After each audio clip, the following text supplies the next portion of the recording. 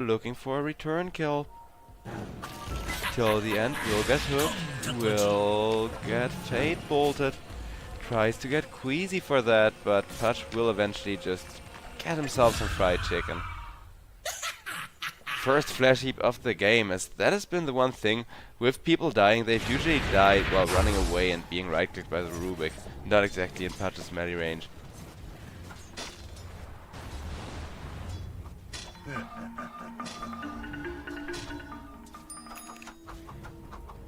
The ward up here has been scouted out.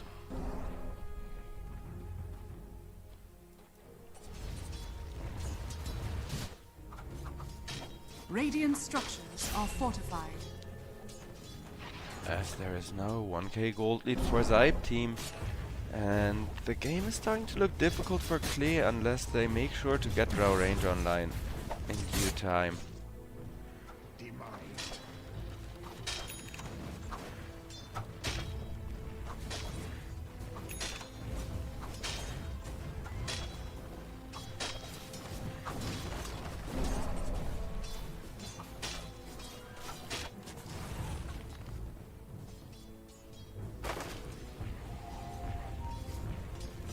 Drow Ranger looking to go for that old-fashioned Dragonlance build. We're not really gonna see any adaptations to it.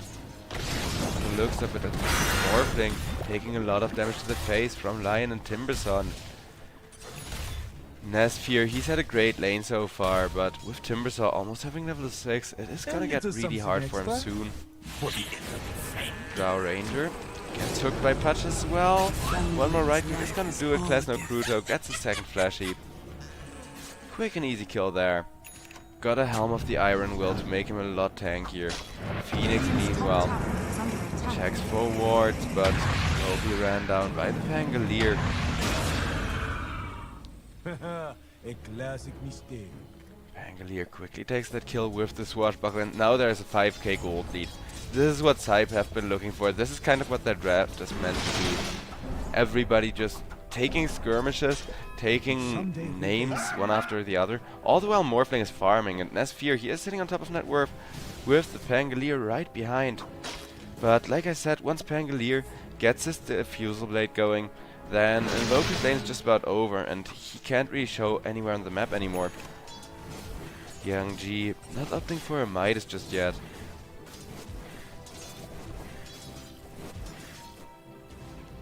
On the top lane, Klesno Kruto needs to be careful, but does have an ultimate. Invisibility.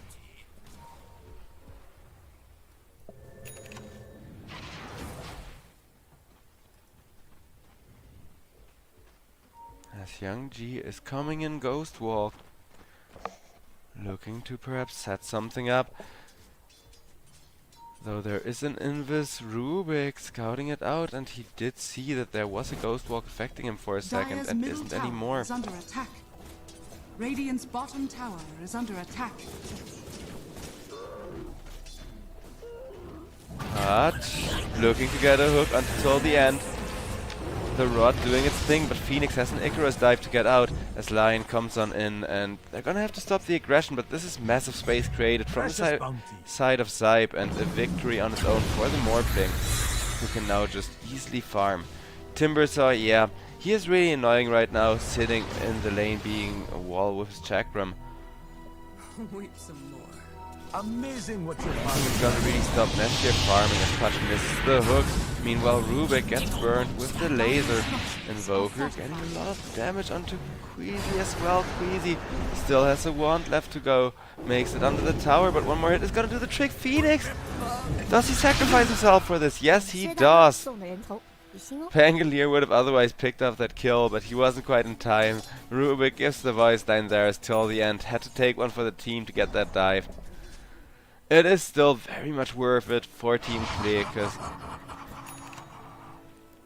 well, they are falling behind, and Rubik did die first, so Phoenix got all of that experience. Nesfear, however, on the Morphling, starting to look extremely farmed, and that's an interesting build from Nesfear. He looks to be going for Phylactery. Meanwhile, Invoker on mid lane getting chased by 3. So they mostly wanted rune control, but double damage or amplify damage rune for the Pangolier. But they didn't get a kill out of it. Drow Ranger still just farming up. And after that Dragonlance, it is gonna be the all-important farming item for Kami to try and catch up to this really fat Morphling via getting an Aghanim Scepter, making those creeps explode.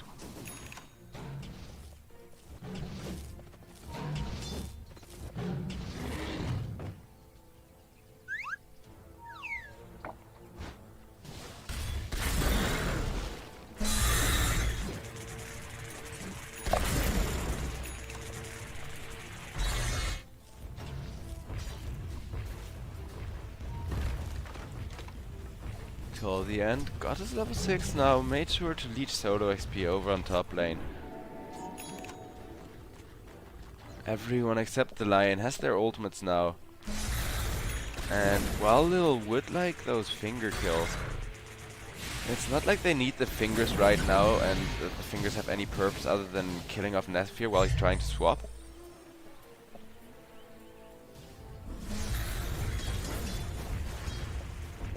That's not to say that the fingers can potentially be huge if Lion finds a good jump on the Morphling.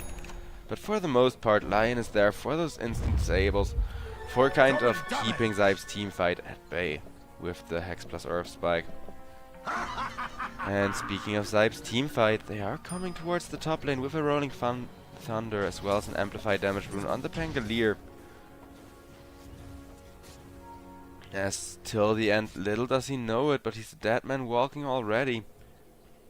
Though Pangolier would much rather go looking for a bigger kill.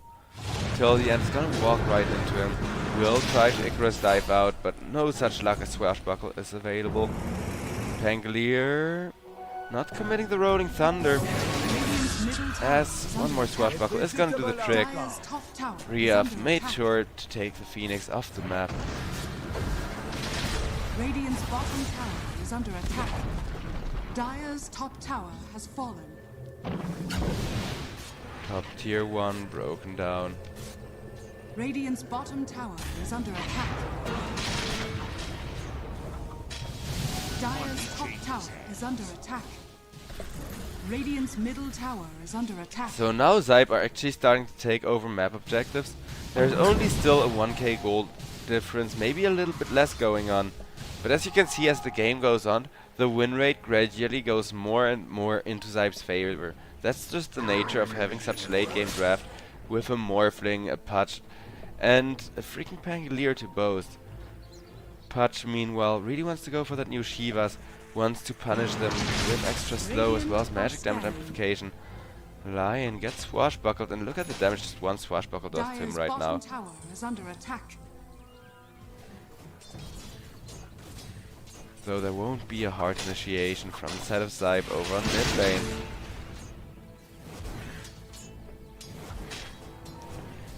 Whereas Young G, after getting the full-blown Spirit Vessel, he is opting for a Midas, and I think this is a bit of a mistake, upgrading the Spirit Vessel before going for the Midas recipe.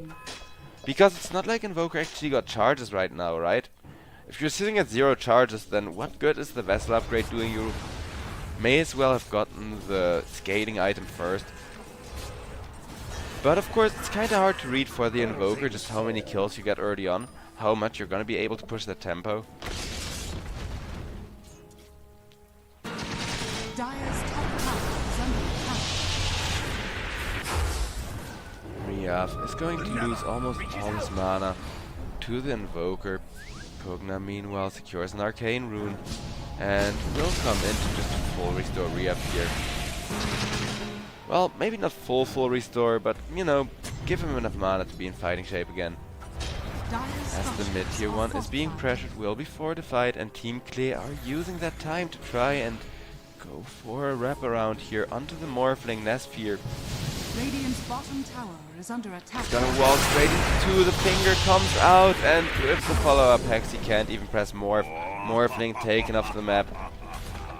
Perfect clean kill there for Team Klee, as Team Klee approaching their Drow Ranger Aghanim Scepter. We haven't really talked about the Drow Ranger, as Kami's lane has been mediocre, and after that, for a carry like Drow Ranger, all you really have to do is farm. So yeah, he's been hitting jungle creeps non-stop. Is however getting really close to that Aghanim Scepter of his. Interestingly enough, we're going the Dragonlance and just looking to maximize his GPM right now.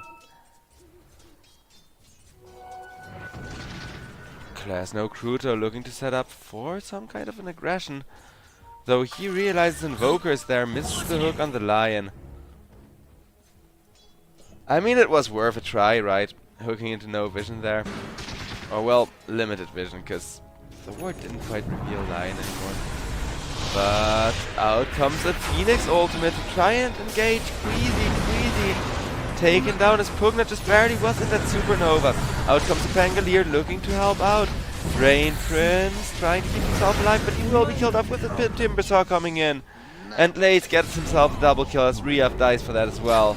The only return kill they will be getting is the Lion on top as Class No Cruto gets a flash heap, but now has to run for his life. Whereas Morphling is just sitting in the jungle like, doesn't matter, got farm.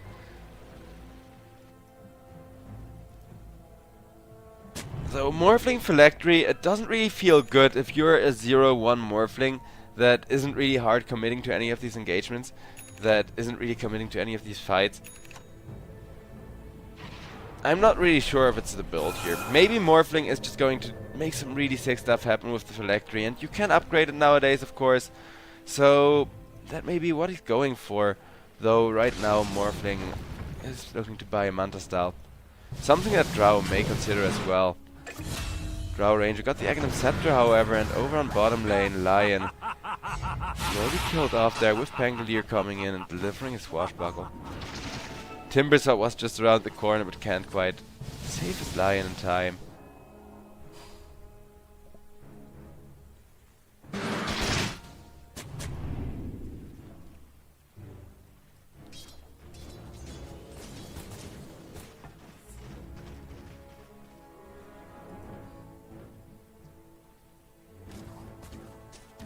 And now Kami has reached that point where he is just going to escalate extremely hard with that Aghanim Scepter plus multi-shot. Cause multi-shot has been buffed. Multi-shot's cooldown has been lowered by 2 seconds, which may not seem like much, but as far as jungle farming, as far as hitting and creep waves as well and defending the high ground goes, it is a huge improvement for the Drow Ranger. And with that Aghanim Scepter you just escalate twice as hard. Over on top lane, no engagement is going to be happening, as the mid-tier 1 instead will be taken by the side of SIBE team for that. 3-man smoke though from the side of Klee. Dire's middle tower is under attack. Look to be engaging up that high ground as Pangolier manages to swashbuckle out. Got a lot of damage on between heroes, but he will be killed off. Rubik gets a return kill with that stolen Lion Finger as Invoker. Hooked and killed by the Pudge. The Phoenix Egg is going to go off. Morphling, however, chasing until the end. Well, that is going to be the end for him at least. Morphling looking to set up on the Timbersaw. His Timber Chain is going to get denied by the Rubik. Lace, however, this time around he does manage to chain out of there.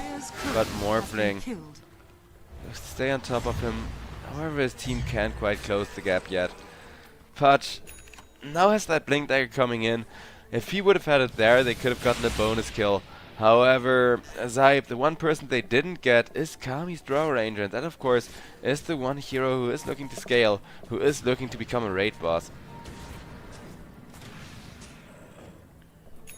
Radiant's middle tower is under attack. Drow, at some point she's gonna have a very hard time in this game where she's just gonna get hooked and instantly disabled by Rubik as well as everybody just stacking on top of her. But the Drow Ranger, as far as the damage goes, she has an easy time 1v1ing everyone except maybe the Morphling.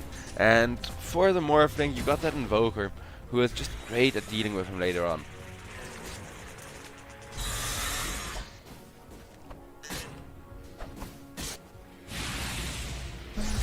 Timbersaw right now an absolute beast sitting on top of the net warp.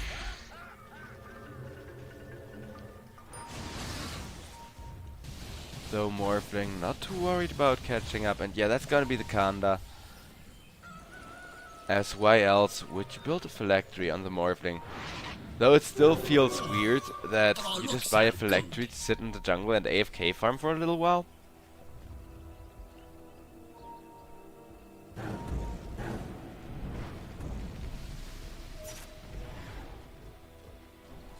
Class no Cruto sneaking around the enemy jungle. Not committing to a play yet, but he will be jumping on the Phoenix, revealing his Blink Dagger. And with Rehab there to finish the job, it will be a flashy as Morphling just instantly bursts down the line with Fate Bolt from Rubik to finish the job.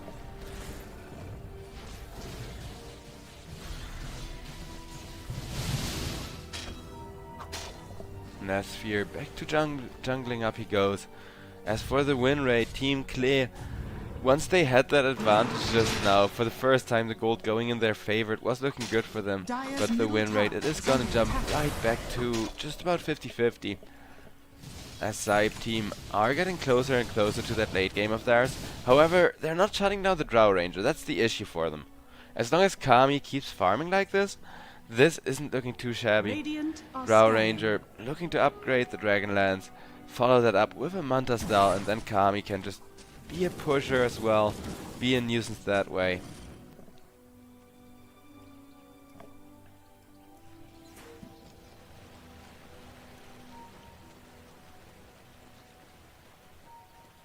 As SIBE, knowing that they're gonna keep the aggression up. Dire's top tower is under attack. Dire's structures are fortified.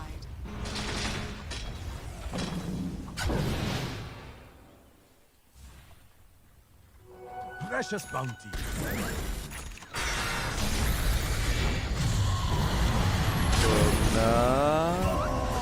Will be sunstruck and killed off. Nice little pick-off kill there for young G, who can use every bit of gold and every bit of vessel charges as well that he can secure from across the map. Is meanwhile just playing that split push game, as Invoker needs to catch up, but does have a Midas to do so now, and will queue up a BKB for the team fight. Illusion.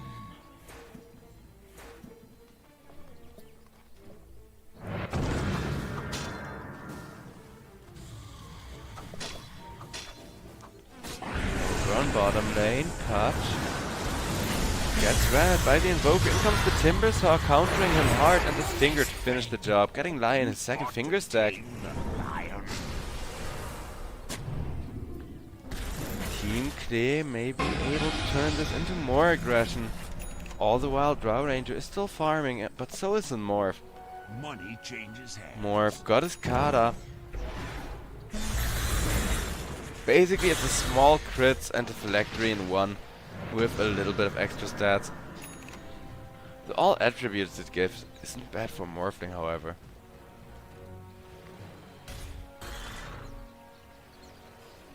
It's now Morphling queuing up a BKB as well. Whereas the only core who hasn't really queued up a BKB yet is the Drow Ranger, or at least, yeah, Putch as well. And Timbersaw not yet going BKB, but he's got an Eternal Shroud.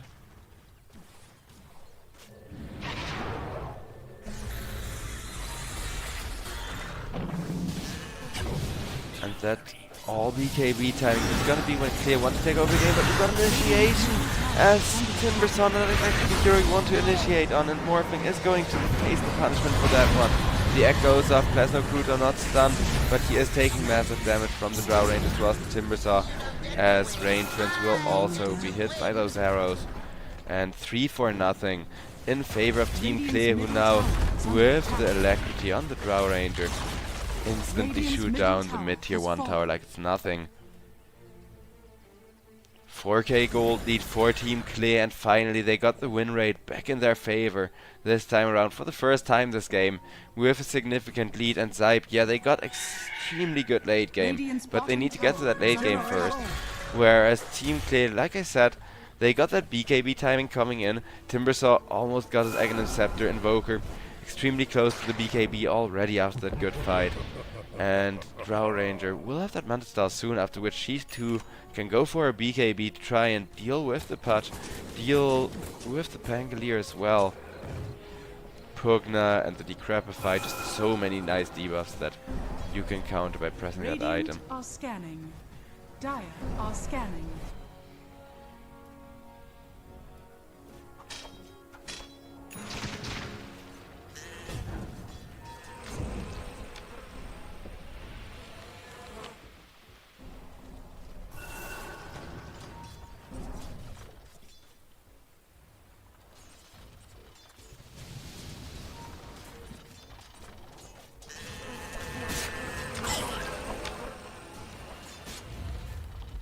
Roshan is now an objective worth it for both teams.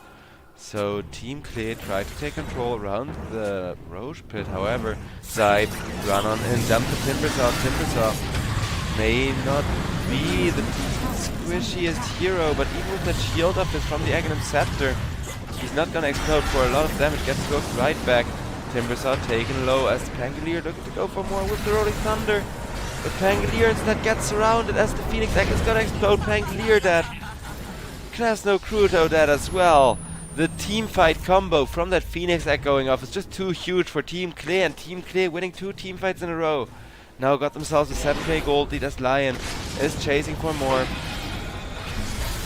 Will be stunning up the Morphling, but I don't think he expected that to be the real Morphling, because he stunned 2 and 1 went away.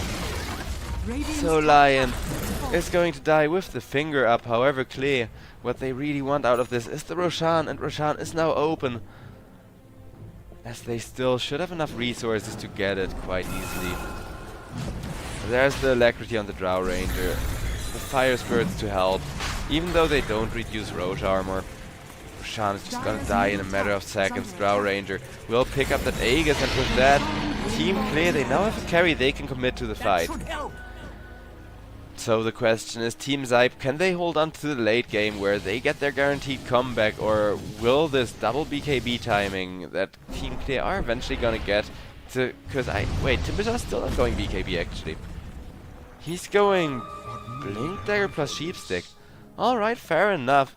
Drow wants the Butterfly meanwhile, another thing which has been a huge buff for her. Radiant's bottom tower is under attack. And a big reason why I think Drow is just an absolute beast this patch.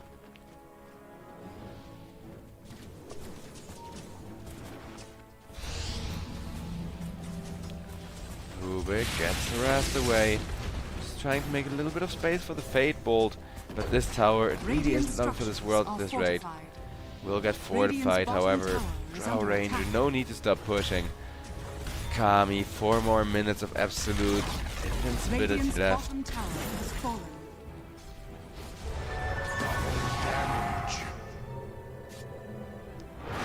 SIBE, at the very least, they make sure to split push, split the map extremely efficiently here to try and keep the gold lead in check.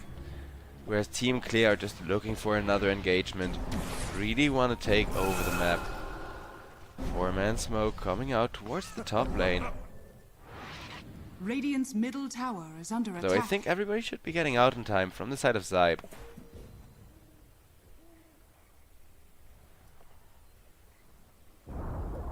Radiant's middle tower has fallen. Patch still standing on that high ground near the portal. He's the only one who could get caught. Will be seeing the Phoenix. Krasno Kruto manages to blink away, pull a little sneaky one on him.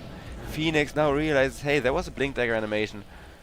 Starts looking for somebody, but Krasno Kruto teleports out. Space created, he says. Drow Ranger in the meantime has just been free farming, however, and now Drow Ranger is gonna get 4 heroes backing her up.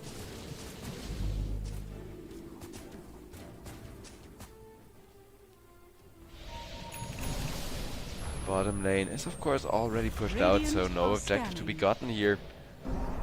Radiant's top tower is under Scan attack. out will reveal roughly where they are. Team SIBE are positioning to fight this. Though Lion starts off by immediately draining some of Rubik's mana, the hook will be dodged. Phoenix ultimate comes out, Lil still alive. Pangolier doing a lot of work, but Queasy on the Rubik is going to be the first one falling as the Phoenix Axe goes off, keeps Pangolier locked down, even in the Rolling Thunder. And with the Drow Ranger hitting into him, that's going to be a fast stab on the Pangolier.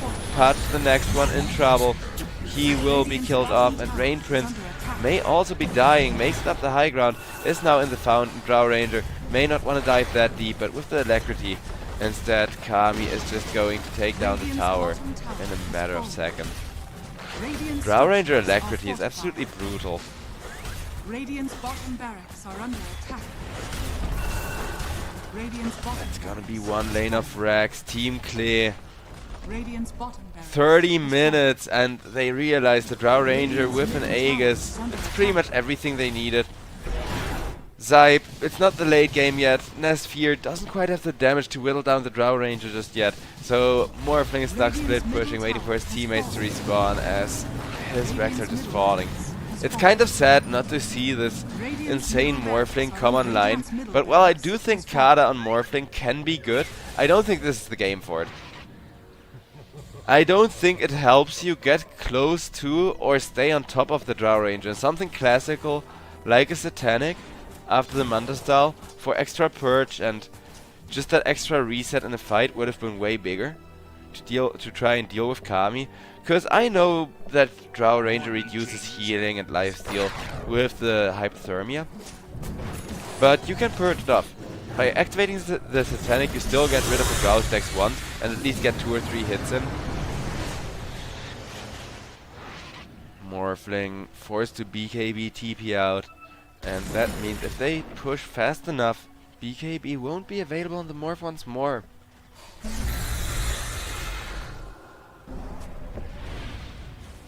Radiant's top tower is under attack. Drow Ranger with the Alacrity, swiftly hitting down the Tier 2 tower. Pangolier looking to set up with the Rolling Thunder perhaps. As in comes Pangolier, will jump one, Drow Ranger killed up as well, but the axe from the Phoenix has been committed. Will be going up as Patisuk not really doing anything with the perfect follow-up stun as Timbersaw. Trying to keep everybody else at bay while Invoker punches into the Pangolier, but Pangolier able to blink out of there. Timbersaw will get hooked, and without Drow Ranger, all of that damage from Team T is gone. SIBE team, they've lost their Morphling, but they will be holding on to their top lane, as Timbersaw dangerously low with Pangolier pursuing for more. Pangolier not quite going to get punished for this, as they simply don't have the damage without Drow or Lion. Phoenix trying to Icarus dive out of there, won't get the TP! Sorry, but that will be the gem dropped as well till the end. Just absolutely destroyed. Though there is still an 11k gold lead. Drow Ranger dying right before the Aegis, or right after the Aegis was reclaimed. It's just huge. SIBE team, they time it perfectly there. Thanks to it, they get a team fight, even though they lose their Morphling. But maybe thanks to that one team fight, they can now just hold the high ground against the Drow Ranger. Because it's gonna be almost 2 minutes until Roshan respawns. And pushing without Roshan is still gonna be quite difficult for Team Clay.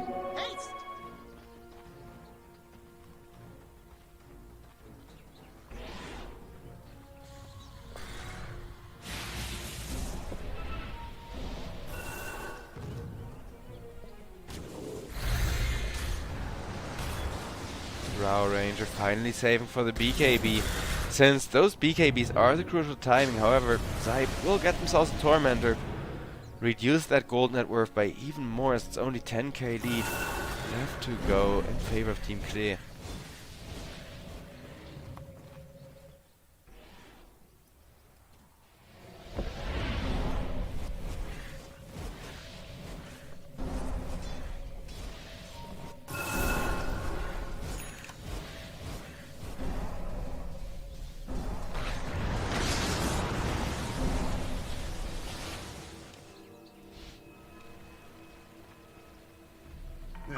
Four-man smoke from the side of SIBE team, who are letting the Morphling lead the charge. Morphling got an Eye of Skadi queued up to try and not just help his damage, but his attributes out a bit as well.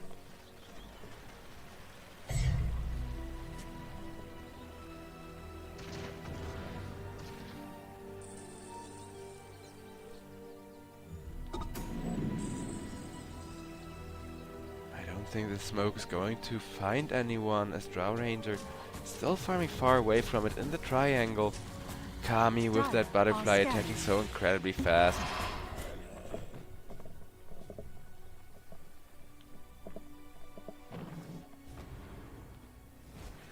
As for the Radiant Triangle, 3 people are trying to contest that and push out top. So they will not be able to steal this Tormentor and really just get a little bit of farm in. Drow Ranger with the illusions trying to contest the Morphling as well as shove out the creep wave a little bit. But Pugna got it under control, will be teleporting back and getting ready to defend. As Team Klee instead teleport everybody over to the bottom lane. Roshan has already respawned. So that could be a thing worth contesting as Phoenix teleports himself over to the top lane. Gets a little bit of vision going around the road pit already, and now his teammates are going to teleport in, try and help out.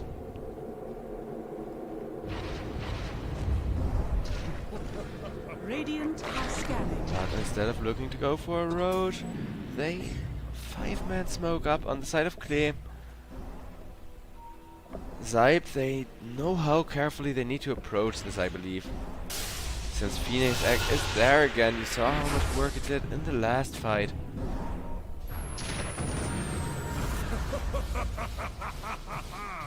Young G just trying to keep vision on people.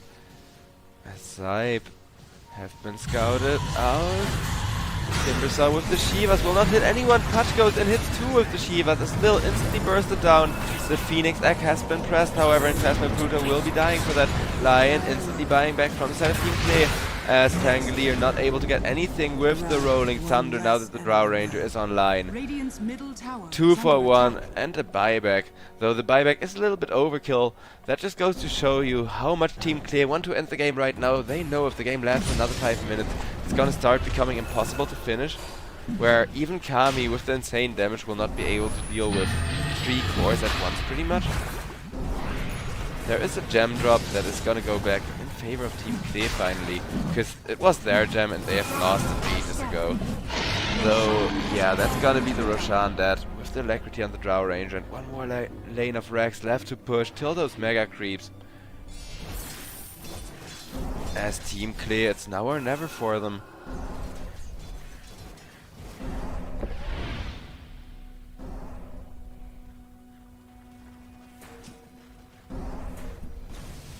They are immediately looking to go for these objectives.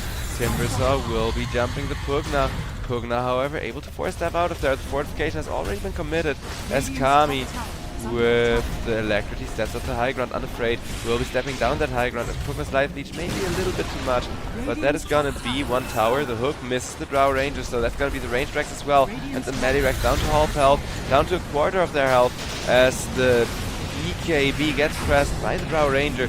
Drow Ranger looking to get some damage in on Nesphere. Nesphere getting chased by the Timbersaw. Drow meanwhile has to deal with the Tangleer. Will eventually be rolled up on. Won't get hooked, but in comes the Putch. That is gonna be the Aegis taken from Drow. Putch down to half health. Lil, however, already died back, so the Lion is out of the fight for good. Drow Ranger will be disarmed for a little while by the Pugna. Now gets to finally finish the job onto Re-Up, which Kami was already trying to do during his ultimate. And with the Aegis it may not quite be enough. However, the Rex are still standing, but for how much longer is the question, as Drow Ranger will get the mega creeps for the side of Team Klee. And I think Team Klee, they got it in time. Because Morphling, his BKB not up for 40 seconds, but he's not making any progress towards the Skadi. Putch, sure, incredibly tanky right now, but what good does that do you if you don't have the damage to back him up? And with Nesphere, neither Nesphere nor the Tangleer really having the damage, because yeah, Tangleer, he does have the damage if he would live long enough through the team fight. However, instead of living long enough, Drow Ranger will just get Alacrity, will machine gun him down in a matter of seconds. And that with Morph also not having enough damage means people are just not dying on the side of Team Klee anymore. Whereas Drow Ranger 2 or 3 shots people Morphling, he will try to kill off the Drow Ranger, but once again, Drow manages to get away thanks to the Hurricane Pike, at least for now. as Kami still running away with the BKB buyback from the Pugna has been committed. SIBE, they will try to keep themselves in this, killing off the Drow Ranger buyback from the Rubik. Patch, nice ultimate onto the Timbersaw. Timbersaw with the shield of his, trying to stay alive. Lays. The second his shield explodes though, Nesphere will finish him, as till the end also dies, giving Klasno Kruto another flash heap. Teleport out from the Invoker as Lion makes the way as well. There's only the Ancient left standing, and even the Ancient is at half HP as the Mega Creeps are coming in, but with the double buyback, SIBE technically managed to hold. And if they do manage to get this game going on for 5 more minutes, get Morphling, this Nullifier, get Putch one more item to stay alive. Actually, Putch wants a Refresh Orb, interesting. But yeah, he does pretty much die after his BKB is over, so it makes a lot of sense committing for that double BKB. Drow, meanwhile, casually eats the Aghanim Scepter. I wonder what the last item is gonna be for the Drow. Meanwhile, Lil will farm himself a stack. I wonder what Lion wants to build, as Lion, only 2 ultimate stacks, but Team Clear, they needed to play this one fast. They needed to out-aggro SIBE. Well-feared aggression team. Morphling does have the Nullifier to try and not just prevent a couple of BKBs, but more importantly, try and prevent Drow Ranger's escape with the Manta Style plus Hurricane Pike.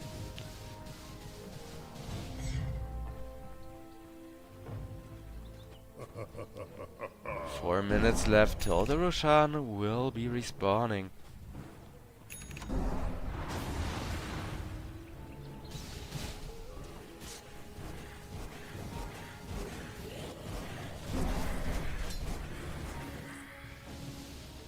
Where's Young G? Got a full-blown Chief Stick. But Invoker, if he doesn't get a good disable on this Morphling, Nesphere will tear him a new one. As Morphling is looking to become 6-slotted here. Though I do think Nesphere has kind of fallen for new item syndrome this game, where you get one item that's new and that's good value. And you don't need value items on a Morphling carry, right?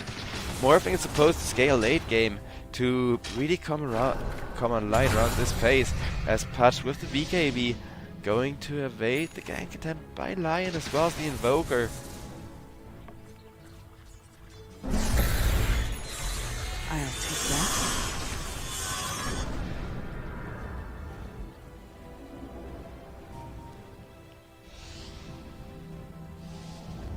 Four-man smoke from the side of SIBE, getting countered by a 5-man smoke from the side of Team Clear.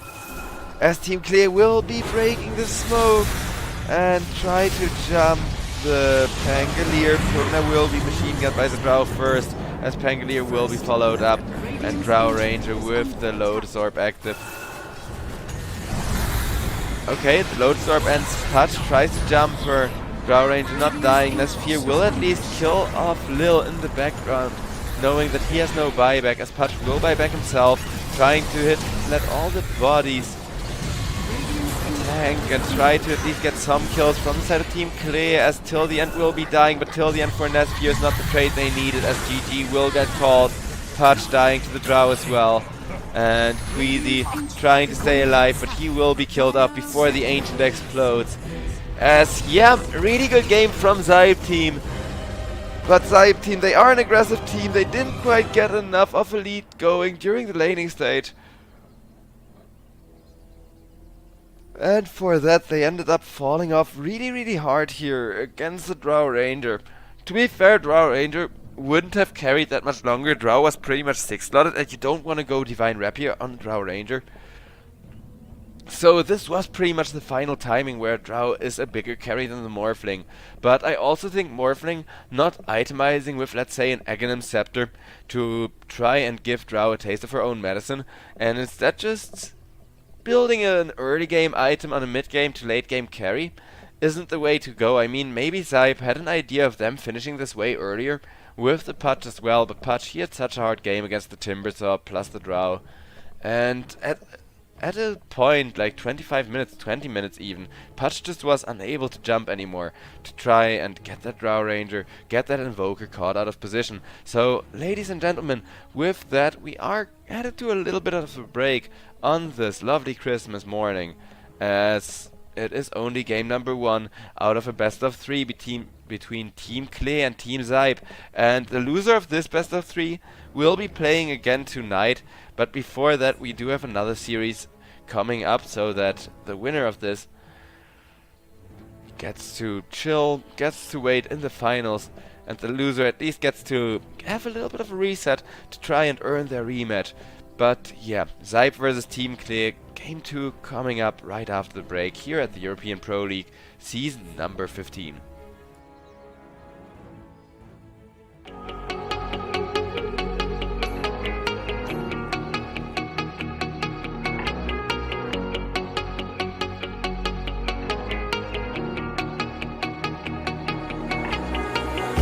When I'm lonely in the dark, I know you are with me, yeah.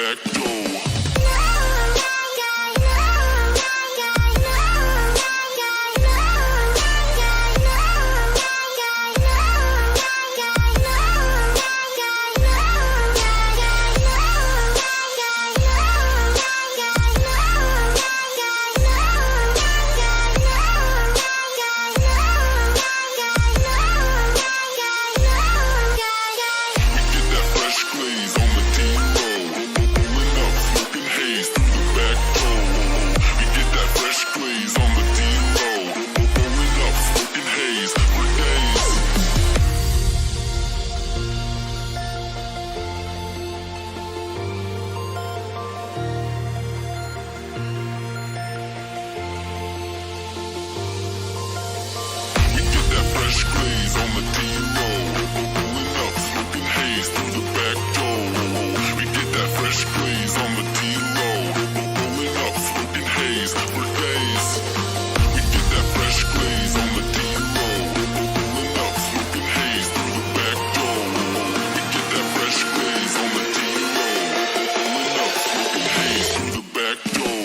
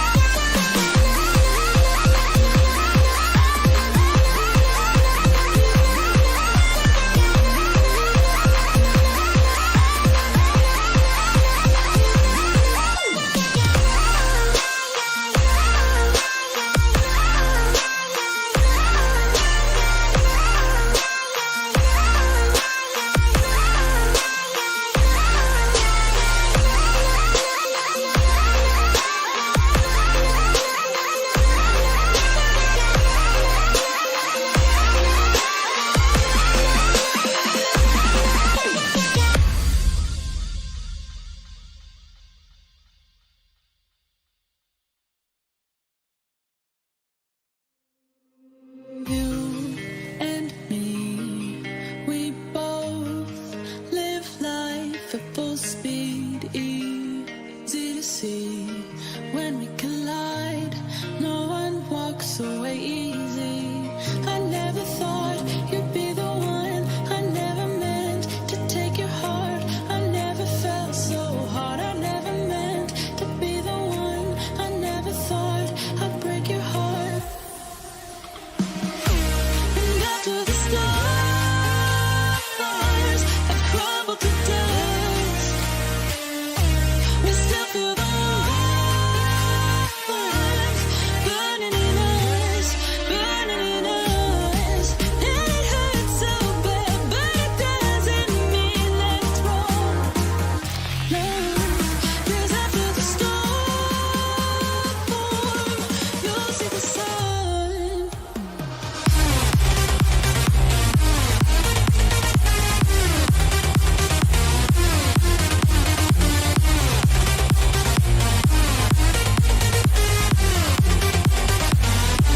And after the storm,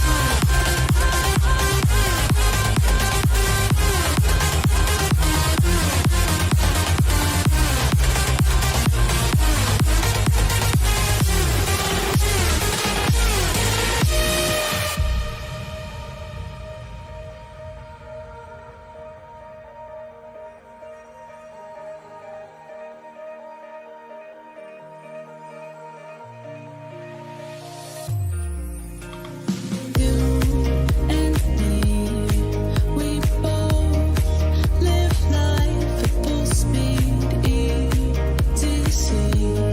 When we collide, no one walks away easy. I never thought you'd be the one. I never meant to take your heart. I never felt so hard. I never meant to be the one. I never thought I'd break your heart. And after the stars have crumbled to dust, we still feel the warmth burning in us, burning in us. And it hurts so bad, but it doesn't mean that it's wrong. No, 'cause after the storm, you'll see the sun. 10 seconds remaining. Alright, ladies and gentlemen, and with 5 that, seconds hello and welcome back once again to the European Pro League season number 15. I am JoeXDTry once again with you here for the second game of the day.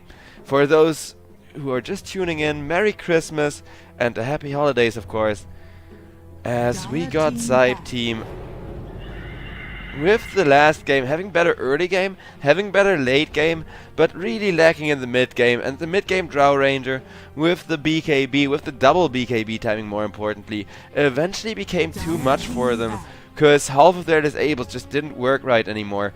and they couldn't keep somebody locked in place for the Drow Ranger.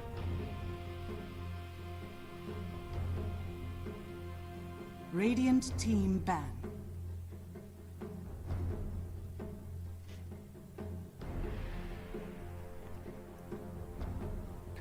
As Team Clay pick up a Phoenix for their own first pick. If it ain't broken, don't fix it. And last game, 10 those seconds Phoenix ultimates, remaining. they were a large part of the turning point. 5 Well, they were seconds pretty much remaining. most of the turning point of last game, where every time the Phoenix ultimates went off, the team fight would just go into Team Clay's favor.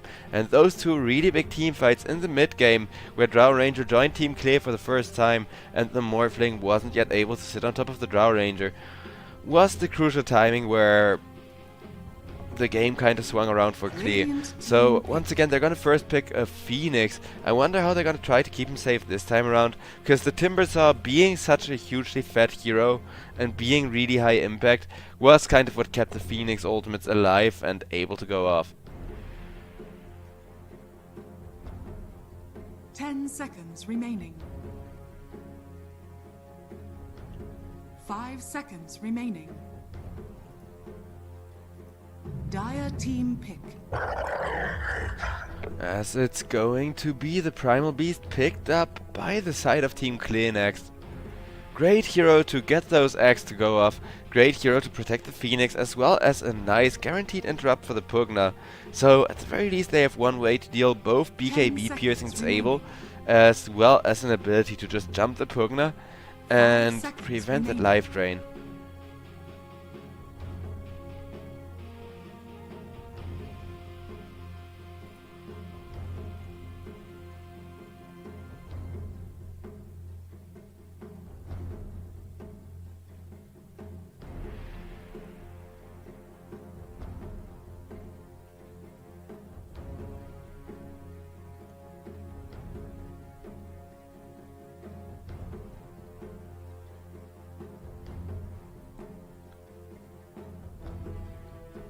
And as far as the draft goes, a lot of reserve time is being used up by SIBE team, as I wonder how they want to combo up with the Pugna to make sure they actually either benefit of the Pugna life drain or benefit of you know, having a really fast initiation instead, and then having Pugna to just kind of amplify other heroes' nuke damage.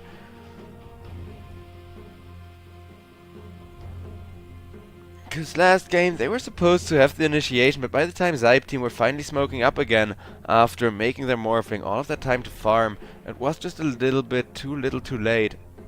Dire team pick. As it's going to be a tiny picked up by the side of Radiant SIBE team pick. for a lot of burst damage, and they will follow it up with an insane amount of nuke. SIBE, they are known to be an aggressive team. They do have a very, well, kind of predictable but kind of unique as well signature playstyle that revolves around a lot of lane 10 dominance, that seconds revolves remaining. around a lot of aggression and not letting your opponent have a lot of farm space. 5 And this seconds draft remaining. will be once again just that. Lots of push from the Pugna as well as the Visage. You got a tiny to nuke supports that are out of position.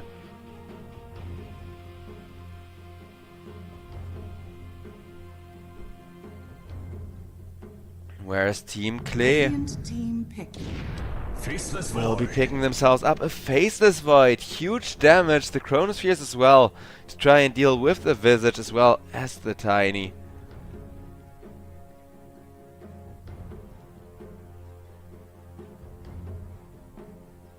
Ten seconds remaining. And 5 that Faceless seconds Void remaining. having been picked up. Team Clay, they could use some point click stun, something disruptive like the Lion, Shadow Demon, anything like that. Be it a save or just a hex. Either one is really good here.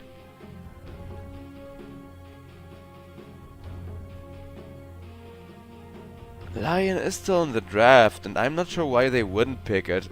Just to make sure you keep the Faceless Void safe. You got something to respond to the Tiny should he blink in. Since, yeah, you can just instantly hex the Tiny.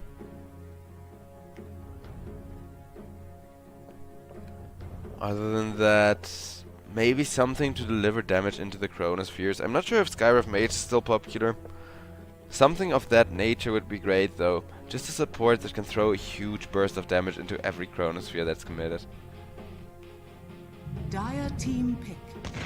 Takis! Takis gets picked up from the side of Team Clay, alright. That's a hero we do not see every day, but it is also that damage they need to be able to commit into the Chronospheres. A puck is picked up by the side of SIBE team.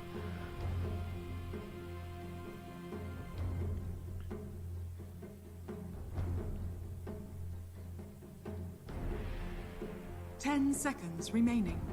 Who with that have a Dream Coil, have some 5 good seconds burst damage remaining. going on. I wonder which build it's gonna be for the puck. You may be tempted to go for that Dream Coil Rapid Fire build, just to counter out the Faceless Void. Throw the Dream Coil into the Chronosphere every single time to try and keep Clay at bay.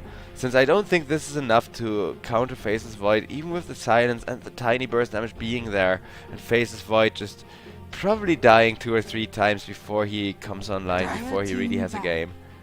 Dire team Luna pick. will be banned out after that Medusa, so both of the fast farming kind of greedy one positions get banned as SIBE. They have time left to make up their minds here. 10 seconds remaining. 5 seconds remaining.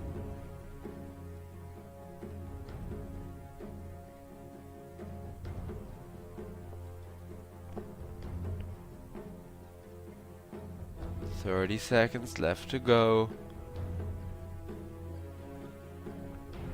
Against the Faceless Void, it definitely has to be a ranged carry, right? I don't think there's a one position that's tanky enough Radiant to team survive pick. through the Chronospheres. Okay, it's gonna be the Morph. Fair enough. Does have a decent chance of surviving Chronospheres with the Aghanim's Shard. Though, last game, I don't think Nesfear did enough damage on the Morphling. It was a huge issue that he, even when he did get 10 right clicks in seconds onto people, remaining. just didn't right click hard enough against everybody's huge armor. 5 So, seconds this remaining. game, people are a little bit squishy on the side of Team Clay. But I don't know, I do think Team Clay are prepared to deal with this Morphling, and I do think they have a solution in mind. Dragon Knight. You may now select your heroes. Dragon Knight picked up for some added push as well as great initiation with that Blink Dagger plus Dragon Tail. And yeah, Young G, he's definitely going to be laning against the puck. Cause the lane is extremely 50-50 of Dragon Knight laning against the puck. Puck does kind of come online earlier to help out his team, but Dragon Knight can just sit in the lane, ignore all the bullying that Puck does to him, and still come online amazingly fast and have a really great game for himself.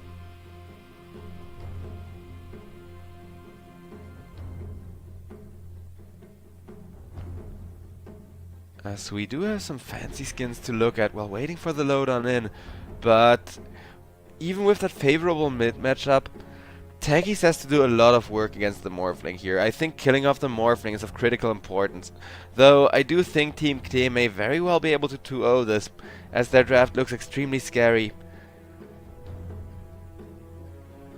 SIBE, they seem to have a high amount of trust in Nesfear's Morphling, right? Because keep in mind, ladies and gentlemen, whoever loses this series will have to play again tonight in our third best of 3 of the day. As there is the load on in.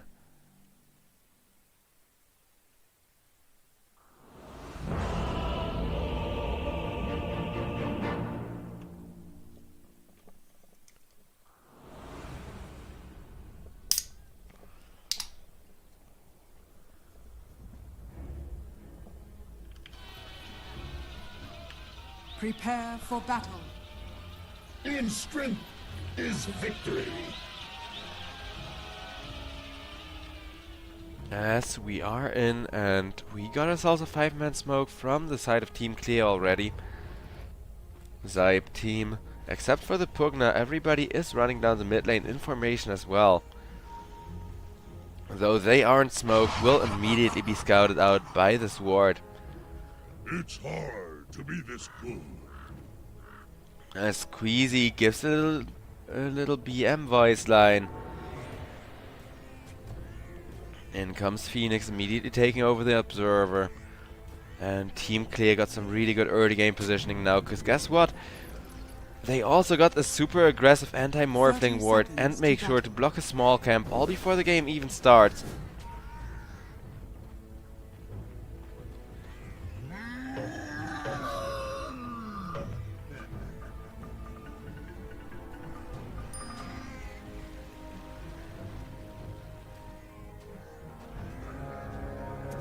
As SIBE team look to fight up their own high ground to at least contest one of those runes back. The battle begins.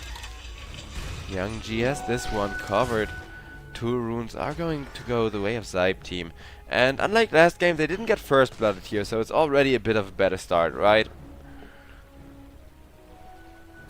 As long as these wards aren't dewarded though, it's still not gonna be an easy game. Cause Riaf will be laning with even more of a disadvantage over on mid. Where against the Dragonite, it's not like Puck really does a lot in the lane anyways. Cause 2 points in Dragon Blood is really all he needs in order to withstand everything the Puck can do to him.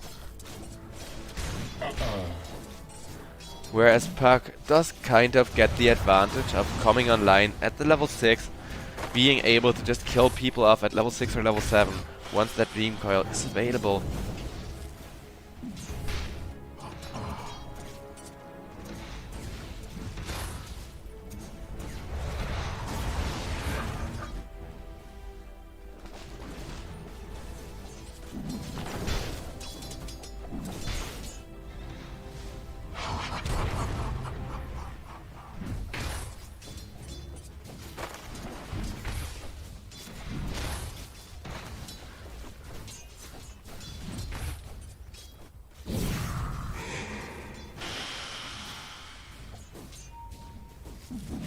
You haven't the right.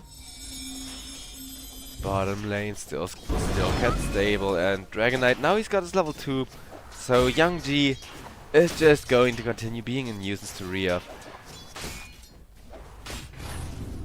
Puck will be falling behind quite far in last hits, whereas Nasfear, now only really starting to farm, will have himself a really good laning stage from the looks of it here. For the time being at least. Lace doesn't have a point in the onslaught yet, is eventually going to skill that onslaught and try to pressure Nasfear a lot more. Dire's courier has But been for killed. now Morphling isn't too worried.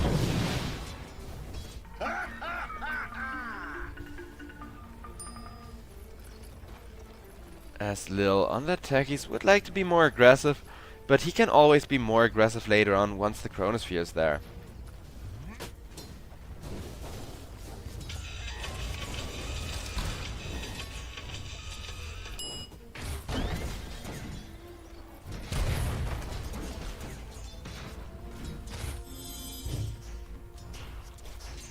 As for Puck, he is making sure to keep up the rune control to at least try to sustain himself against that Young G Dragon Knight. Though Dragon Knight, not really a care in the world, can tank through everything. Well, Puck has to get his bottle refilled once again. Hiding on all the side lanes as well, but right now everybody has tangos, and it looks like Pugna will be taking that Lotus. Rain Prince takes a few hits for that, but will be just fine and dandy. Till the end, meanwhile, brawling with Tiny for the wards. Queasy will, however, eventually get the D ward.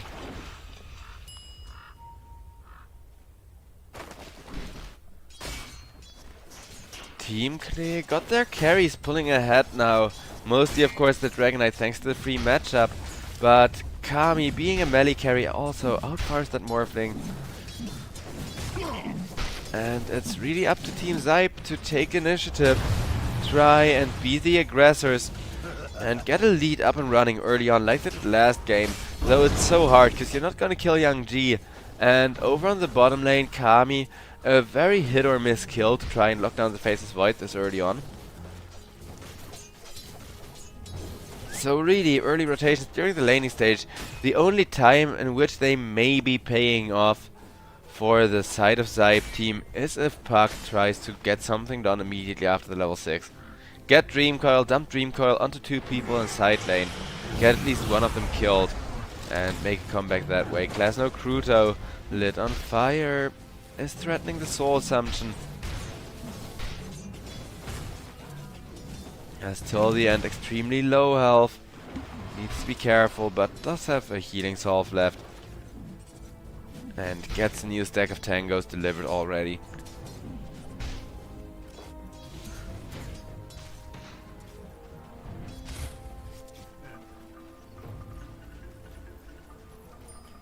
Not really the start of the laning stage the SIBE team were hoping for, but it's mostly once again down to that young G outdraft. And really just one lane is gonna make all the difference here as far as the gold goes.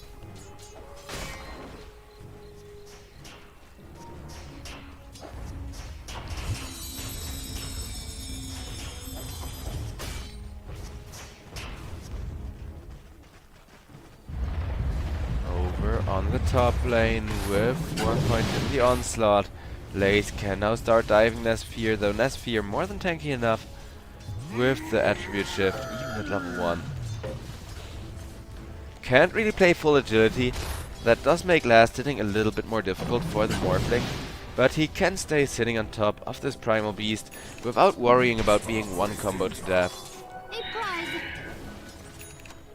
It was not yours to take. Morphling now using that time to pretty much go back to full health here.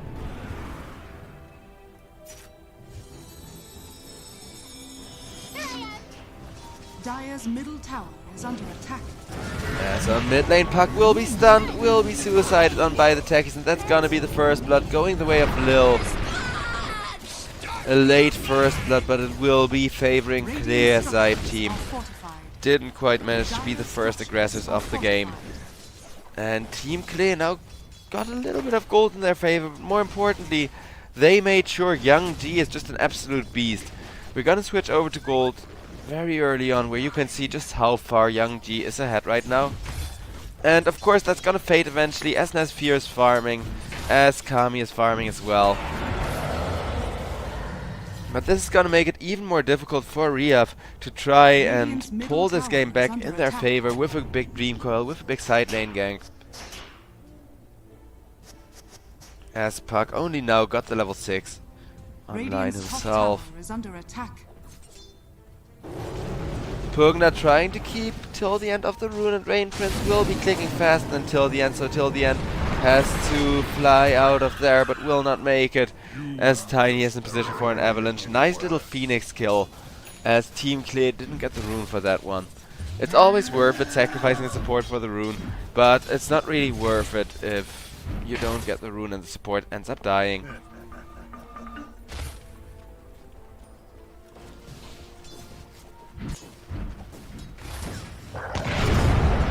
Morphling now faces an incredible amount of burst.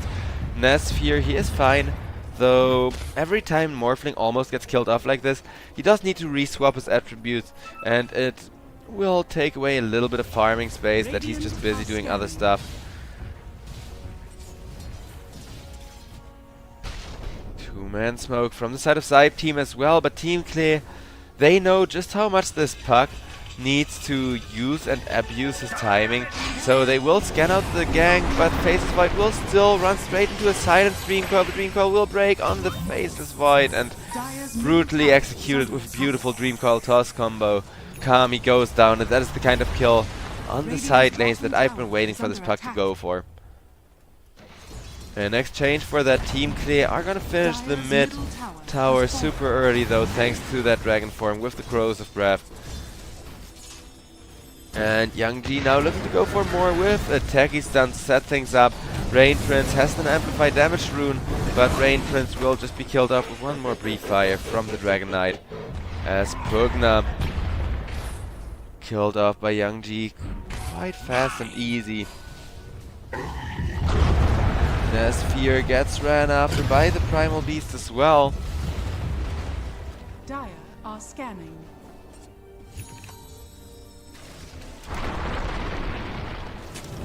Phoenix, Avalanche, stun once, stun twice, and the kill is going to go to Klasno Kruto. As SIBE are making sure to maintain the kill advantage still. Not quite the gold advantage though, considering how Dragon Knight still won his lane for free against the puck.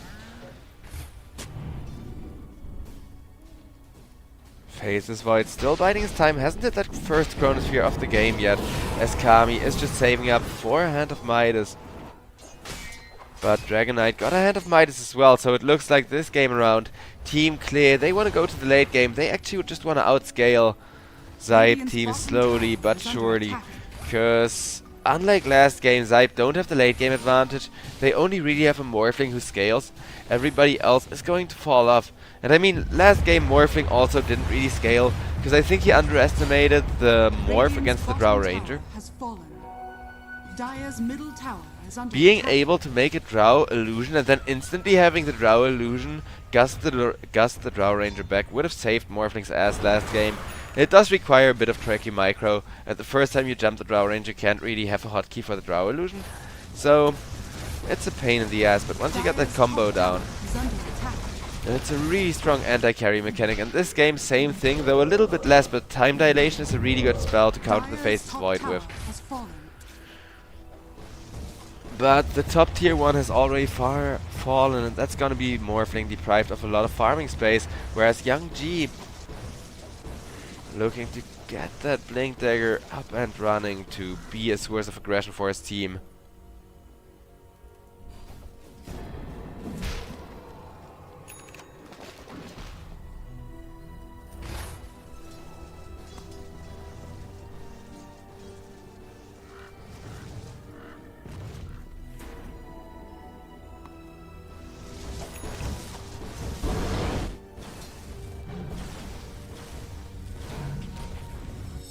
As for a SIBE team, Nesfear is still just farming top and getting some solo XP. They haven't really made Morphling too many stacks.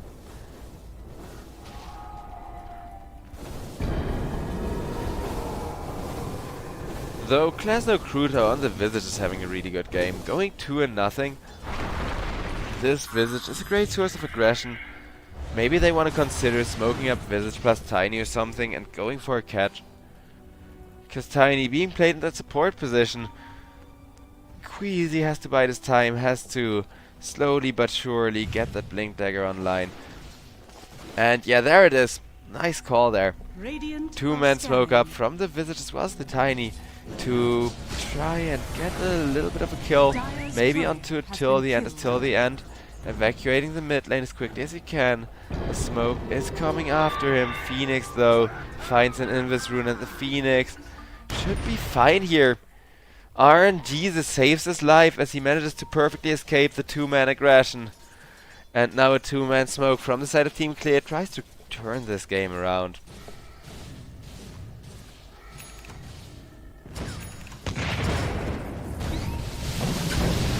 Lil, however, misses the stun on the Morphing, and now Nesfear is looking to tear him a new one. Taki's killed off, and the Dragon Knight will just be teleporting away as he's not able to tank for his friend the Taki's. 2k gold lead for SIBE as they're still farming more, with their Faceless Void only now slowly but surely coming online. But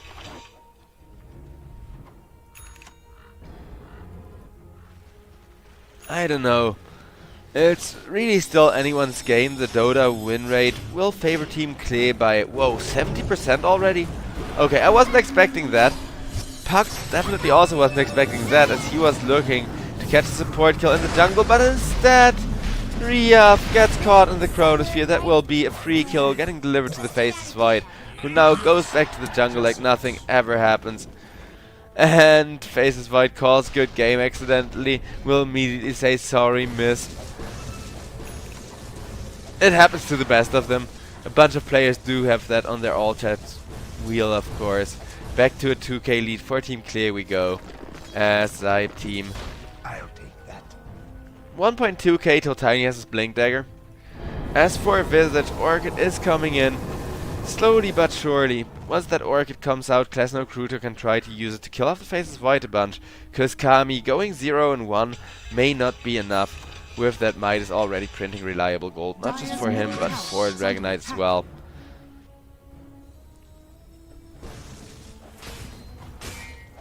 Dragon Knight gets a haste rune as him and Phoenix are invading the jungle. There is at least one really big stack made for the Morphling, and or well, made for the puck actually, and it has been made in a really safe location.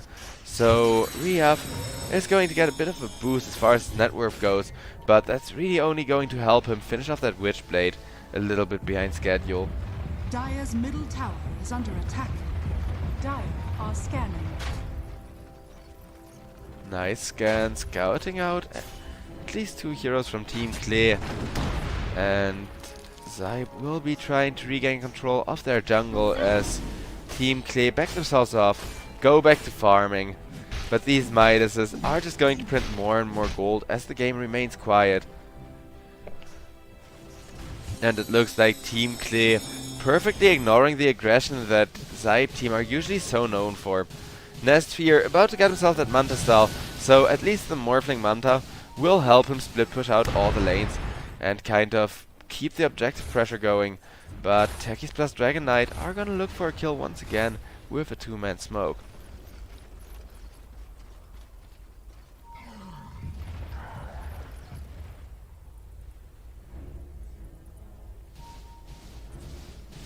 Nestsphere farming deep in his jungle. Klee will place a ward. Morphling, wait for him straight into 2. He will get the morph off as Nestsphere will try and put all of his attributes into strength. Techie still nuking him. In comes Puck with a huge Dream Coil as Nestsphere simply too tanky, but Techie's also not dying yet and still trying to whittle down the Morphling. Has to run away from the Pugna but will be killed up first. Lil goes down, and now Team Klee missing their damage output as Dragon Knight dies as well. And Primal Beast came in a little bit too late. Does have that ultimate once again to try and maybe turn that fight, as there is a Phoenix Egg to make sure that Lace is safe, but the Phoenix Egg will just get right-clicked down as Class No Cruto gets himself a double kill. Visage went from 2 to nothing to 4 to nothing.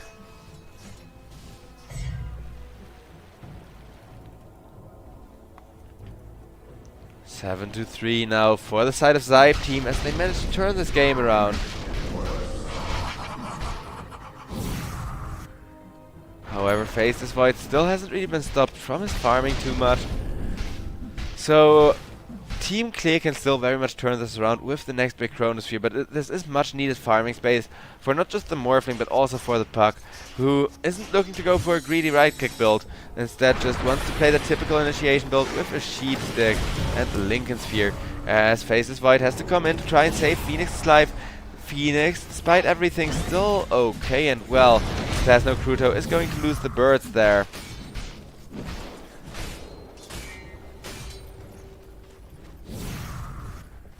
But nothing else of value lost, so it could have been a lot worse from the side of SIBE team, as they're gonna have to resummon for those birds in just 40 seconds.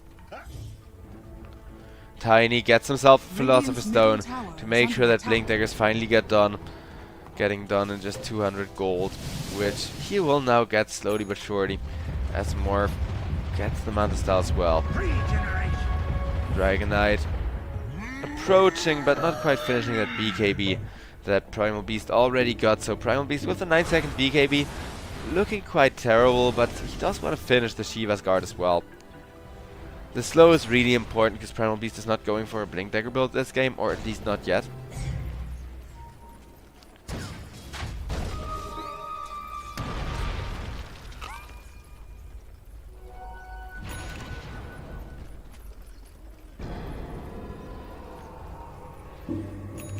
Techies wants to buy up this Guardian Grease, so despite of what an aggressive hero Lil is and how much damage he's doing for his team in these engagements, he is looking to go for more of a defensive build, keep teammates safe left and right.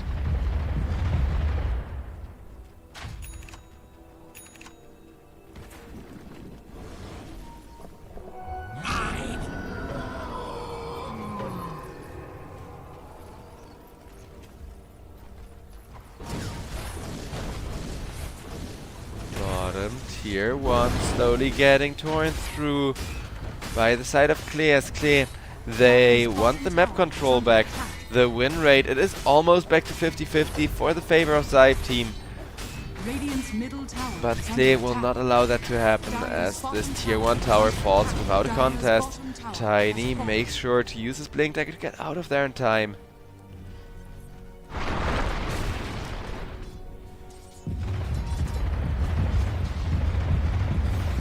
Radiant's top tower is under attack.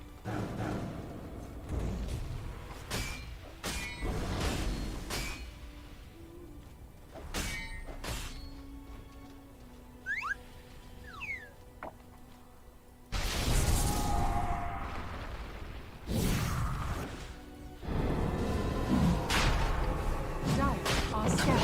Roshan has crossed into the Vegas will go the way of Morphling. Morphling once again queuing up this Phylactery, but at least this time around he went Manta style into Phylactery instead of the other way around, so it looks like this is still a very experimental build from the Morph, and I do prefer this variant, because SIBE team, they've been keeping the gold in check by having Morphling be able to split push with his illusions.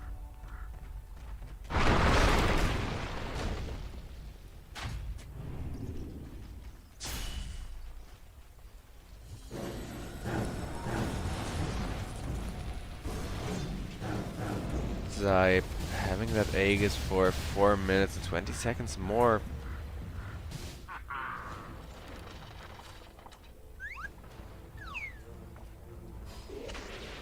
I mean, they can threaten stuff right now, especially with the Morphling, but as long as the Chronosphere is there, I still don't think they ever really want to hard commit to a team fight, because Chronosphere plus Egg is just so scary, and yeah, Nesphere, he is just shoving it out with the illusions, while Puck instead has to do all the heavy lifting, but Nesphere will be caught on the sidelines, will burn for a lot of his health already, forced to morph into more strength. Nesphere still wants that mid tower fortified. Dragon Knight is trying to keep him at bay. Radiant's middle tower has fallen. But eventually that mid tower is gonna fall. As SIBE still don't have the gold lead in their favor for the first time in this game. Got 3 minutes left on the Aegis. Though I don't think Team Clear are too scared having the Phoenix Egg and a good stun setup for it. As a matter of fact, they're roaming 3 people bottom to try and take back control of this lane, while Kami gets himself a Wisdom Rune, making even more XP than that Midas already is. But despite 2 hands of Midases, for the first time in all of the game, SIBE team, now that they can put the Morphling into more dangerous spots to farm, they have gotten the gold lead back in their favor. Morphling saving up for that Kata. About half the Aegis left to go. Though the gold lead has now slowly but surely been gotten back in favor of Team Clear. Whenever both teams are farming, it's just a back and forth, with the gold being extremely close and really just depending on whoever has slightly better vision.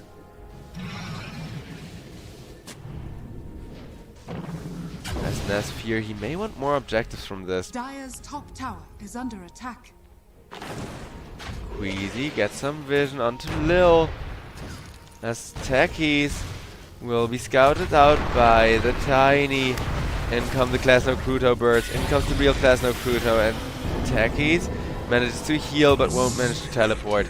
Quick and easy pickup kill is over on the bottom lane. There is initiation till the end. Will try to hit an egg, will not get it off. Faces Void, throws a one-man Chronosphere onto the Morphling. Kami will almost be killed off, is able to time walk off all of that damage though, bashes the Puck as in comes the Primal Beast, finishing the job onto Puck as Nesphere turns to the Faces Void once more out of this, but Lace is just running for his life, has loads left to eat. So, nice 2-for-1 trade there from the side of SIBE, who do make sure that with that Aegis, Morphling is fighting. Can they get the tier 2 tower for it with a little more than a minute left on the Aegis? I'm not so sure, because Till the End is coming back in, but Till the End doesn't have an act, so Nesphere immediately wants to jump him with the Manta style. Nesphere, however, stunned out of position as Phoenix with the burn damage, whittling down the Morphling. Morphling jumping himself away. Techies comes in with the stun. Nesphere full strength now, but he is still alive, as on the backlines of that fight. Lace as well as Young G looking to catch more, but the birds are keeping them at bay. And no real hard initiation from the side of Team Clear happening just yet, as without that Chronosphere, it is extremely hard to take a fight in the face of this Morphling. Morphling, 40 seconds left on the Aegis, so he can't be as aggressive anymore. And Team Clear, even with that Aegis being present on the Morphling, they don't feel too scared fighting, but they can't really hard initiate, hard commit to a fight without having the Chronosphere, or at the very least the Phoenix. Like, speaking of the Phoenix, well, he is going to get caught out of position by the birds eventually over on the bottom lane as Primal Beast comes in trying to save the techies, and he will save the techies as well as kill off the tiny Nesphere, now back to full strength, but that will be the Aegis claimed as Morphling has to get out of there. But there is a Pulverize on top of him, there is the Void Bash, his face is Void silenced up with the Orchid from Visage, but Plasma Cruto that gets turned on his Morphling. It's just a little bit tanky. Pugna still trying to keep people alive, but Plasma Cruto will die. Rainford's not able to teleport out as Techies is on the pursuit. Morphling manages to escape in one piece, though the gold's still going to swing back around to Team Clay. A good team fight for the side of SIBE team, but just a few minutes later, Team Clay managed to find a good counter initiation, managed to bring the win rate right back in their favor. As this is starting to look like a repeat performance of last game. 2k lead for the side of Team Clay. With Dragon Knight looking to get himself an Aghanim Scepter.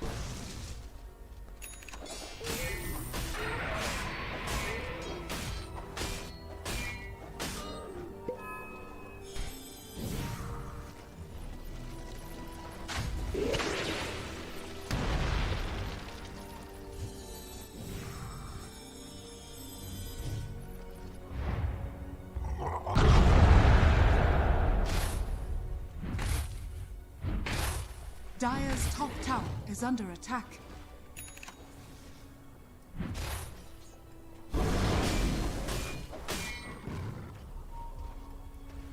As far as the map space goes, the game is looking almost even, but there is this really aggressive ward over on the bottom lane from the side of SIBE. However, I'm not sure how aggressive they really want to be against the Egg and the Chronosphere.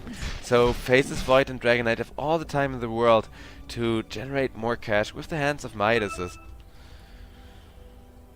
Dragon Knight almost got that Aghanim Scepter finish to make his illusions have free pathing and be even more brutal.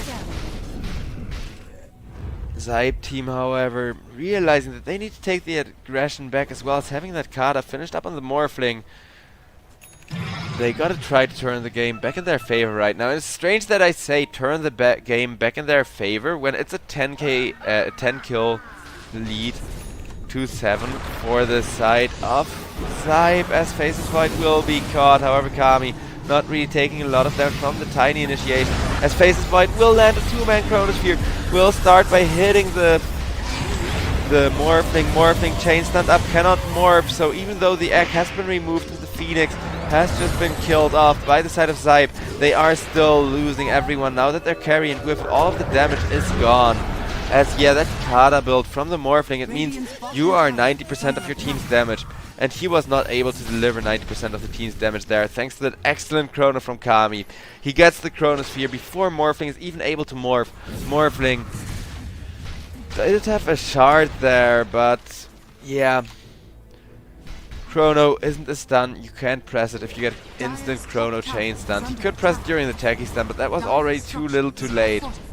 As it still takes some time to morph those attributes, and Faceless Void was just hitting him in the face. And Faceless Void, he is gonna get even better against Morphling, going for that Skadi.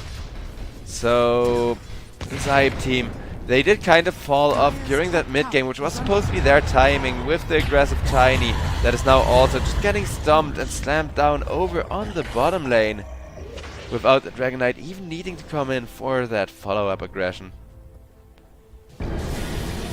Tormentor will be taken by SIBE. Need to control up that net worth. They of course don't know how far behind they are with 2 Midases just printing away money. I mean, maybe they can guess, but it's only gonna get worse as the game goes on, because Dragon Knight wants to get himself Manta style up and running as well. Dire's top tower has fallen.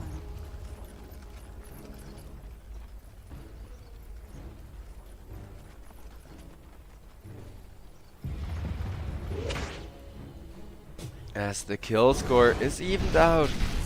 But with a 4k gold lead and 2 Midases, Team Clear still remain looking so strong. Puck tries to poke down the Phoenix, but look at that. Young G immediately there with the Blink Dagger, like kills? Ooh, where are kills?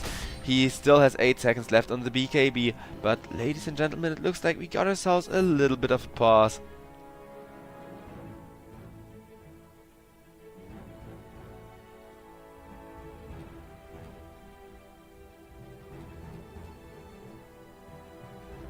And Dragon Knight went for the Nemesis Curse. At this point he can afford to go for more of that carry build. He is hitting for 220 damage. So, while it's extremely greedy, it makes sense. On Morphling, I'm not sure how much sense it makes. That explains why he died so quickly during that amazing 2-man chrono over on the top lane just now. Puck also got it. Oh, why are people so greedy with that? I mean, plus percentage based damage to the enemies is really good. But I don't know, I feel like with how much stun there is on the side of Team Clay, it's not as good of an item as people think. I think it's just a little bit overrated. Tiny, meanwhile, he is going for a great item that definitely isn't overrated this game, for the Lotus Orb here. Which will help keep people alive as we're waiting for the game to continue.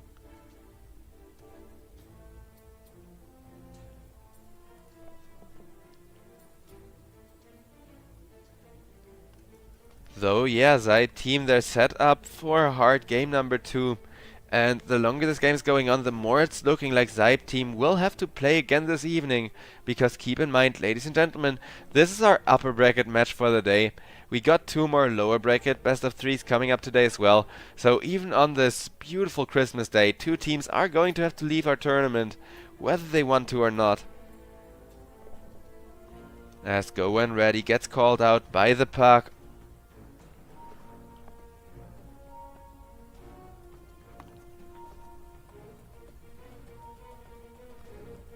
As SIBE team would really like to get this game turned back around.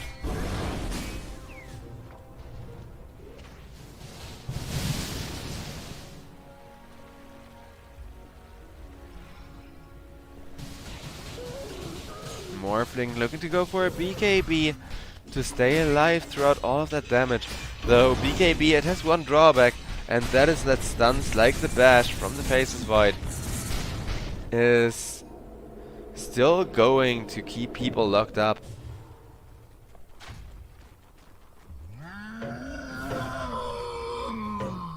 Morphling, despite how rough this game is looking, he is managing to keep third in net worth. He'll be able to get that Mithril Hammer for his BKB, and they scout out the Roshan just a second after Dragon Knight walks into the Roche Pit. It respawns as well.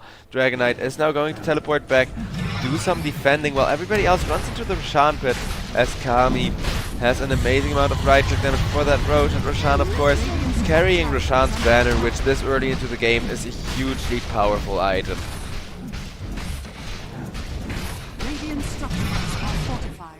Over on top lane, for that Roshan, SIBE at least want an objective, will scan out the Roche Pit contestation as well, though it will only be a tier 1 for an Aegis onto this Faceless Void.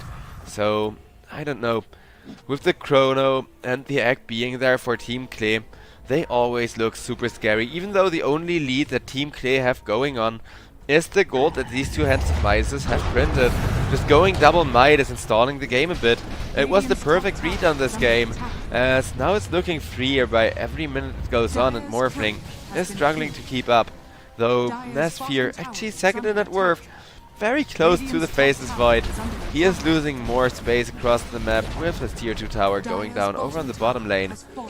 And Faceless Void being unafraid to push tier 3, as he does have that Aegis as well as a Chronosphere available. The tier 3 will be fortified, but against the Dragon Knight, I don't think a fortification is going to do the trick. They want this tier 3, they will get this tier 3. Tiny trying to slow the push with a nice 4-man avalanche, but even a 4-man avalanche isn't enough to really stop the split push. All they wanted to do was force teleports back, but SIBE, they do read that, hey, Team Clay is trying to force us to teleport back. Let's not do that, guys. So Team Clay will end up taking a tier 3 tower and nothing else. Now go back to splitting the map. 3k gold lead only, but they did just take a tier 3 for free. Just by threatening that huge Chronosphere plus egg combo.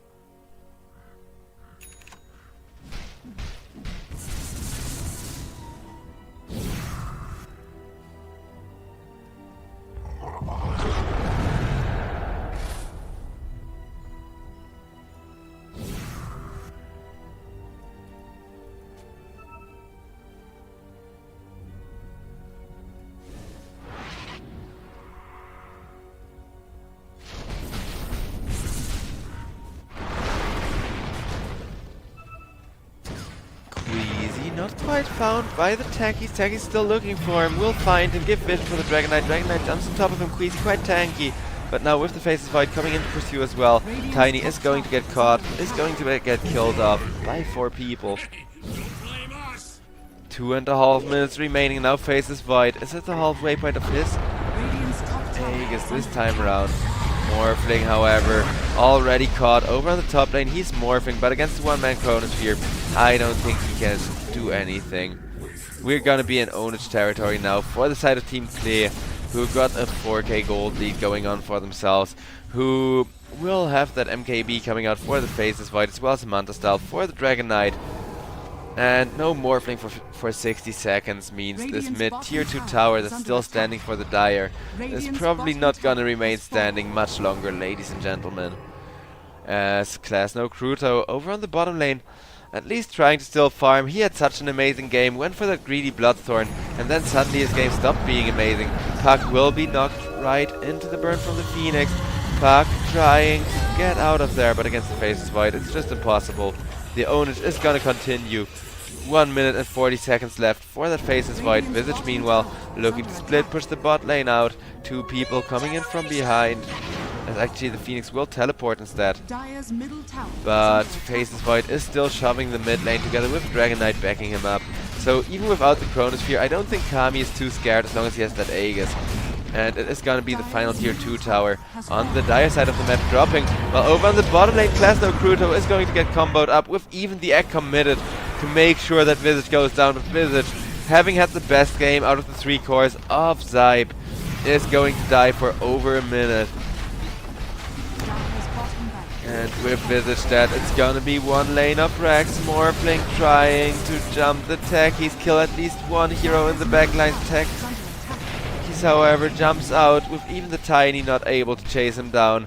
50 seconds remaining on that Aegis from the Faceless Void, but he will get 1 Rex within that time span. As now him and Dragon Knight can turn towards the mid lane, look to pressure more there. That's exactly what Dragon Knight will be doing with the Manta Style illusions as well. The second tier 3 tower being dead, but Morphling is back, can now try to deliver some damage onto the side of Team Clay. Team Clay, however, continuing their push as the second lane of Rex about to fall here. Primal Beast jumps onto the backlines and Tiny is just going to die as his fellow support Pugna, locked down, manages to get a nice little save on himself. But Primal Beast, even though he used the BKB, got a kill out of that, meaning the push can resume as Faceless Void, his Aegis is getting reclaimed, but for that Aegis he is going to get a Chronosphere right back. Clay are going to back off for just a moment. Not sure if they want to wait out the next Roshan before trying to finish this, or are just going to end it. As yeah, ladies and gentlemen, it looks like you will be seeing more action from the side of Team SIBE tonight, as it's gonna be another lower bracket best of 3. Well, we got 2 lower bracket best of 3s. Before that, we got Team Tickles facing up against, who was it again? I think it was Level Up, right? Team Tickles against Level Up, if I'm not mistaken. Should be our second best of 3 of the day after this one. Because honestly, this one, ladies and gentlemen, is starting to look kind of over. SIBE, in game number 1, they were being aggressive. They were playing their signature playstyle. And throughout the early game, it worked out for them really well. It isn't working out for them so well right now, as Morphling has to pause for a minute here, it would seem. Hopefully the issues are going to be resolved quite quickly.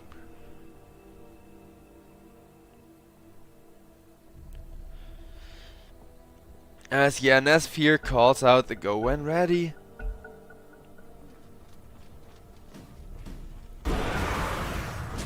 Dire's top tower is under attack.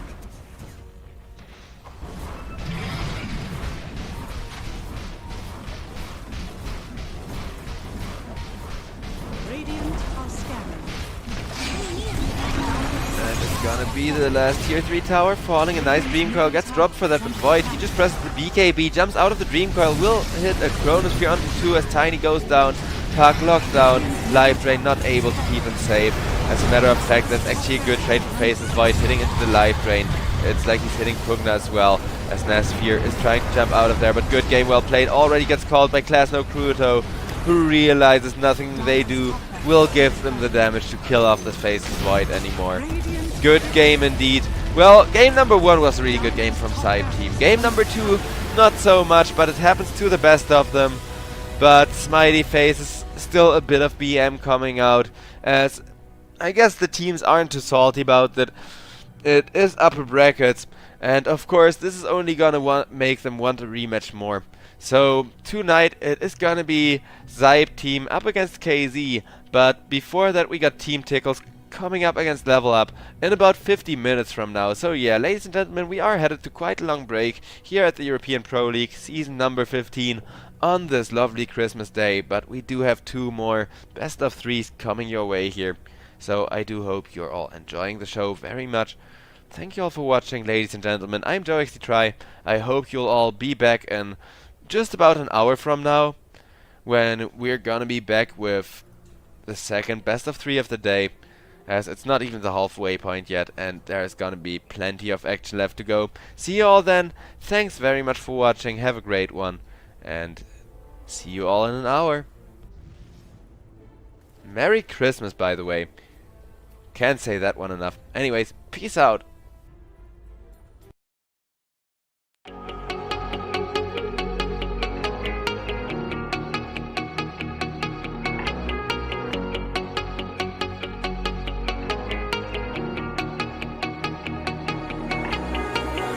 When I'm lonely in the dark, I know you are with me, yeah. Don't you see that I need you so much? Don't you see that I love you so much? Oh na na na na, oh na na na na, darling, I need your love. Oh na na na na, oh na na na na, darling, I need your love.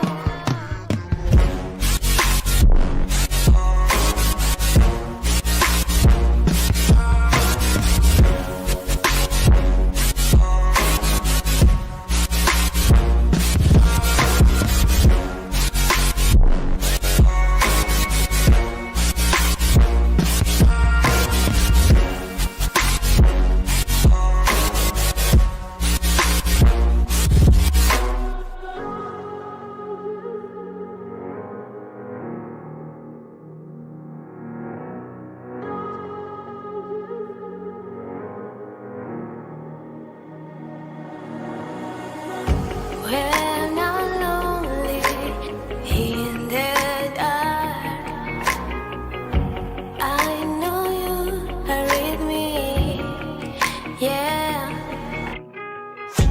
Don't you see that I need you so much? Don't you see that I love you so much? Oh na na na na, oh na na na na, darling.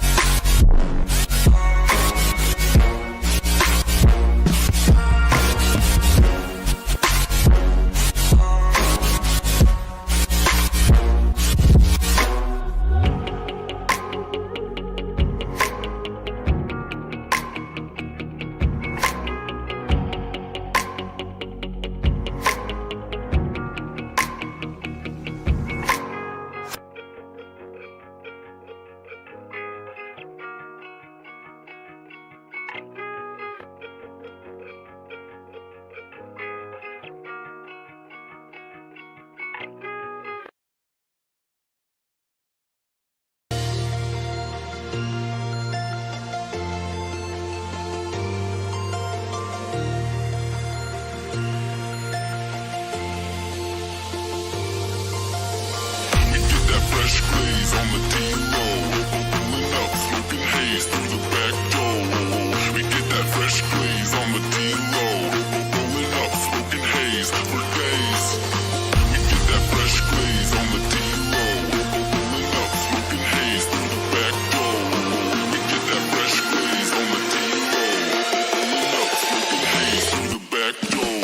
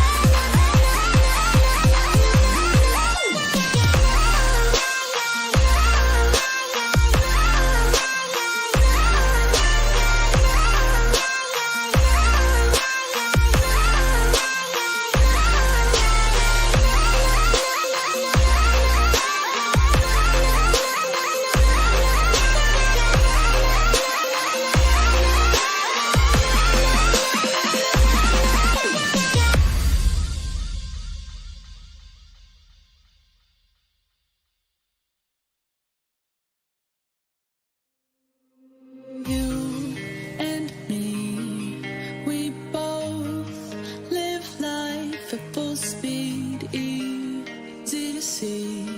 When we collide, no one walks away easy. I never thought you'd be the one. I never meant to take your heart. I never felt so hard. I never meant to be the one. I never thought I'd break your heart.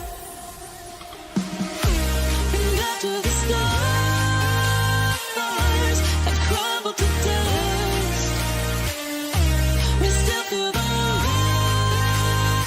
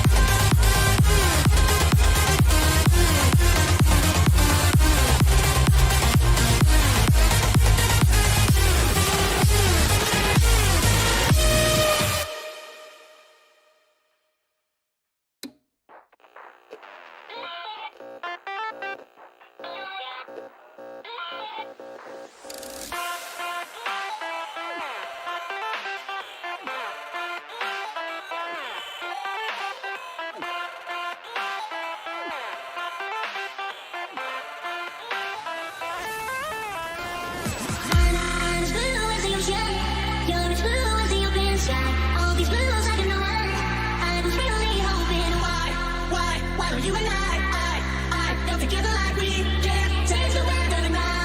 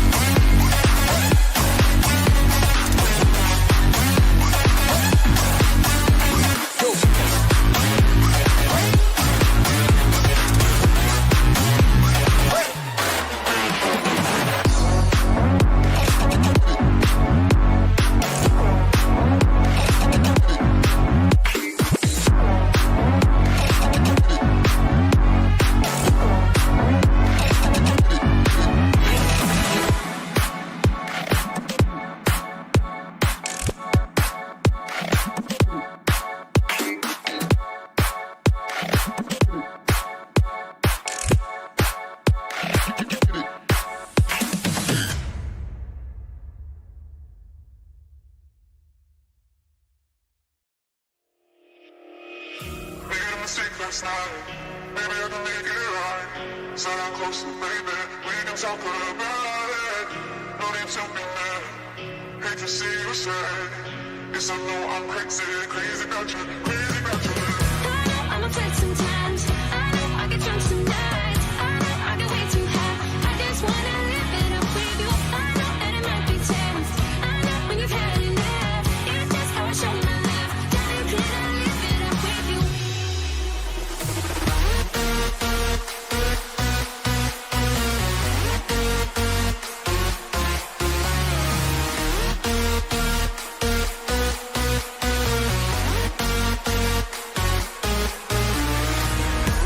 I'm afraid sometimes. I know I get drunk some nights. I know I get way too high.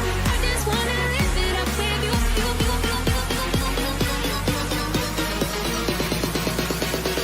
Darling, can I live it up with you?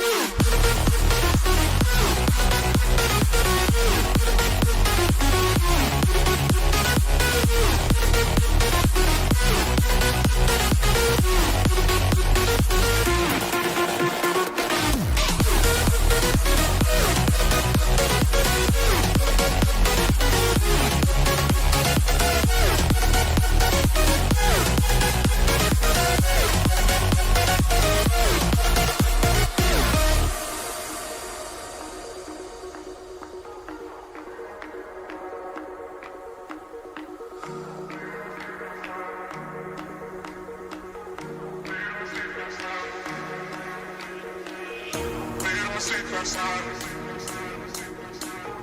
Maybe I can make it right. Sit down closer, baby. We can talk about it. Made a mistake last night. Maybe I can make it right. Sit down closer, baby. We can talk about it. No need to be mad. Hate to see you sad. Guess I know I'm crazy, crazy about you, crazy about your love. I know I'm a flirt sometimes. I know I get drunk some nights. I know I get way too high. I just wanna live it up with you. I know it might be tense. I know when you've had enough. It's just how I show my love. Darling,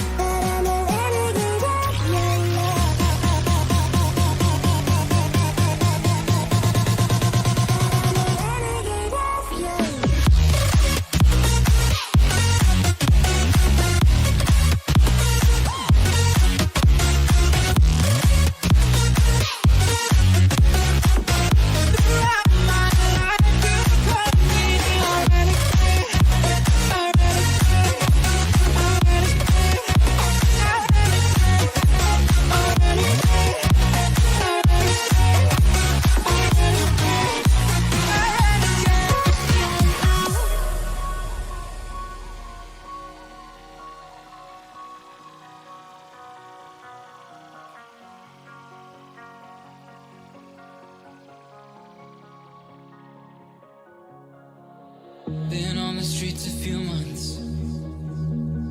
I'm trying to pick myself up. I may be living alone, but I still believe in love. And although my flaws had dragged me down on the coldest night, I'm still kicking around. Then I saw you back before my time was shortened. No, throughout my life you called me a renegade. Throughout my life you said we could start again, but I'm a renegade of your love. But I'm a renegade of your love.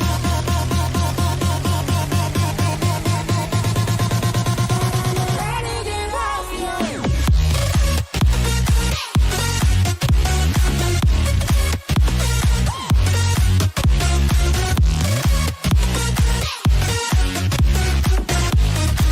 But I'm a renegade of your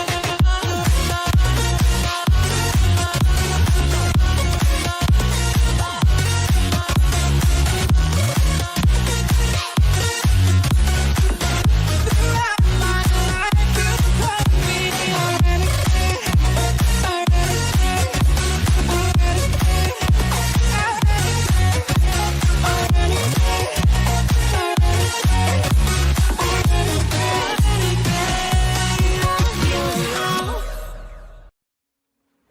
Spin me in the darkness. My shadows, they follow you like an accomplice.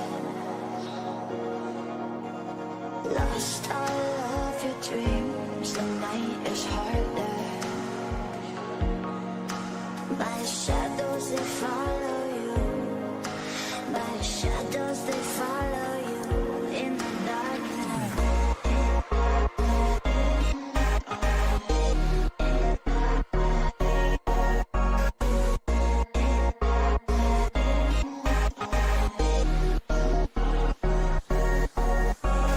Lost all of your dreams, the night is harder. My shadows,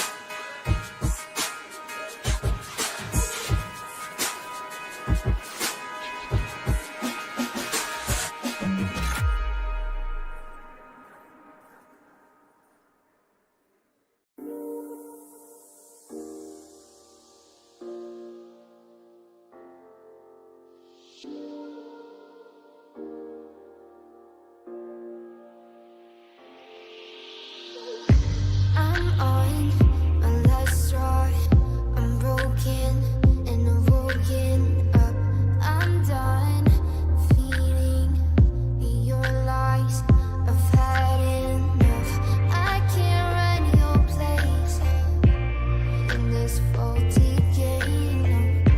And all the words you speak mean nothing more to me. 'Cause let's start over now. Rewind. And I won't let you go. I need you by my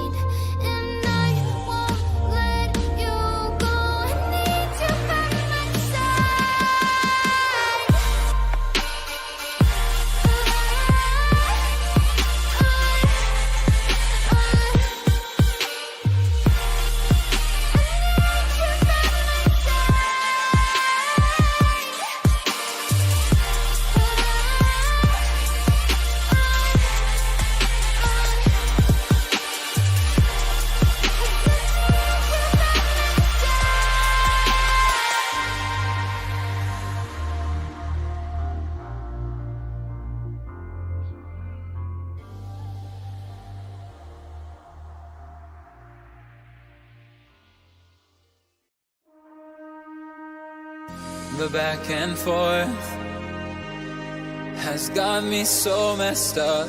Don't ignore the signs. We've had enough of the whole damn thing that we got going. You hold the strings without me knowing. Why do I have to suffer through the thinking? Why do I have the feeling that we're sinking? I need to find a way. Find a way. Find a way. Find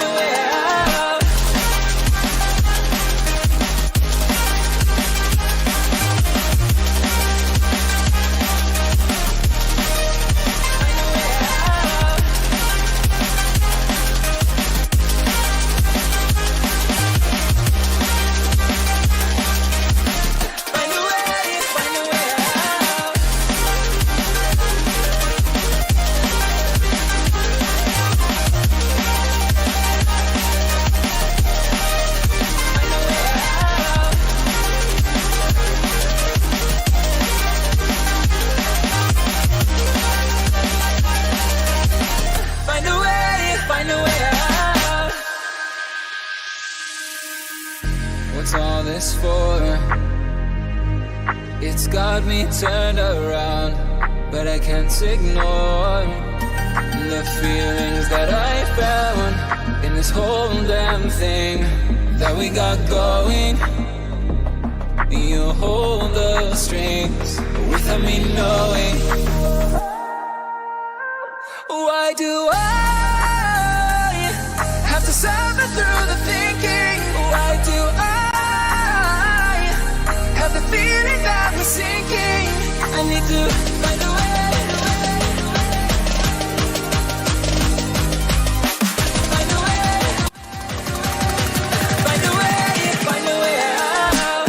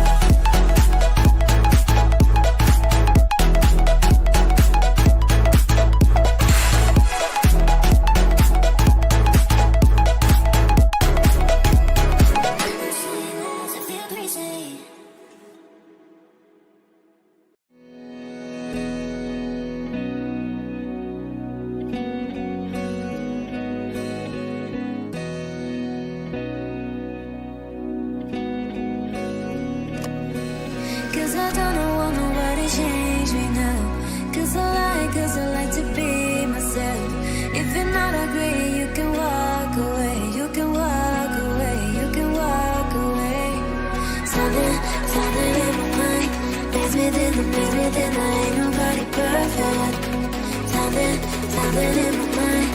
It's within the narrative, I ain't nobody perfect. Has fallen.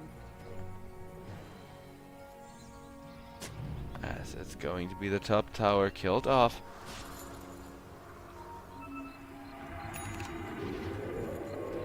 Everybody grouping up around mid lane from the side of Level Up. Dire's middle tower is under attack.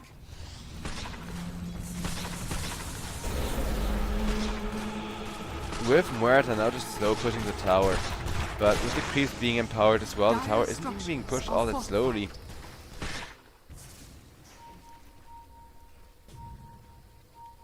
Team Tickles make sure to try and cut the creep wave. Though 2 empowered catapults are going to get through. And with that, I don't think this mid-tier 2 tower is long for this world. Radiant's bottom tower is Get under the attack. tower Dire's fast middle and easy, tower and as a matter has of fallen. fact, Level Up, they say screw it, we got a Putch to tank the tower, we got 2 siege creeps.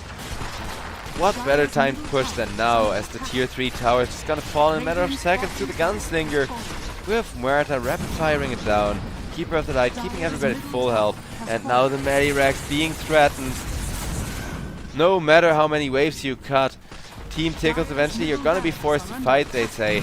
Muerta almost got the Rex already. Muerta will be locked in place by the Wind Range, but will get the BKB out. Pierces the Veil as well. Muerta just looking to hit people in the face. Not really dealing that much damage, but Narman will finally be finished off as Tiny gets hexed, gets locked in place, and can't really do anything to try and get out anymore. The Medirex do survive, but only because everybody is running up to enchantment won't. And now Focus is just running back up that high ground as it's an ownage.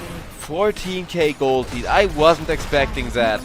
But Team Tickles, they completely lose their timing after Wind Ranger. Died 5 freaking times. 4 of that were after the Wind Ranger was online. And after that kill was just worth like 500 to 1000 gold.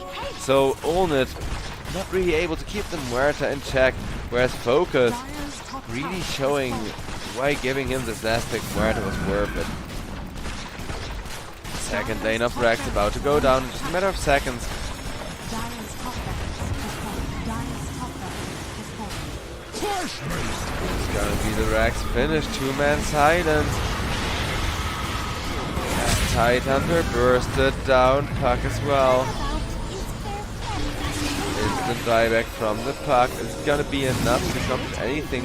A nice mass silence, but Muerta still 40 seconds on that Aegis. Enchantress is already dead, no buyback. Only 2 people left alive, one of which is that Wind Ranger carry. Wind Ranger dead for 70 plus seconds. And yeah, ladies and gentlemen, with a double kill for the Muerta, it's gonna be GG for game number 1 here. Team Tickles managed to take the advantage. Good game, gets called out. I really wasn't expecting that, but a Roche plus Muerta just being so fat, in addition to Borania, staying on top of net worth continuously almost all of the game. Level Up, they looked unbeatable, and Puck, despite going for the greedy right-click build, despite going for the maximum damage overload, didn't quite manage to outscale the Keeper of the Light. That's what surprises me the most. Team Tickles, they weren't able to delay themselves. Not quite enough high ground defense, with the toss being off the mark, and Ravage not really doing all that much when everybody just presses a BKB, holding their BKB specifically for that Ravage. As good game, well played in the second best of 3 series, game number 1 only, however. So, ladies and gentlemen, what do you think? Is Level Up gonna deliver another devastating performance here and eliminate Team Tickles from the European Pro League season number 15? Or will Team Tickles manage to get this to go to a game number 3 on this lovely Christmas day? We will find out after the break. Do stay tuned. I'm JoeXTTry. I thank you all very much for watching. Hope you're enjoying the show. Shoutouts to our sponsor CyberScore, of course, who are making this wonderful tournament possible. And let's hope the next game is going to be just a little bit closer, because Level Up, all of a sudden they do hit their snowball timing again, and they double down on the snowball, never really let go of the aggression for 5 minutes during that Aegis, and by the time the Aegis times out, GG had already been called.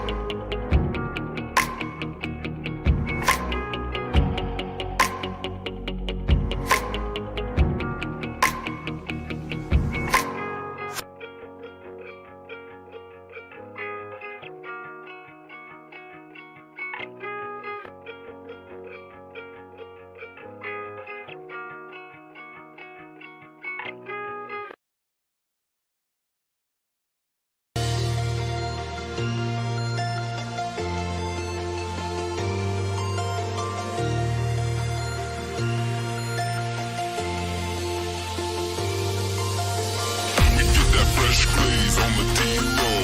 Pulling up, smoking haze through the back door. We get that fresh glaze on the D-low. Pulling up, smoking haze for days. We get that fresh glaze on the D-low. Pulling up, smoking haze through the back door. We get that fresh glaze on the D-low. Pulling up, smoking haze through the back door. No,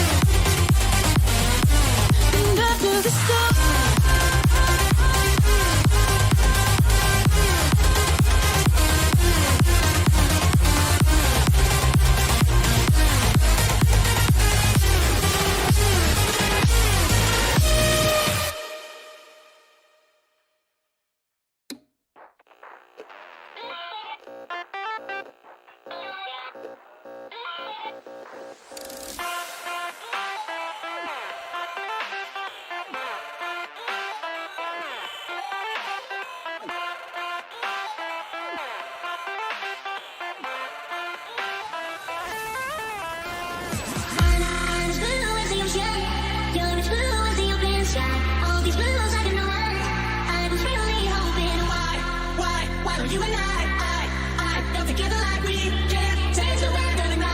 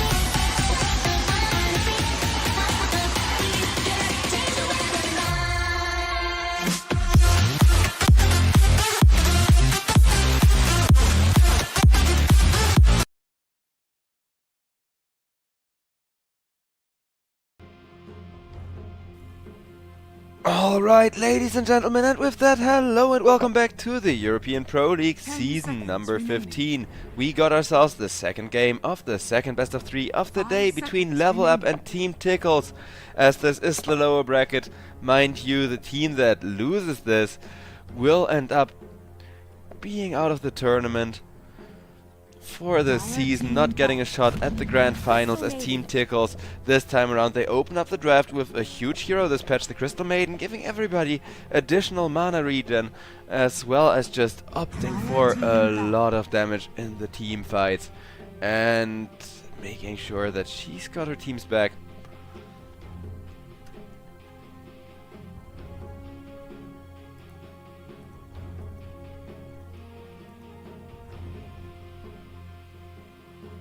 Seconds remaining. 5 seconds remaining. Radiant team ban.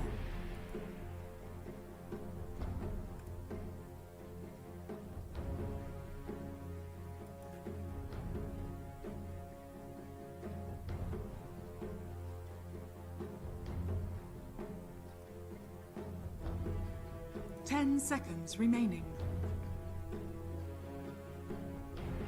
5 seconds remaining. And with that, ladies and gentlemen, we're waiting for the draft to proceed as Tusk, a great defensive hero, to try and at least deal with the Crystal Maiden. Tiny is going to get banned out, making sure that bit of a comfort pick and huge amount of burst damage isn't available, because Tiny made initiating really hard in the games we've seen him in today.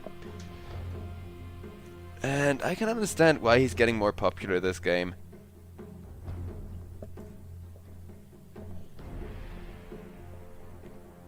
As for Team Tickles, 90 seconds remaining, but they don't just have to think about their next ban, they also want to think through their next pick. Gotta make sure you keep that Crystal Maiden safe. In that sense, she is kind of like the Phoenix. Speaking of which, the Phoenix is also still left in the draft if they want to double down for the team fight. Go for a Crystal Maiden, an Egg, and then 2 really tanky heroes to protect it is one option. Would be a very simple way to kind of draft against the Tusk. Try and deal with his life-saving potential.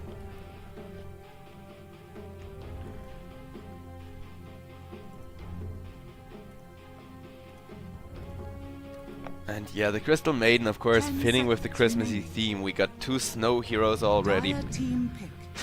Sadly, for me, it isn't a white Christmas. We haven't had any snow today or yesterday yet. So, kinda sad about that one. But we do have a gyrocopter picked up by the side of Team Tickles. Probably a support. Gyrocopter as a core. 10 I don't seconds really remaining. like him. I don't think he manages to 5 actually seconds remaining. scale well enough Dire with a team ton of pick. magical damage built in. Marcy Radiant gets team picked up pick. by the side of Level Up now, as Level Up are trying to draft very new meta, and the Lina, of course, a huge benefactor of that last patch, will get picked up by Level Up as well. So they got a huge glass cannon, as well as the Marcy for extra disable, and a great combo with the Lina as well, because you give Lina that sidekick, keep Marcy 10 nearby, and seconds both of them remaining. will just be life-stealing and hitting for so much freaking damage. Lina already got the attack 5 speed, seconds Marcy remaining. gives her the damage, and then that combo is extremely scary. So Team Tickles, even though I like the Gyrocopter pick, Gyrocopter alone isn't going to be enough here. They need to back it up with something.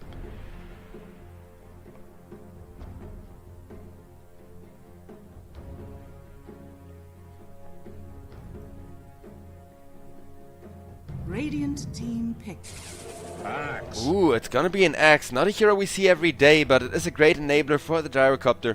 An initiation and a hard counter towards the Lina as well. With a blade mail, you just tear her a new one, as all of her hits are just going to afflict herself far 10 more than the seconds axe, remaining. who will have like 2 or 3 times her max health. Then again, 5 with the seconds Marcy, remaining. Lina at least has lifesteal, so if Lina has a really good lane, she can just get tanky to the point where X doesn't really phase her anymore. But I still think it's a great pick for the side of Team Tickles, who are once again drafting according to the team fight, and will add a little bit of burst damage, as well as much needed pick-off and chasing potential with a Storm Spirit. Alright, interesting. Level up. Let's see how they're going to close 10 out the seconds draft. remaining. Lina, probably a 1 position, could be put on the 5 mid seconds lane, though remaining. against Storm Spirit it's a bit iffy, because after level 6 Storm Spirit just absolutely destroys her in the lane.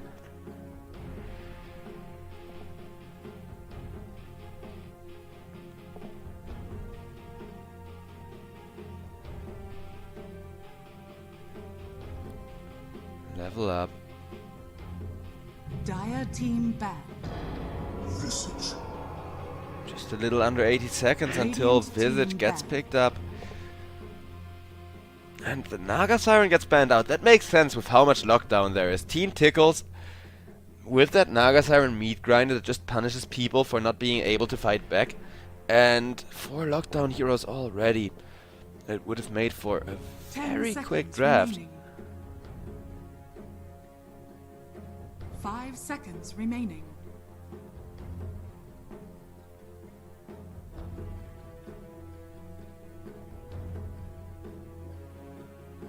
Radiant team Queen of banned. Pain is now going to get banned out as well. Would have been excellent tempo for level up to bring their Lina online, cause with the Marcy Lina combo, the late game is always going to be there for them. They are always going to keep scaling and keep the momentum in their favor, but Team Tickles, 10 they can seconds still go remaining. for some kind of very scary last pick here.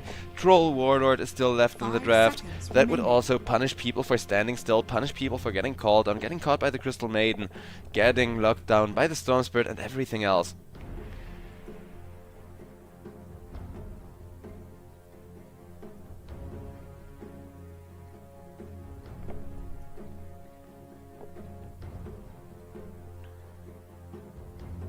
"30 seconds remaining for them to come to a conclusion.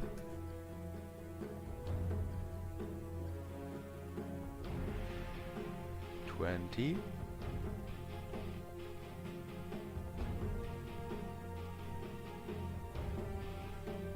10 seconds for the side of Team Tickles. They gotta make a call. It's gonna be the Wind Ranger banned out. Level up. Let's see how they want to respond. Wind Ranger, I would actually like some kind of a tempo hero like that. Like, go for a greedy hero that still comes online from level 6 and dominates the map on the side of level up. But also go for something that can potentially kite around the Troll Warlord, because they banned the Faceless Void, which makes a lot of sense. Faceless Void is truly terrifying for Lina, as well as the Visage. 10 seconds remaining. 5 seconds remaining. But plenty of reserve time for a level up. They are in no ways of a hurry. We'll still pick before the reserve time even starts ticking. It's gonna be a Pangolier. Interesting. Good lane against the Storm Spirit, because Pangolier, very powerful before the level 6 already, whereas Storm just kind of needs to wait, just kind of needs to sit there and try to salvage his farm. But Team Tickles, they gotta make up for this with a huge carry pick, and I think a good enough carry pick can definitely salvage this game for them. 5 Troll seconds Warlord, remaining. what else is good here?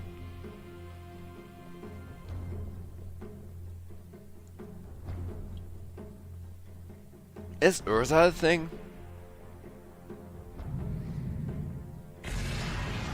No way! They last pick a Neeks. Do they make the Gyrocopter 1 here? Olnit is locking in that Gyrocopter indeed, as Narman will be playing the Neeks Assassin. Oh no, I don't believe in this. Level Up don't believe in it either. I think Level Up, if they were afraid of the Gyrocopter becoming a 1 position, they wouldn't have banned out 2 carries. I think Level Up, no, they got the Gyrocopter contained just by Lina being able to burst her down. And the one moment where Gyrocopter can really win this game is at the Divine Rapier timing. But I'm not sure if we're gonna get there, cause yeah, Level Up looking very favored this game once again. Team Tickles, can this Neeks Assassin pay off for them? Cause Neeks Assassin, it is a hard counter to the Lina, I think that is their line of thinking. We just gotta destroy the Lina 5 time and time seconds again. remaining. And if Lina doesn't have a lane, then this game is suddenly very easy. Axe able to continuously initiate team fights as long as Lina isn't able to nuke him down from almost full health. Though I do still favor Level Up's draft by a little bit. I think they got this Gyrocopter in the back. I'm afraid it's gonna be another 2-0. I don't want it to be, because even though we got 3 best of 3s today, I do want, you know, all day Christmas Day entertainment. The last series will be taken over by my mate Costa Band, so...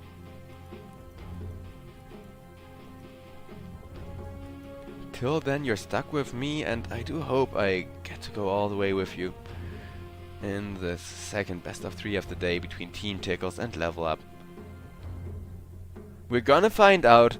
One really important bit is, can you deal with Lupsion and focus somehow? Cause that bottom lane is definitely going to make sure that Lina will absolutely self-sustain.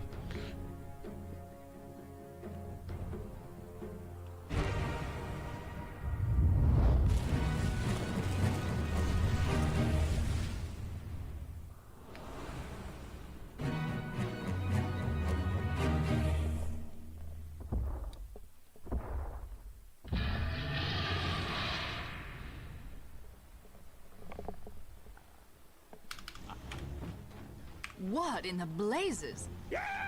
As there is the load-in. Voice lines coming out in the all chat, everybody wishing each other good luck and have fun with this Gyrocopter. I'm sure that Team Tickles need all the luck in the world.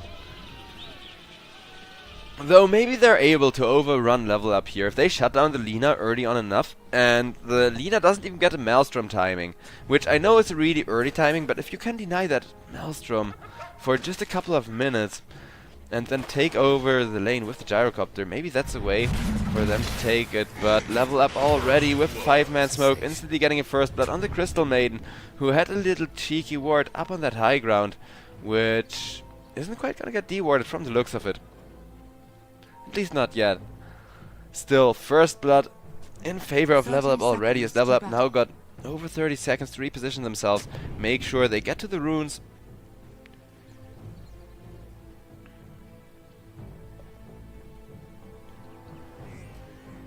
Whereas Team Tickles, they have a little bit of a mid-game timing they can hit here, but I don't think that one mid-game timing is going to do it for them.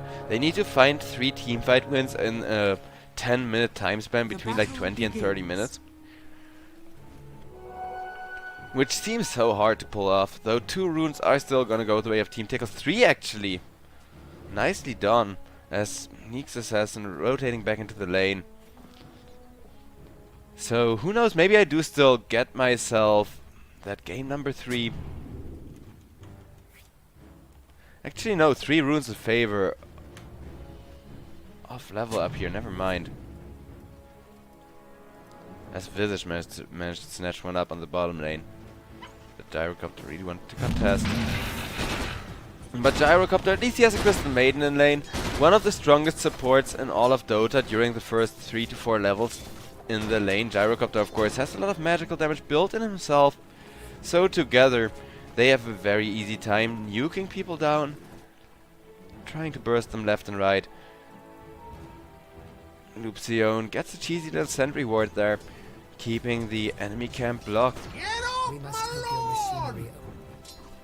As over on top lane, a lot of aggression being turned onto Johnny Pro. Johnny Pro still has a lot of regen to work with though, so they aren't quite going to get away with diving him. Speaking of dives, Ducalis gets disposed back, but a dispose alone isn't going to be enough. Mixa takes a lot of harass to the face, but that does keep his soul assumption full, so he will harass Gyrocopter for quite a bit of health. Gyrocopter doesn't have any tangos of his own, but Crystal Maiden got him covered. Whereas I'm kind of surprised that Marcy is laning with the Visage instead of the Lina. Especially because Lina is up against that Nyx assassin who's gonna make her laning stage so much more difficult. This one position lane is definitely not the traditional safe lane for Lina, and you can already see she's one last hit behind on the Gyrocopter. We'll be able to catch up now that the creep waves meet though. But yeah, focus, kind of slow start that maybe Team Tickles will be able to punish in a couple of seconds.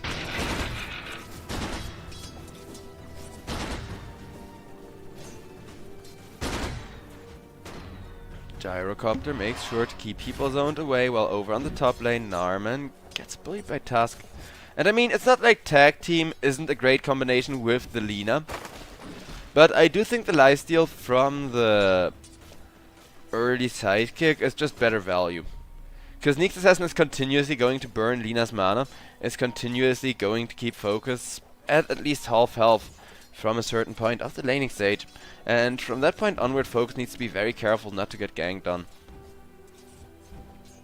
Maybe the idea is to get a really early kill for the Lina instead, but as you can see over on the bottom lane, Mixa not doing too well for himself as his health is dropping low. He will plant a little tree just to make sure he can regen up under the tower. Marcy has new tangos coming in, is gonna share one to the Visage as he's gonna eat his own tree. That is a nice little thinking ahead play though. If you know your support got tangos coming in, you can already plant that tree to hide behind, to just ruin the enemy's tower dive, because even if the enemy have to walk up to the tree to cut it, the tower is going to hit them a little bit too hard for that. Still, over on bottom lane, Mixa bound to have a hard lane against Gyrocopter. Gyrocopter is an absolute lane dominator together with the Crystal Maiden. And once both of those heroes get level 6, there is going to be a huge combo available to make this Visage's life as difficult as possible.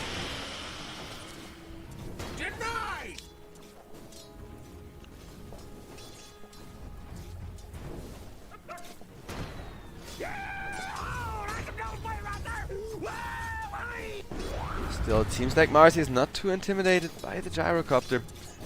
Threatens him with that rebound and dispose.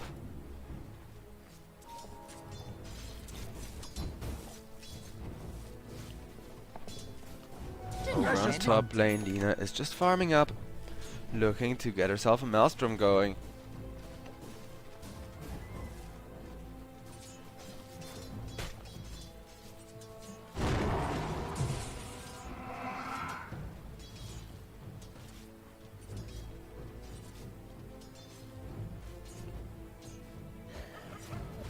And so you die.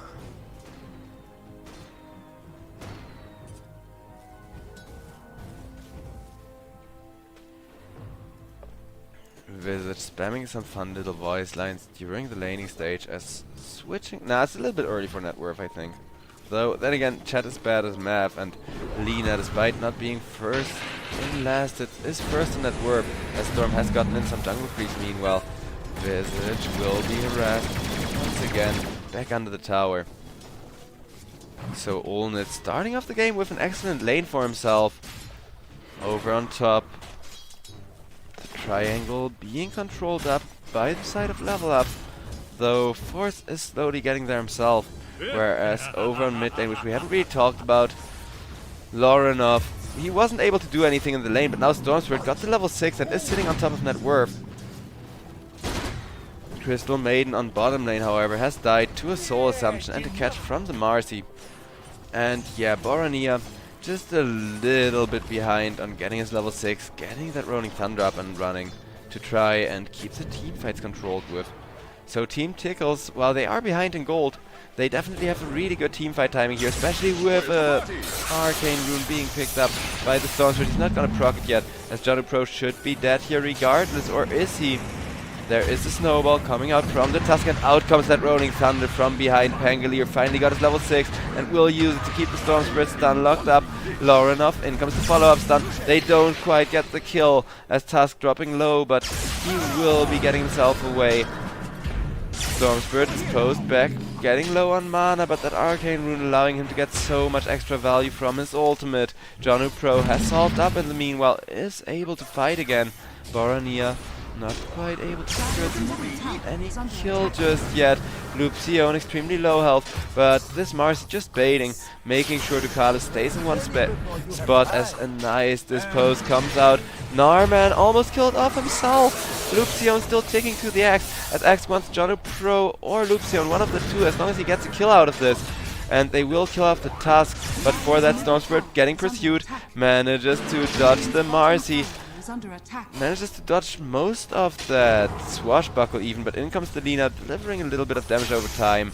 And with the dispose, Stone Spirit is going to get killed off. Borania takes over the tower aggro for his Marcy. 2k gold lead for the side of level up, as it was still only 1 for 3 being traded.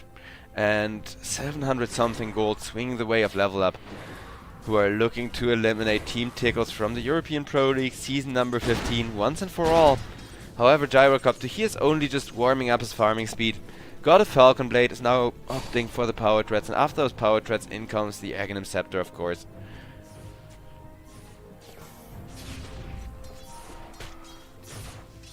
A little something extra for the Narman will be caught onto by two heroes with the Rolling Thunder. He is just going to die to Borania. 2-0-3 Pangoliers. Pangolier already starting to be that huge team fight core that his team want him to be. Janu Pro is going to secure that rune for him, making sure he gets a haste, which of course is a really delicious rune on Pangolier. Especially in 70 seconds once that ultimate is back up again. There's no level up, smoking up 2 people, looking for perhaps a catch on the bottom lane where Ducalis is standing under the tower alone, but they don't want Ducalis. They know Ulnet is the big objective, as you need to delay Gyrocopter's farming speed as early as you can. Gyrocopter stunned up once, stunned up twice, now in comes the Lina with the tag team and the Laguna being committed. So much damage from focus there. Radiant structures are fortified. As yeah, just 600 gold for the Lina to get her Maelstrom, and while Gyrocopter, it can be a decent one position. I just don't think he can do it against the Lina, because as you can see, Lina is the much faster carry. Is going to hit that Maelstrom timing from there on out, just snowball by getting a couple of stacks, or even just killing off heroes if you're 7-1 ahead with 3k gold lead already as level up. Team Tickles, they need to smoke with their Storm Spirit, with their Crystal Maiden maybe, to try and get a couple more pick-off kills for themselves and drag the game back in their favor that way.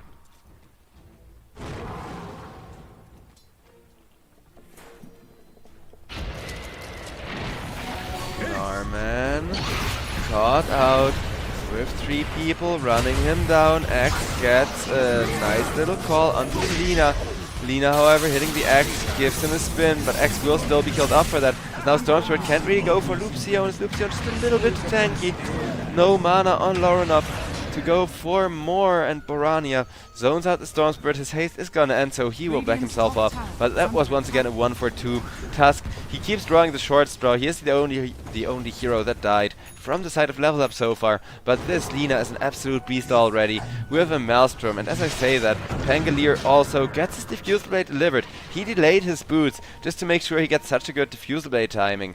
But with that Diffusal Blade coming in clutch, and that bottle doing some work for him as well, Pangolier is now in an extremely strong spot, ready to kill anyone. Olnit, 0-1 already. Still has to farm up in the jungle, get himself that Aghanim Scepter going, but it looks like he won't even be the objective of that gank, as instead Ducalis showed on the mid lane for just a split second. And Borania will check whether he can still get a go on the Crystal Maiden.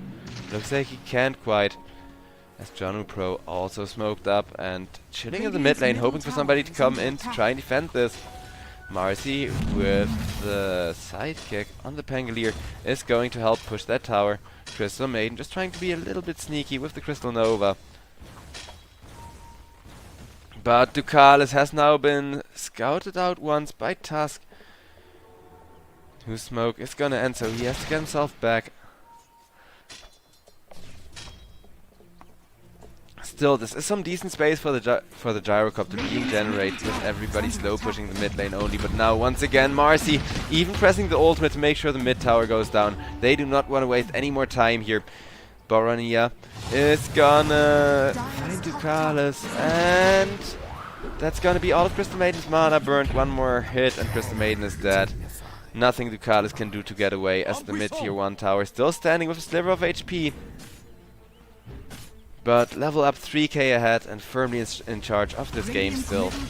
Despite Gyrocopter finally finding some free farm. Nice pick off on Tusk with Neek's Assassin using the Vendetta, as well as Storm Spirit having an ultimate as well.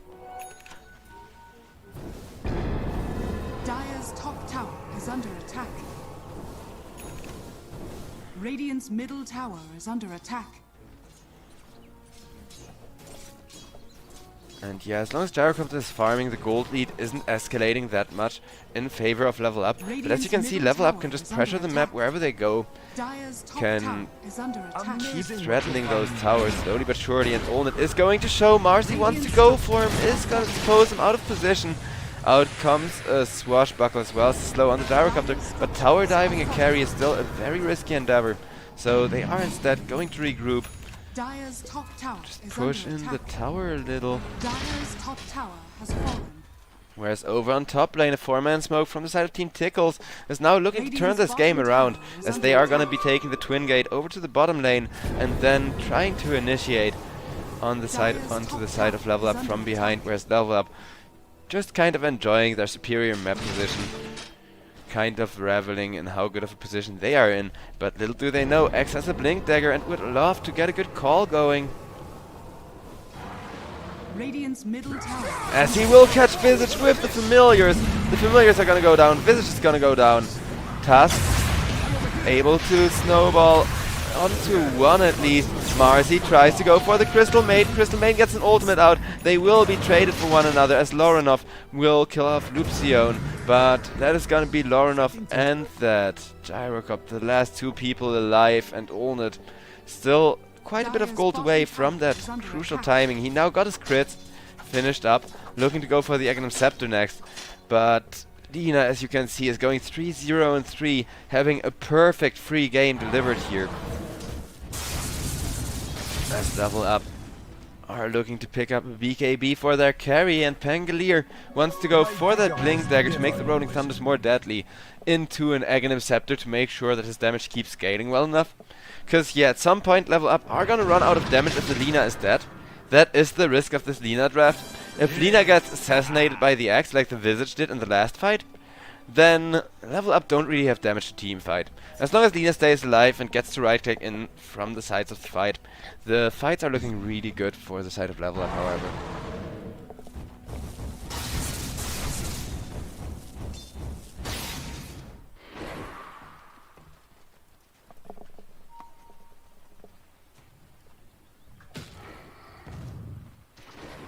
Neek's Assassin looking to run down the Marcy. Stormspirit is gonna jump first. Will drag Marcy back in. Marcy slowed up, stunned up, unable to move, and one more spell is going to do Lupsion in. Nice kill there. Even though it is just a support, it is the greedier of the two supports who wants to go for a Mage Slayer to try and deal with the Storm Spirit, as well as Crystal Maiden and Gyrocopter built in magical DPS. Speaking of which, I wouldn't mind Gyrocopter picking up an Aghanim Shard.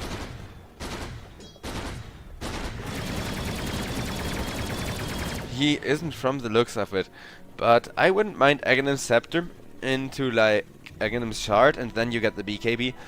because Aghanim's shard does help you a lot in the team fights for how little gold it is, and they do need tempo in the team fights right now, and I do think Team Tickles do realize they're a bit behind.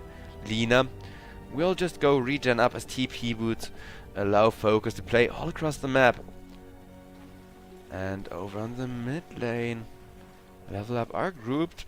Do they want to smoke? Tusk does have a smoke. Meanwhile, Team Tickles are moving across the map, but yeah, that smoke is gonna come out from the mid lane. It's going to be looking for potentially a carry kill as Gyrocopter taking a lot of stacks right now, but he is gonna end up giving all of that gold right back to the side of Level Up as Level Up take down the Gyrocopter. The Ancients are going to get destroyed.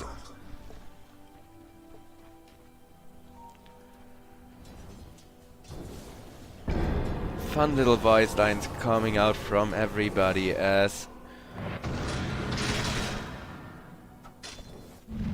Roshan is up, but Team Tickles, I don't think they have what it takes to contest it. Radiant's middle tower is under attack. Yeah, they're just roaming around to the bottom lane where everybody from the side of Level Up are already on their way, looking for another setup. Stealing some stacks away from the Radiant jungle as well, making sure that gold lead escalates even more. 4k up. A scan is going to reveal the Marcy.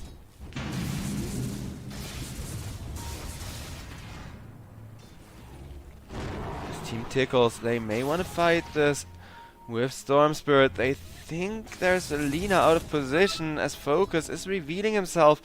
Storm Spirit and Narman looking to go, but they have to be very careful initiating, and Pangolier instead with that amplified damage rune is going to zone the Storm Spirit out a little bit. A scan to try and check if there's a Nyx assassin lurking, and yes indeed there is, so they will find him, they will burst him with a Laguna from the Lina. Focus dominating, teleports himself over to the top lane to defend now, as he almost has that BKB finished up, and with that BKB Lina is gonna be such an unkillable pain in the ass throughout the team fights. As both Gyrocopter and Storm Spirit, they mostly rely on that magical damage, and while Axe is a great Lina counter, he hasn't been able to find her so far, as that Dragonlance wasn't even necessary yet to keep Lina alive with TP, with just running away and having a really good defensive Tusk and Pangolier to keep her alive as well.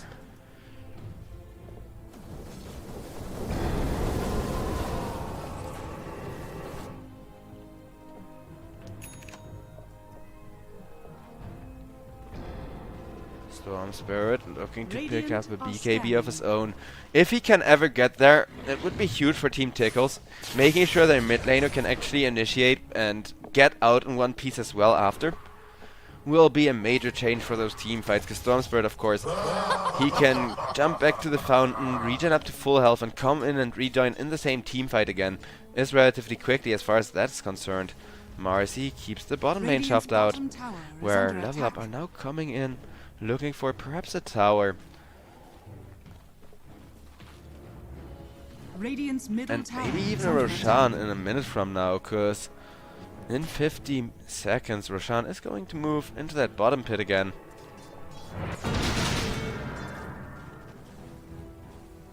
Pangolier keeps the lane shoved in, but nobody really wants to push this tower. They're just letting the creeps do their thing ever so slowly. Whereas Axe has been doing the same thing top lane, but now he is starting to get kind of cold feet of getting caught. Now it's a party!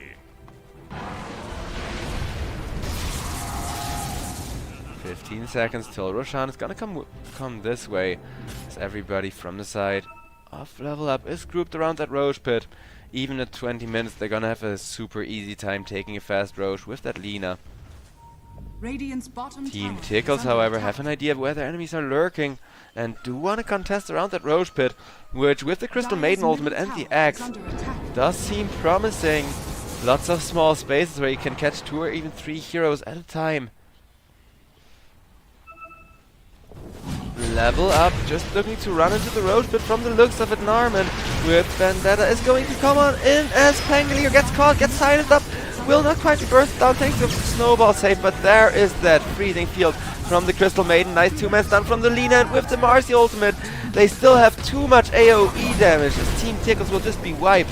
They focus fire the Pangolier to prevent that rolling thunder, but they simply don't have the damage without Gyrocopter coming in to help anymore.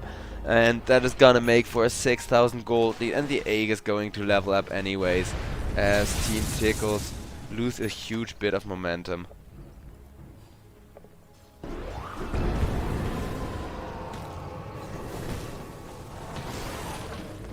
Tier 2 tower exposed. Radiant's middle tower is under attack. As with the catapult, it's gonna be a fast push. Sidekick now coming out as well.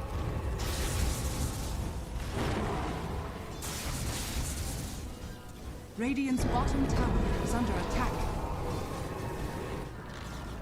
Meanwhile, Radiant's Pangolier bottom already tower starting to has push out that fallen. middle lane, as he has gotten himself the full-blown Aghanim Scepter already, and wants a Manta Star to boast for those purges. One tier 2 tower down, Pangolier looking to get the next one secured up soon.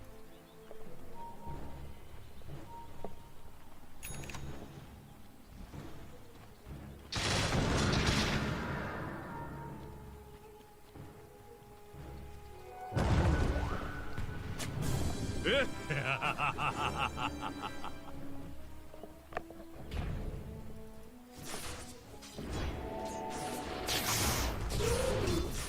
I am.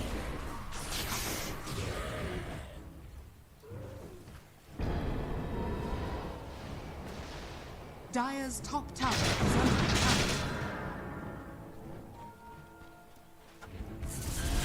Level up. They do at some point start working at that top tower. But we'll smoke up first, trying to Radiant's get a middle nice tower little is pick-off under kill attack. as Stormspirit is farming some stacks. Radiant are He's gonna be scanning. exposed, will be able to get away thanks to a nice scan coming out. But level up, they still really want to go. Got 5 people smoked around. Stormspirit will not be caught thanks to a double ball. Lightning is still being chased after, however, with Luxion coming in. Triple ball lightning. Lorinov still has a bunch of mana left to go as well thanks to that regen rune, so he just makes it away. Stormspirit regen rune so far the only resource committed, and Lina has already lost her Aegis as she has been jumped by the Nyx Assassin. But for killing the Lina with the Aegis once, Nyx Assassin is gonna die for 30 Dire's seconds. middle tower is under attack. Whereas Focus, I do think he minds dying there, but they will push down the tier 1 tower. They will keep that gold lead snowballing still in favor of level up. As Team Tickles, I think Gyrocopter is just not the one position they needed to deal with this Lina. He's not fast enough. Lina is way too fast of a carry. 0 deaths, 606 as a matter of fact. An absolute powerhouse.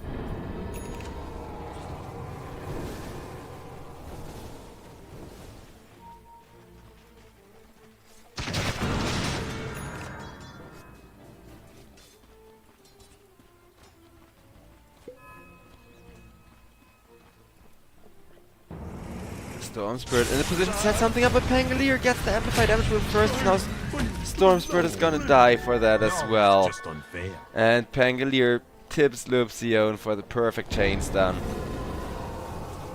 Yeah, that was beautiful from Luxion on the Marcy, but it was also just another nail in the coffin for Team Tickles. Kinda sad if our Christmas day is gonna start with 2 2-0s in a row here. Though I am happy we get to see that aggressive Lina carry make a comeback, because I think this patch, she is easy enough to counter with how well heroes tend to scale in the late game that aren't Lina, you know? Still, mid-tier 2 has been taken down. Level up. Can they keep the aggression up? As Team Tickles have exactly 1/3 of their kills, but will eventually get this axe online as Forest saving up for BKB to try and contest the Lina some more, deal with her a lot better and in a more reliable fashion.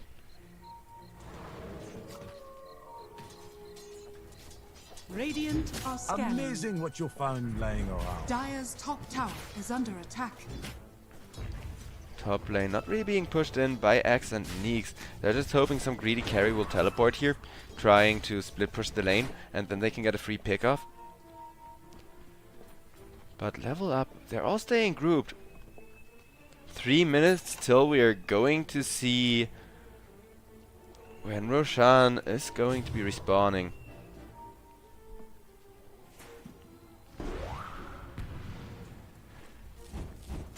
As Level Up seem to wanna get that Tormentor, and with the tag team and Lina hitting it, it is gonna fall in an amazingly fast at an amazingly fast rate. Tusk gets that upgrade to his ice shards. It's not the best of Aghanim's shards, but it still Dire's top tower can is under lead to attack. some really nice extra catches where it plays together with the terrain. Top tower still just getting slow pushed as nobody really dares to show on this lane, but I think Level Up know exactly that there is somebody top, as they are just trying to pressure the rest of the map. Focus. About to get a Satanic completed here, and it's already coming in. Holy crap, this Lina is so fat. 3000 health, a ton of lifesteal, ton of burst.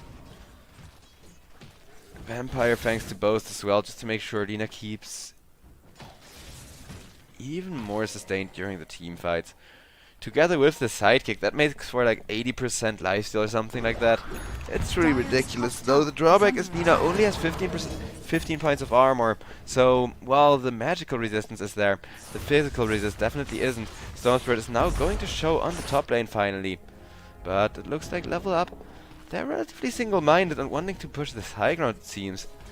They do need to end this in time. If they end up waiting too long, then Gyrocopter will pick up a Divine Rapier and will use that to tear Lina a new one, but the first tier 3 tower is starting to get contested, with the Lina just rapid firing away.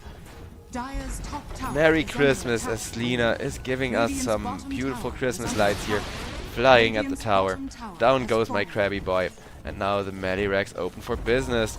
Dire's Also, top Lina tower still looking to queue up, or looking to buy that queued up Assault first, which is going to make the game a lot more doable. Out comes a beautiful call from the Axe though, but a snowball will keep the Lina alive, at least for now. Focus, still trying to lifesteal through everything with the BKB, but will eventually fall to the Axe spins, as Pangolier with the Rolling Thunder can finish up at the Axe, but Borania will be killed off. Double kill for Ducalis thanks to that excellent ultimate. As yeah, maybe don't high ground push without an Aegis, though they did get a lot of progress as far as the high ground is concerned. Level Up, they also end up feeding almost 5000 gold back the way of Team Tickles, who are gonna be really happy with that cash going in their favor, saying ka-ching, thank you very much. Gyrocopter making his way towards that Roche pit. Maybe they want to try to contest this Roche of their own on the side of Team Tickles, as a Roshan going the way of Level Up would still be devastating. But if Team Tickles can somehow secure it here, maybe I get my Christmas wish of a third game for at least one of our series today. Dire's bottom tower is under attack.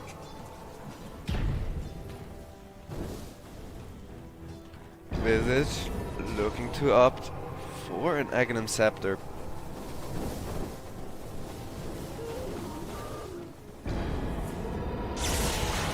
Dawn Spirit will jump the Visage with the Orchid. Nice silence. The familiar stun's not really enough to save Mixa's life. And Mixa, he did have an easier time last game on the Pudge than he does now on the Visage. As everyone on the side of Team Tickles will make their way to the Roshan pit. But little do they know it's not up yet, and it's only going to respawn in 2 minutes from now. So it seems like RNGesus does favor Level Up as well for having the slightly better draft. However, Team Tickles, realizing that the Roshan isn't up yet, they all smoke around the bottom lane, where they're gonna try to set something up. Pangolier, he's starting to realize that bot may just be dangerous, as Visage is going to be back in 3 seconds from now. Does have the familiar resummon. But Team Tickles have some really good positioning to try and set up a team fight, as Roshan has now traveled over to the bottom lane. Dire's bottom tower is under attack. Lina still just saving up for that assault curse in the meanwhile, and this scan makes it look like Roshan is being done by the side of Team Tickles, as Team Tickles just want to go and check if it's up again. Pangolier, however, will come in with a Rolling Thunder, catches the Axe. Axe silenced up, chain stunned up, completely disabled. Marcy will run at Gyrocopter. Gyrocopter gets the BKB out. Lina, however, right click in. Lina right clicks for so much damage. It's gonna be Janu Pro traded for Olnit. However, Ducalis has died as well, so Crystal Maiden not gonna be able to deliver any more spell nukes. As Roshan has fallen. Wait. Who got Roshan during that fight? What the hell happened with that?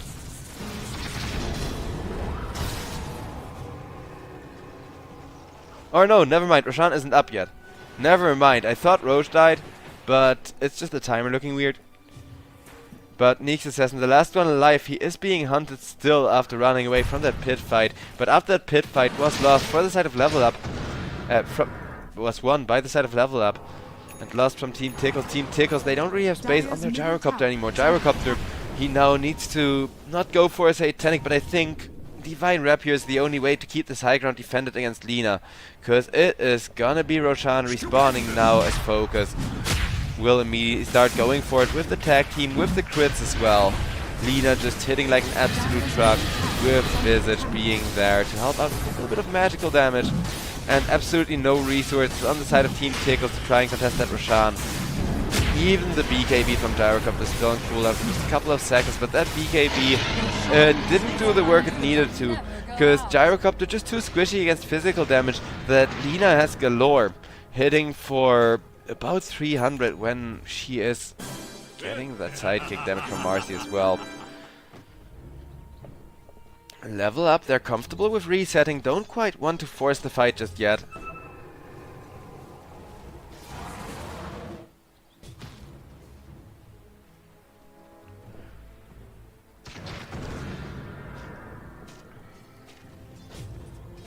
As Neeks Assassin blinks himself up to that high ground, but it ends up being a mistake, as that's right where Visage was expecting him to go.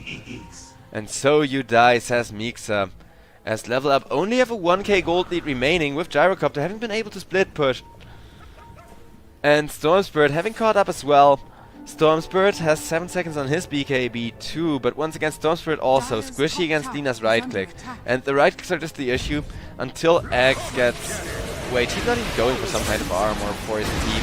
So I would definitely double down on the armor auras here, but Axe, he will be ran down by 3 people. The Ice Shards actually end up screwing over the Pangolier as well as Janu Pro, who ended up blocking each other unfortunately there. But Lina still gets free right clicks onto everybody during those Ice Shards, as the only person to have died once again in that team fight is the Tusk.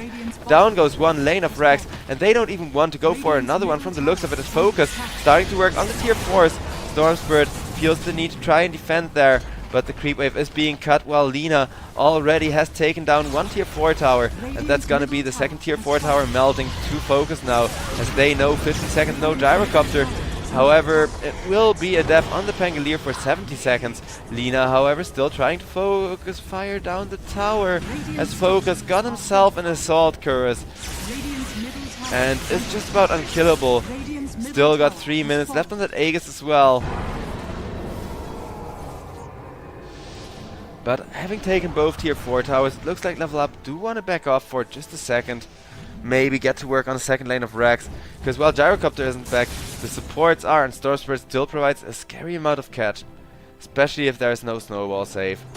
8k gold lead now, however, with those Rex being down, and that is one lane that Level Up never have to bother about again. Dire's top tower is under attack. Marcy finds herself an Invis rune. Lina in the meanwhile just flash farming, though I wonder what for. But over on the mid lane, Marcy will actually be caught by the Invis rune. Stormspirit coming in to jump on her. Marcy just presses the BKB, and the support Marcy starts 1v1ing the Stormspirit, as there's already a Skull Basher. Everybody will run away from the Marcy, but that was only a support using the BKB and making the enemy mid lane run for the hill. Stormspirit still able to get out of there. A scan is going to reveal that Visage was chasing indeed. But now this huge Lina is coming in again behind her team.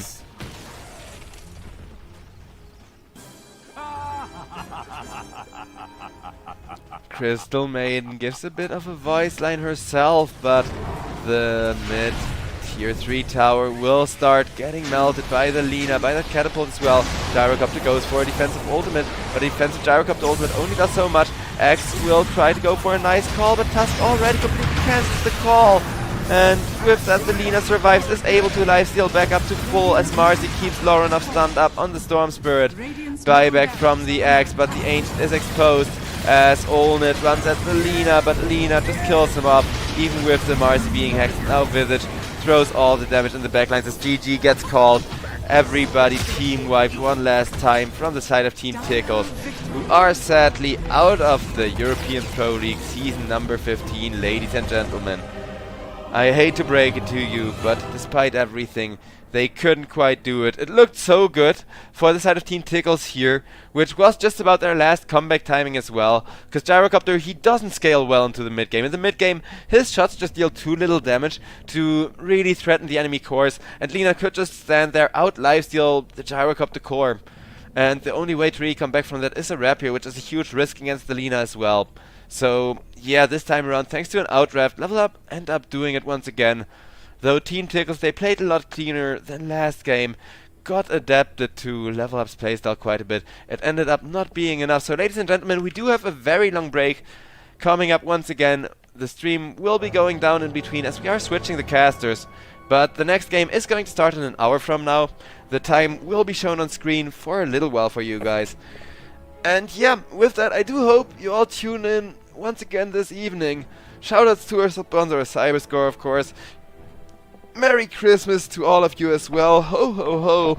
And with that, thank you all very much for watching. Have a great one and peace out.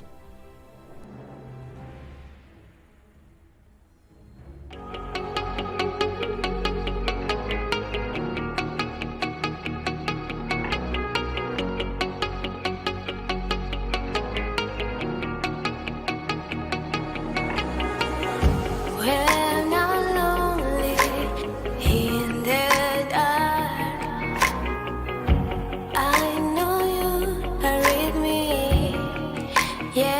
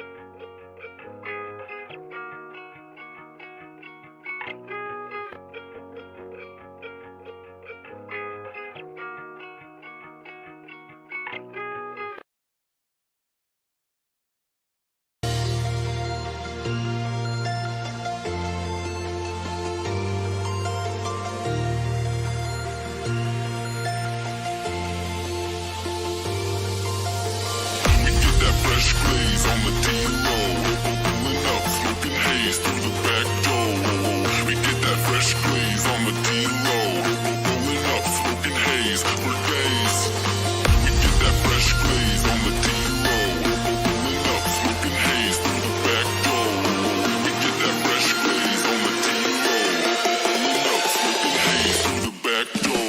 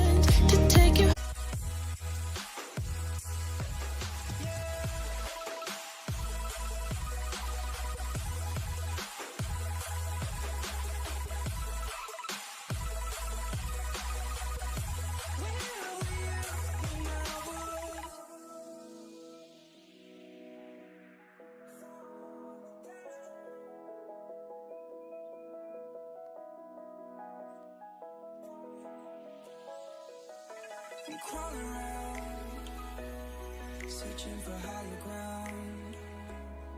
Can't see in front of me. My enemies have tried every possibility, ability to know if I can bleed. If that's what you wanted, you won't get it tonight.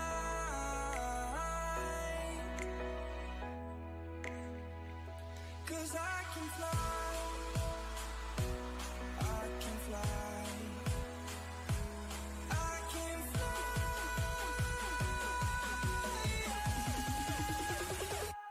I can fly.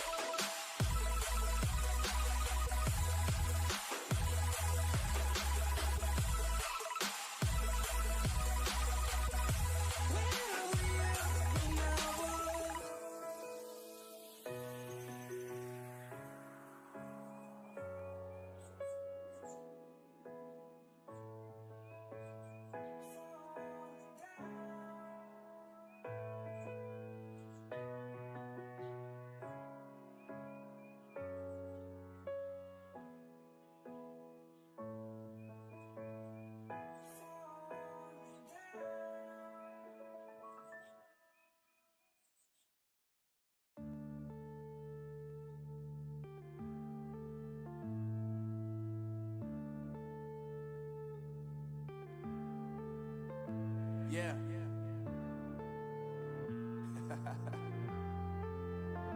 Unknown Brain. Marvin Devine.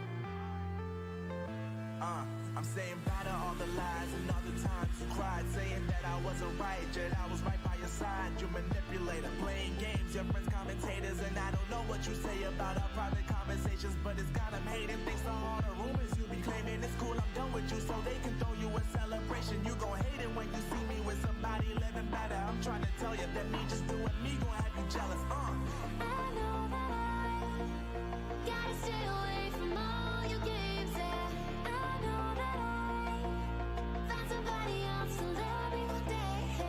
You'll realize the grass ain't greener on the other side. No, you did me dirty for the last time, so now I gotta say goodbye.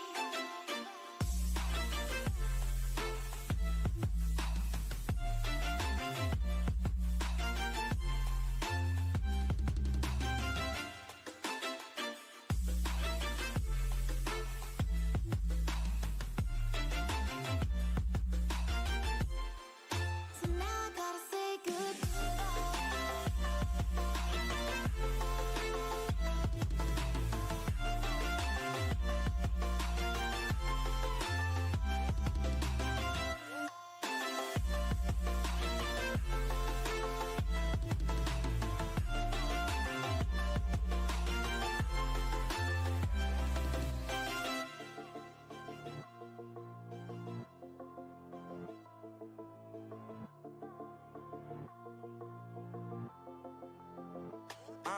Yeah, my life is lovely now, I'm focused on me. You said you were about to die, I guess the car is on E. But see, I ain't even tripping, cause I just chose to believe that somebody gon' come around and give me just what I need.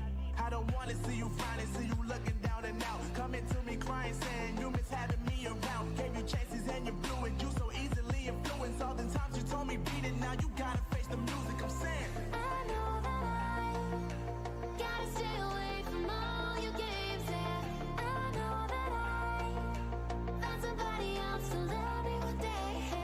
You'll realize the grass ain't greener on the other side. No, you did me dirty for the last time,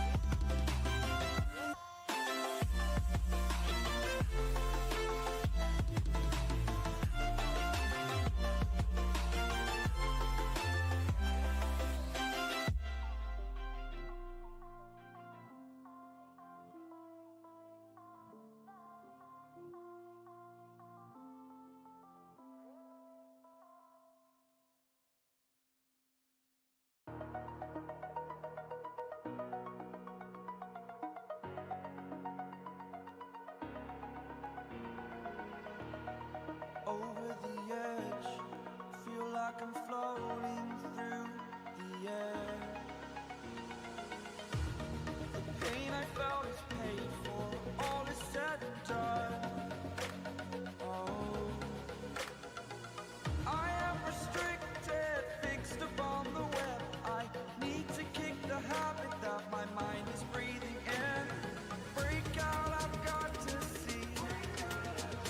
Spent all my life holding all of it closely. I played it innocent, a feel of discontent. I'm finally facing it all, fearless.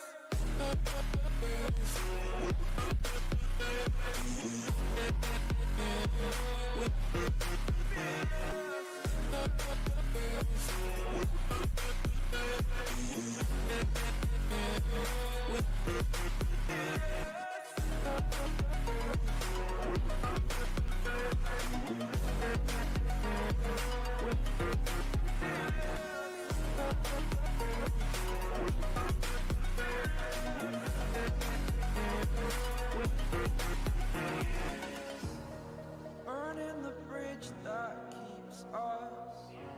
I'm here and I'm feeling fearless. Exaggerated, that's what you assume. The story's over now, I must conclude. I am conflicted, watching where I step still, hanging in the balance. Not the life I want to live, I want to take it all. Standing tall, fear outweighed the person you are. Oh, break out, I've got to see. Spent all my life holding all of it closely. I played it innocent, a feel of discontent. I'm finally facing it all, fearless.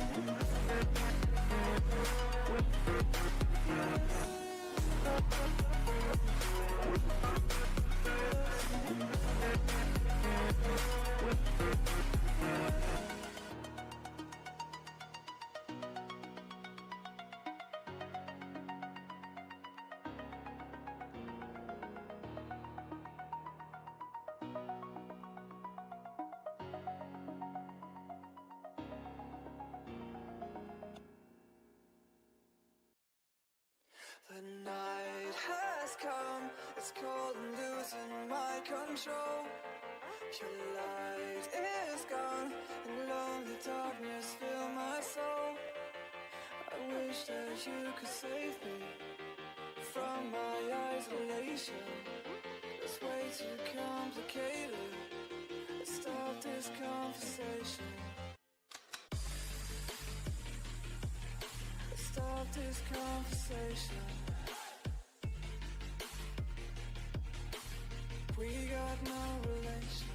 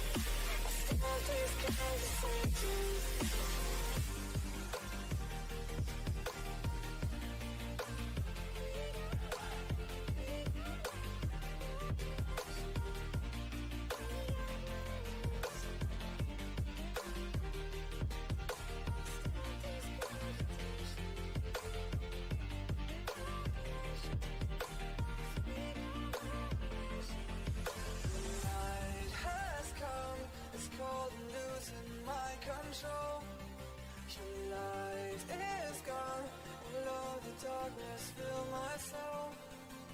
I wish that you could save me from my isolation. Let's way too complicated. Let's start this conversation. Let's start this conversation. We got no relation.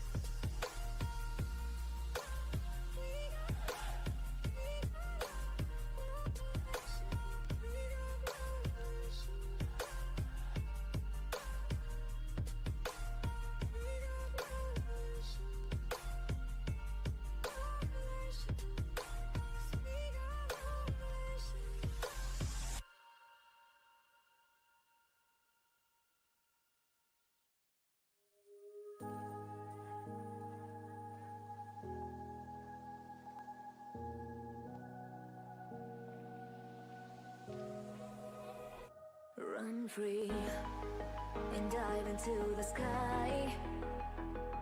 Hear the wind crying out its prayer. Why are we so ashamed to be alive? Break the chains and our freedom's ours to take.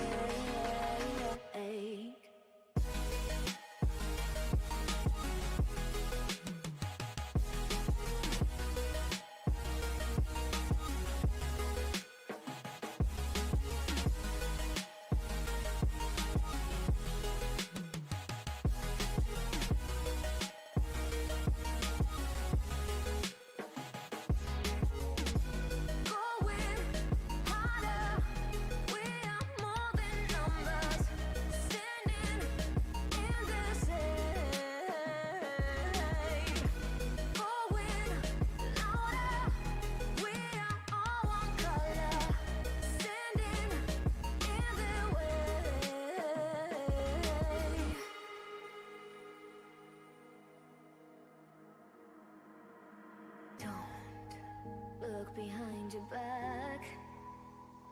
Chase a light when the world is getting darker. I have a dream where love's the only side. So take my hand, join the army of the shadows. Going harder, we are more than numbers. Standing in this shade. Going louder, we are all one color. Standing in the way.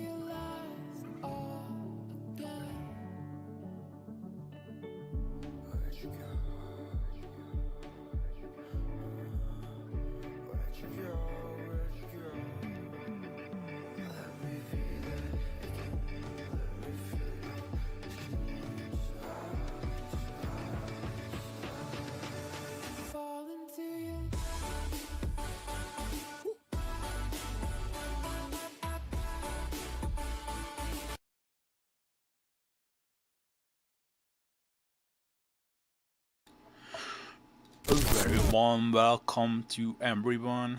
This is once again EPL Pro League season 15. So we are deep into the multiple seasonal schedules. Oh, let me add some sound to this wonderful game. My name is Kozra. Welcome to you guys and girls, ladies and gentlemen. This is gonna be the playoff now, and this is actually an elimination match between KZ team and SIBE team. So these two teams have met before in the group stages, of course, in Group A. That match was the only loss that Dire KZ team back. got in the group stage. They lost that against SIBE 2-0. They meet once again though. It's destiny in the lower bracket quarterfinals. SIBE team got eliminated by Klee 2-0, while KZ actually qualified for the lower 5 bracket, seconds and remaining. Dire team they back. won against Marsbet previously, as well as SIBE did lose. They won 2-0. But let's focus on this match because we are gonna be having some fun for sure. Let's check every settings that we are using the correct 10 seconds remaining. options, and the objective is given 5 seconds with remaining. the Team first back. big pudge, which is a very strong message coming out from Rain. I wonder who will take it, because it might be Nestspheres. We can never know. I wouldn't be surprised if they pull off something like a 10 off-lane seconds pudge, remaining. to be honest. So it wouldn't be out of this world, to be honest. Team pick. Dire team pick. But it was a long time ago since I've last seen a support punch, which is only capable of getting kills by his hooks. The good old smoke into middle ward into hook, which I think is still possible. I think I've seen remaining. a video the other day where you are still 5 seconds you are remaining. still able to be you can still be stuck in that position, and you just cannot move because Pudge is the only character that fits there, but not just Pudge with the only character, but character of a hero fits there and another one, and you just cannot move. It reminds me of the days when people, I think it was North American scene, they were quite good with hero blocking, and if you face the same direction as the hero that you were blocking, it was unable to Dire move. They team since patched it, but that was insanity back then when I was following, like, I think it was 2 years ago. It wasn't that long. That function was actually absolutely broken, and they were abusing it to the end. We got a Lion, so very 10 good hero seconds remaining.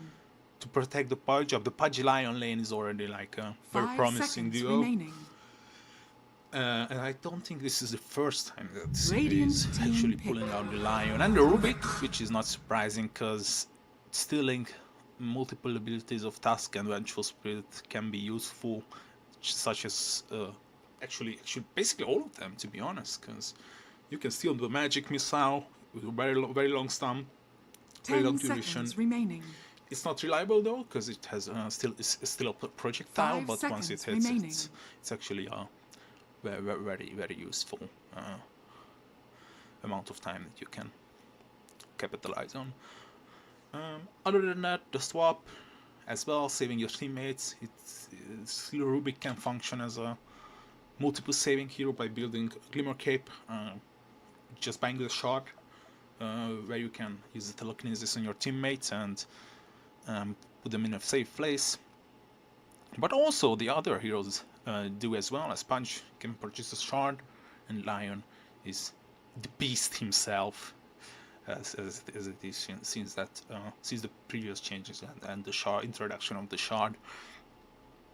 So that's what we are having on the plate today. On the other side though, it's actually Spartan, and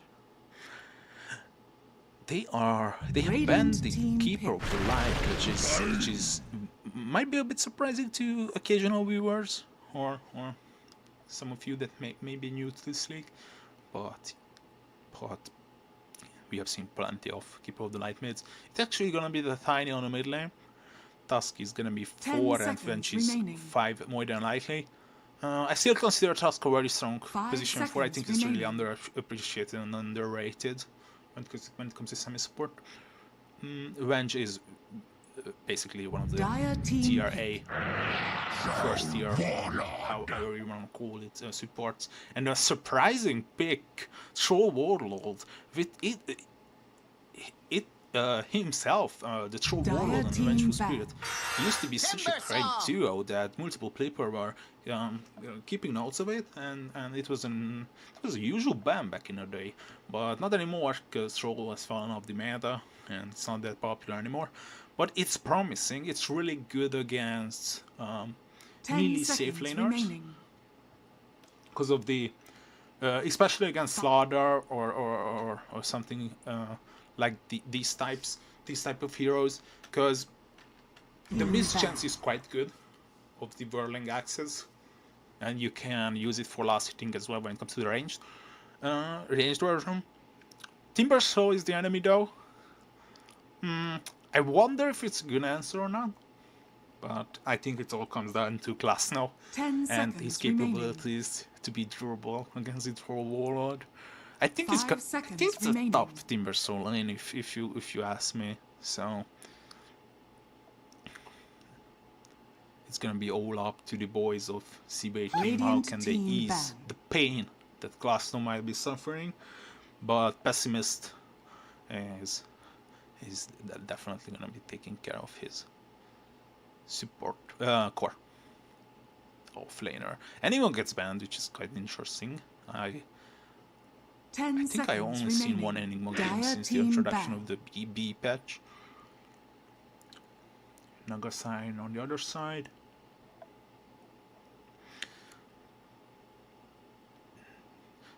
I think we are waiting a mid laner on SIBE team.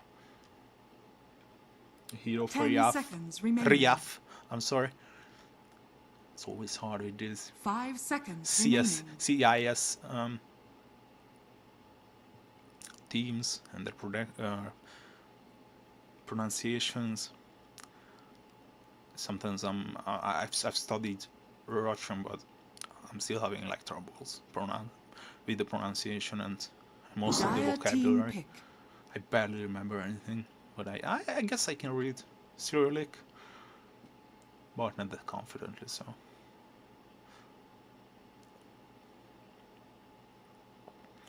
we're looking for a mid hero.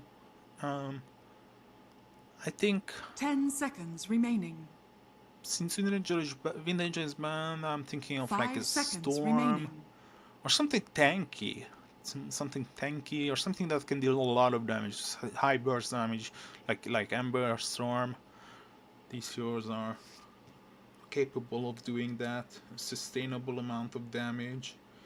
Or what CB might have played previously? Pangolier. I think they are playing Pangolier before. They have played Puck before, so Puck is banned though. I wonder what Rain is gonna pull off here.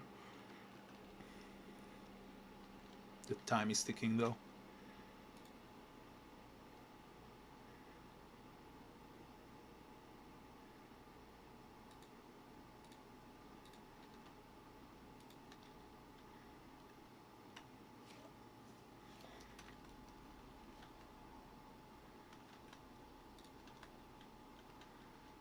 Medusa? I wonder if it's gonna be mid. 10 seconds remaining. 5 seconds Or remaining. they can put the Timbersaw mid. It's quite good against Tiny. Around the Pudge is 3 and the Medusa is 1. But I think in that scenario, the Pudge is doomed as a position 3 hero.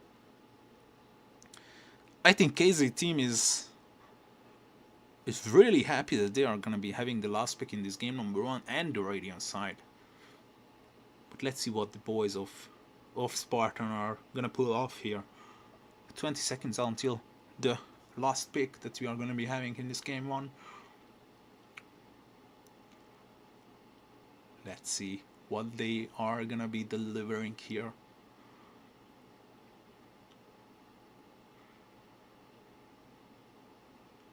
Running down the clock. Monkey. You may now select your heroes. Okay.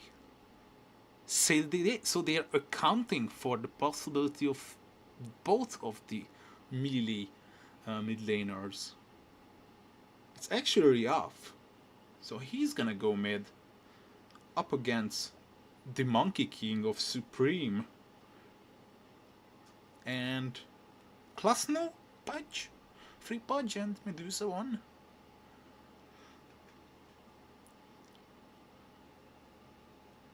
Maybe the task might be surprising as well. It's gonna be position 5, I believe. And Astra taking the support Tiny, and Skylark is gonna be playing the position 3 Vengeful Spirit. This game is getting ever so interesting. So I welcome everyone, and of course Merry Christmas to you if you celebrate. And this is playoff time, so this is playoffs. So the team may lose the first game, might be at a great disadvantage. They are gonna be on the brink of elimination, but who will it gonna be? It's a question we are gonna be finding out in just in the upcoming 1 hour. We are all together. It's once again SIBE versus KZ team. They were both in the group number 1, group A. SIBE team won 3 matches and lost 2. While KZ team won 4 matches and lost 1. They have met before in the group stages, and it turned out to be a favorable situation for SIBE. That's how they eventually surpassed the sides of the sides of like something from a dream. KZ in the end.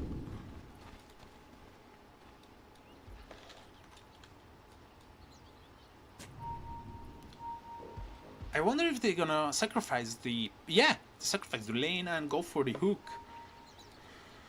No runes here or anything that they have to be scared of.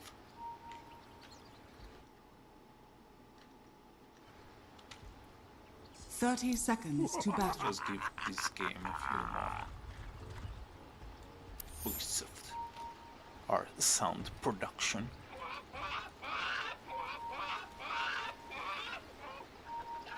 Are you gonna be having any brawls here, boys?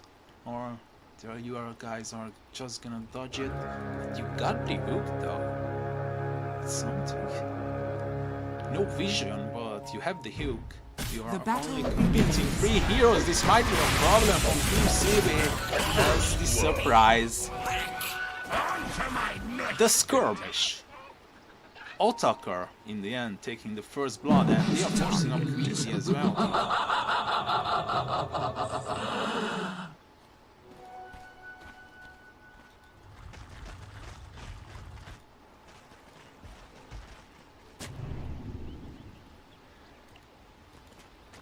And yes, indeed, it's gonna be the Skylark position 3 Vengeful Spirit.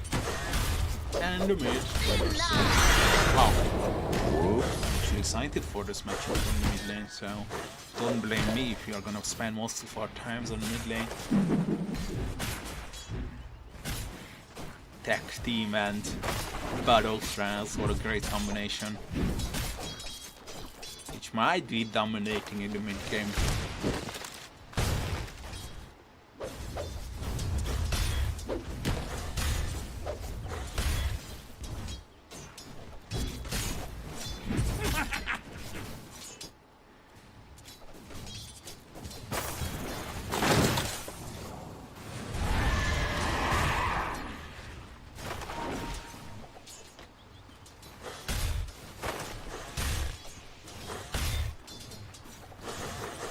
think it's a back and forth situation. Once you start off, it's obviously favoring the Timbersaw in the beginning. Then it somehow shifts to be like a not like a mutual, but a stalemate situation.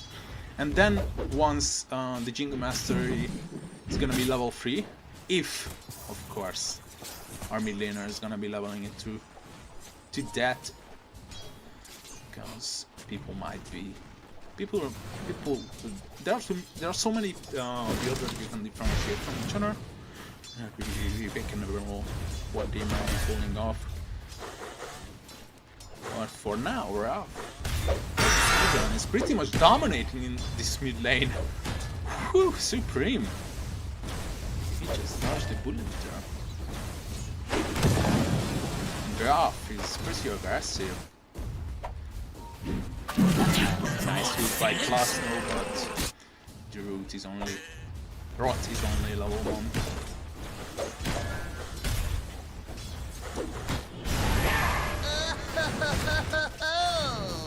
Nestria actually suffering. Got the magic stick though, so he's secured for now. And the Ranger Basilius.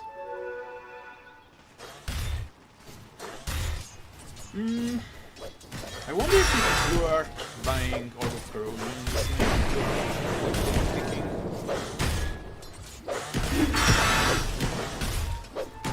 Oh.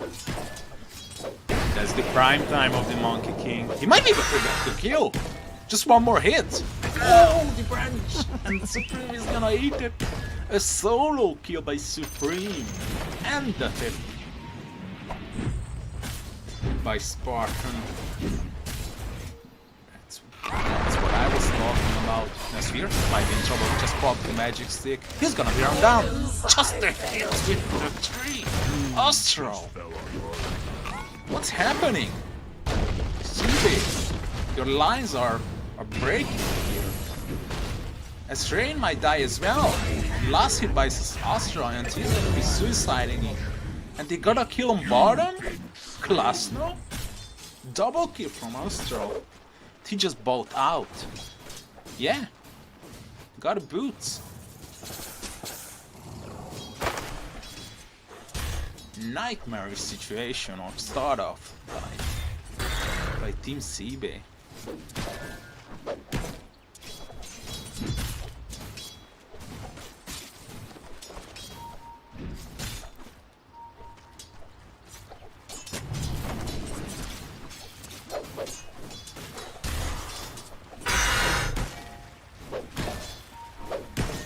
It's really tough now. The MK has 1 level advantage, and you need to take care of the potential ganks as well, because this Tiny is really eyeballing with the situation that he might attempt this mid lane and out his friend, Monkey King. Yeah, he's gonna be stacking Skyline. I thought he stopped, but it's tanky. Revenge, Double Bracer and the Magic Band. He did not stack in the end, just taking this camp. Basically he's forced out of the mid lane. It's all because of that 1 kill. 2 levels advantage.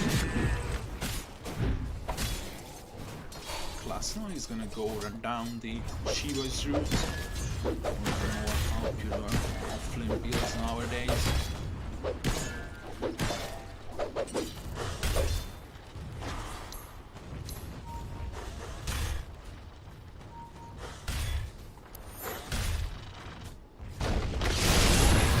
Toss and another easy kill by Astral. Radiant Skylark is gonna structures be are fortified. the benefactor in the end. Not that way. A cancel TP and the rundown on Klasno. The rotations by Supreme came as a surprise and they shut down Dire's courier the has been punch. killed. 7-1. KZ team is really Dire's starting bottom this tower off with is a under attack. blast here.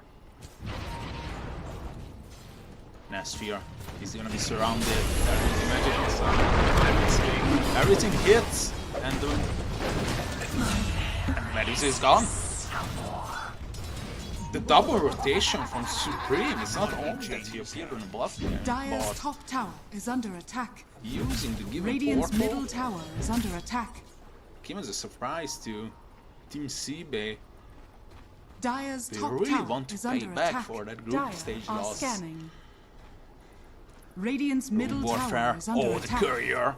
Dire's Spartan. courier has been killed. If he might be able to even snatch. Oh, he's dodging! He got it! Mystery! He might be paying with his life, but is it worth it? Of course it.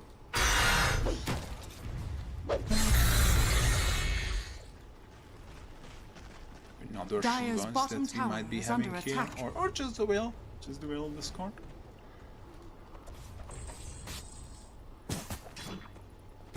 And yeah, that's a painful situation when you're a Medusa and you're already forced to the jungle as level 4. Supreme? I think he's very much killable, but the reinforcements are coming. Astral is here. Nice telekinesis. Finally, SIBE is answering with 2 kills. Raph might be stuck, but the Timber Chain definitely helps him out as they get 2 kills on the mid lane, Dire's top and basically tower is they are under back attack. into this early game 8-4. But look at the last hit chart though. Got it. It's all KZ. Plasma might be in trouble once again. Radiant's middle like a bit tower of is lag. under attack. This is gonna be an easy kill. Or not! Raph is here and he's scary. Popping the shield room. Spartan. Oh, nice room though. But you got hooked in the wrong neighborhood. Rain is here. So many people attending this fight. Is the battle transport? The Dota is unstoppable, even though the Team Verso might be pretty happy if you hit him multiple times, but he's definitely not happy if your name is Troll Warlord. Kvizi, he might be ganked in the game, but it's a breath of fresh air for this Rubik to get. Is the Rubik higher level than Budge? It is. That's tough time. Even the Medusa is only just 5, as I just mentioned. Basically all fours. Nice solo save. The swap? It's a bit confusing though. Supreme might fall. Astral is here. The Chakram connects in the end. But the Inverso is gonna pay with his life. The Blood Grenade? He's healing up. He misses the Chakram. Rough. You got all the charges. But it's all magic damage, and on the other hand, we are already having a Budge rotating in. Skylark might be in serious. No, he's fine. I thought he's gonna be having issues, but it does. And Dire's he's bottom gone. tower is under attack. Another fight favoring KZ. And they are smoked. Okay, I think they saw the smoke. But it still can come off as a surprise. Maybe to the Medusa? Depends on which lane they might want to hit. It's a nice play from Rain, who's attending the room and disconnecting this gang. It's worth the sacrifice that you gotta take for your safe lane. 12 to 6. We are switching. Radiant's to middle network. tower is under attack. I mean, yeah. Arsenal is right. Bottom tower is under There's a attack. Troll Warlord basically farming in between the 2 tiers. Please, use your eyes. Telekinesis is there. Back on the stairs you go. Dota here. Upping the battle chance once again. Plus no, he's forcing him to the dire side. Nice rotation from Rain. It was necessary. Yes, and they dodged the Tusk Snowball in the end. Oh, the kick though. The Vorus punch. Secures the kill. 3k advantage on KZ team. Skylark's basically having a free lane. He's dominating. Oh no. Nasty here. Wrong neighborhood, my friend. He's losing a lot of mana. And I think that he has no stick. Yeah. Imagine if the stick Dire's top tower is under generates some attack. charges over time. I mean, There is a just Radiant stick are like scanning. that. Whatever, it's called holy water. Okay. Never mind. Taking it back. Dire's Just bottom my tower save. is under attack. Dire's bottom tower has fallen. Plus no. Dire's structures Getting my are beam in him. fortified. He's fast. Relays, phase boots. Stolen monkey feet ultimate to Bushman's command. It's hitting! It's actually painful. Look at Skylark, he's quite loaded. Stolen swag, Quincy!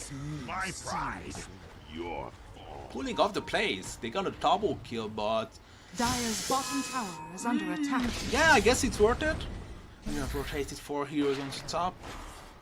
This is gonna be a DD. nothing will Yeah. stand in my way. Have a bottle, so you can see the DD effect, or it's called amplified damage now. Have they fixed the fact that if you bottle it, it's still called the double damage?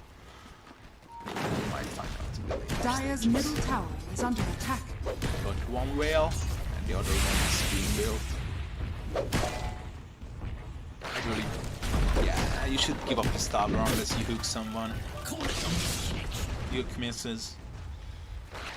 And Casey shows it. The lane equilibrium is not really favoring them, so. Go for my armor. Who's gonna Radiant want are to pin scanning. the far? Ooh. 13 minutes battle fury on the way to the Asha.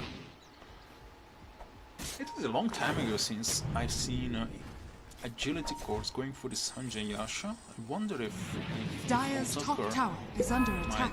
Dire's be top building tower it. has fallen. Could be a genuine surprise. I think it's quite good this game. Not gonna lie. You got so many lockdowns.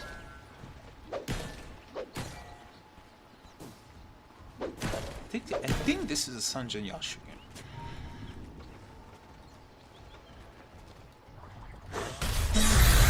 Dire are It's the scanning. ground, like all the heroes. Fusel blade finished. High heals, even though the Timber Sword was really suffering in the laning stage. Skylark on the edge, on the border, on the brink, picking up that Aghanim Scepter. They want to bait the Monkey King. Oh, the finger! It should be a kill. And Nasfer is so happy. This kill shall be the savior of this Chunga Dusa, as I can call her that. Are there any stacks? Of course there are. They are not gonna be doubling up on the Shivas, so I think this might have been a slight miscommunication, or just 2 Shivas are the name of the game. I don't know. Seems like Taika and Sanj is more favorable. Bye bye. Plus no. I will find out the rules Dire's as middle they tower claim the has last fallen. one as well.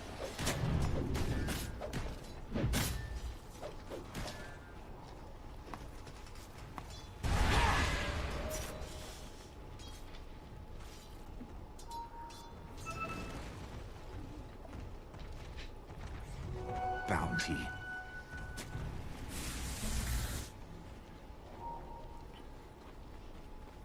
Yeah? Wow, I'm so happy. It's actually a Sanjay Yasha game.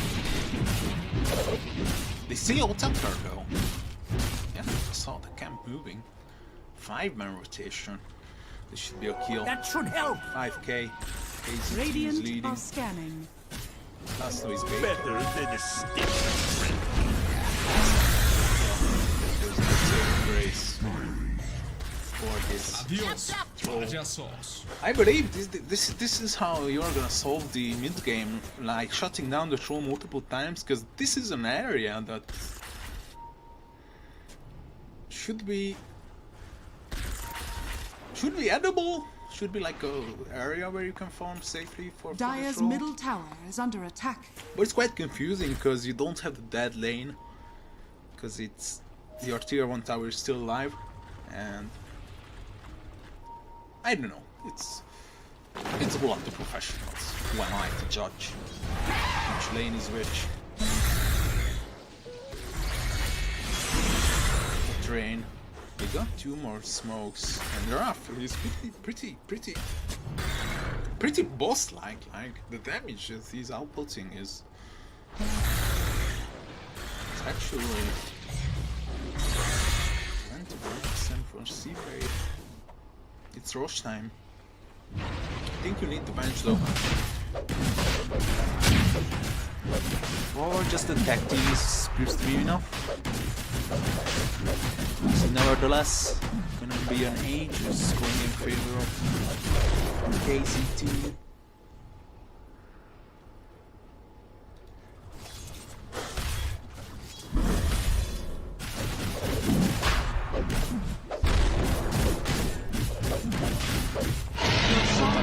Falling to the The Radiant. one taking the Radiant's Aegis. bottom tower is under The attack. timer starts now. 5 minutes until that. The 5 minutes expiry date. Supreme.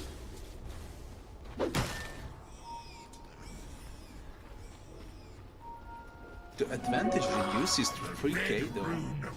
The off time that they had with the Rosh.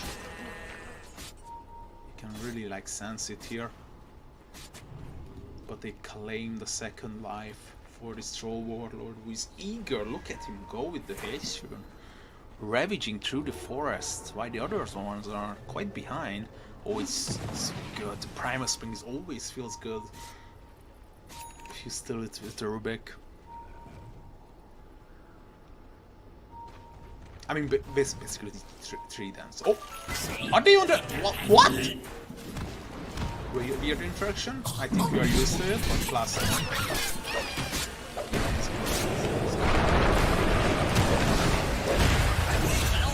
Yeah, that was a weird interaction. I think I've seen this before multiple times. I think it's always hard. I would call it it's the Schrodinger's dance.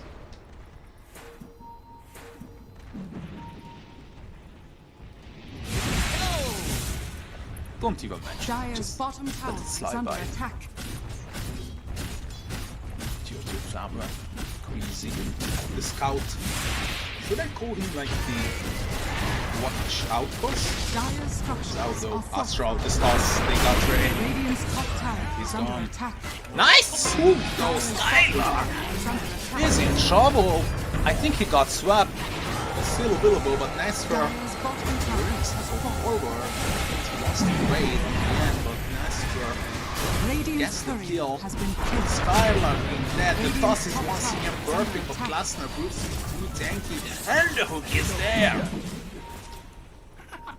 Of course! You can always capitalize on the hooks. It's a reputation. Ralph, I don't think this is the fight that we were looking for. Never mind! The Chakram, the Timber Chain, all of a sudden it's all falling apart for KZ. They are not even losing any heroes. What a fight! It was basically starting off with a hook, continued with a hook, and finished with a hook.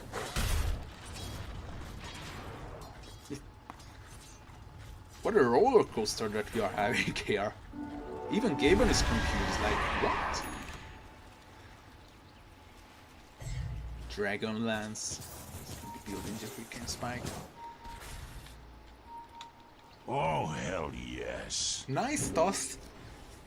Dire Nice are blink scanning. tosses coming out from Astro. But you gotta think twice. Which hero are you gonna toss?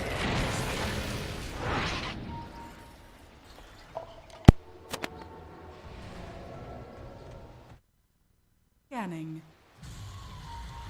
Radiant's bottom tower is under attack.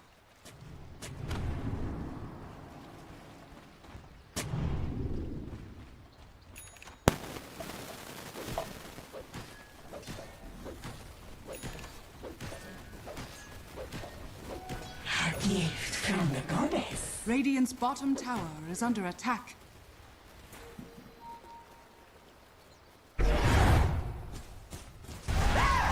Radiant's middle tower is under attack.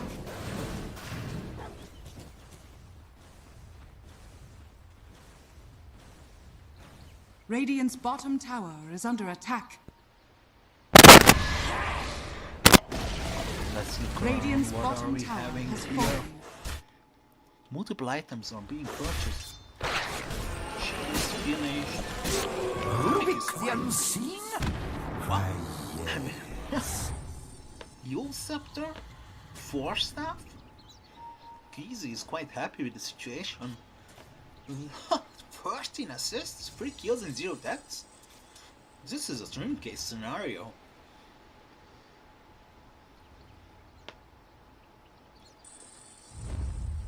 Oh, they're gonna meet here though. Who's gonna move first? I don't see Drew.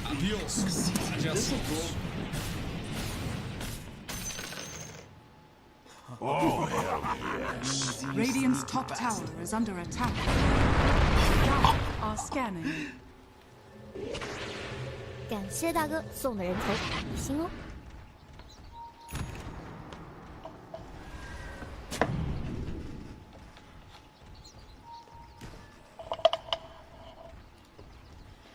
Can I see my voice lines here? Yeah, I have that one as well.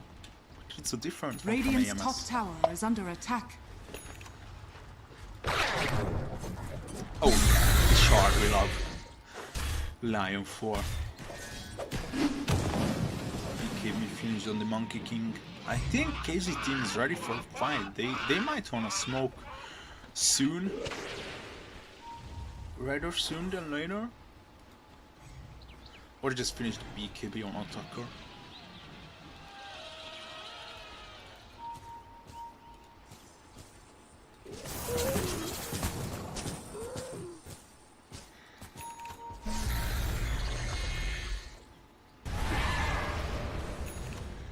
Skylark is pretty tanky with the Hurricane Pike now finished. Having multiple sources of mobility. Butterfly. Look at how high this Medusa climbed actually. It was a tough ladder, but in the end, tackling it Dire might are be easier scanning. than I thought. They got 2 Shivas, but Radiant's bottom tower is under attack. this might be a fight here. Initiation is everything, and the hook is perfect. 2 ultimate sacrifice on the Radiant side. Shivas, they see everyone. This is a good fight for Team SIBE.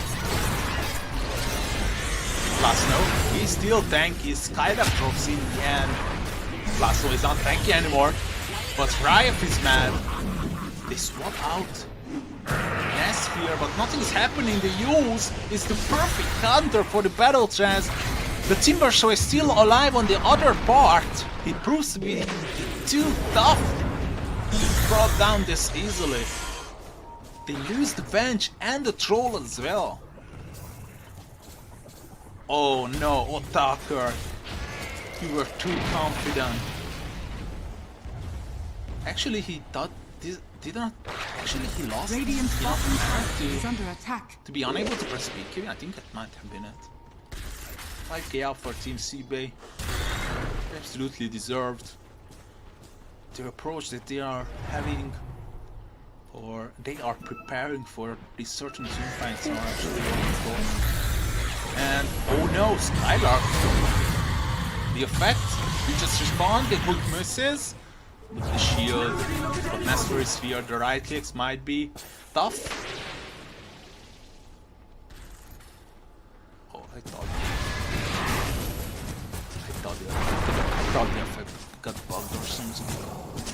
Yeah, it's still a long duration, like 10 seconds, the shield that is lasting for.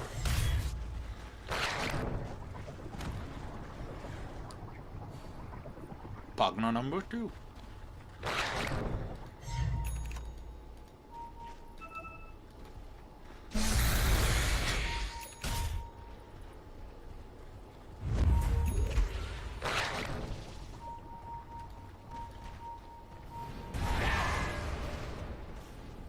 Astral, he wants to initiate once again, but... Oh, the hook! It's so good! Another kill in the bag for SIBE. And they are running down. Tucker, he got hit. No BKB proc. Basically, Spartan evaporates. Tucker is now proccing the BKB. He might be able to TP out. No, his TP is on cooldown, so he has to run home. The phase boots, is it gonna be enough? No blinks are coming out because they don't have any. This is a really dangerous play, Tucker. You're basically playing with your life here. Dire's courier has been killed. No, he's cancelled it. Radiant's top tower is under attack. Spartan buys back. They want to fight this. This is a weird position for the Medusa. He pops everything. It proves to be enough. The battle chance. He's unkillable now, but he's gonna definitely fall after that. Oh no, Tucker. The Medusa might be dead, but at what cost? You lose 3 heroes and Spartan dies back in the end. Disaster, if you ask me. Radiant's top Radiant tower Rough, is you under are attack. absolutely dominating this game. 19 kills that you have participated in, and the MVP for me. Till this minute, or till this time, Queasy is really proving to be the difference Radiant's maker top here. tower is under attack. The catalyst of this day. Radiant are scanning. Playing wonderful. Dire's middle tower is It's been under a long attack. time since I've seen this promising of a Dire's Rubik courier has been gameplay. killed. Skylark, I think he's constantly being out of position. He was just lucky now because SIBE decided to rotate onto Rosh. It's gonna be the Dire Rosh, so it's cheese, not the Roshan's banner. Lucky me, because me and Dota are always cursed with Roshan's banner. It always disappears. I don't know if the teams are constantly denying if it's on purpose or what. But yeah, they are not taking first daylight. It's Dire Rosh. Jeez. The Medusa is... I don't think he's tough enough. So I would give the Medusa either the cheese or the Aegis. But so Nesfer takes the Aegis. Rough proves to be tough enough with the doubloon. So doubloon. Doubloon. Doubloon. Double-oon. Doublon. Like French. Doublon. Dire's middle tower is under attack.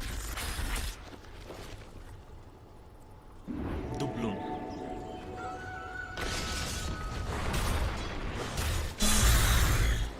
Doublon.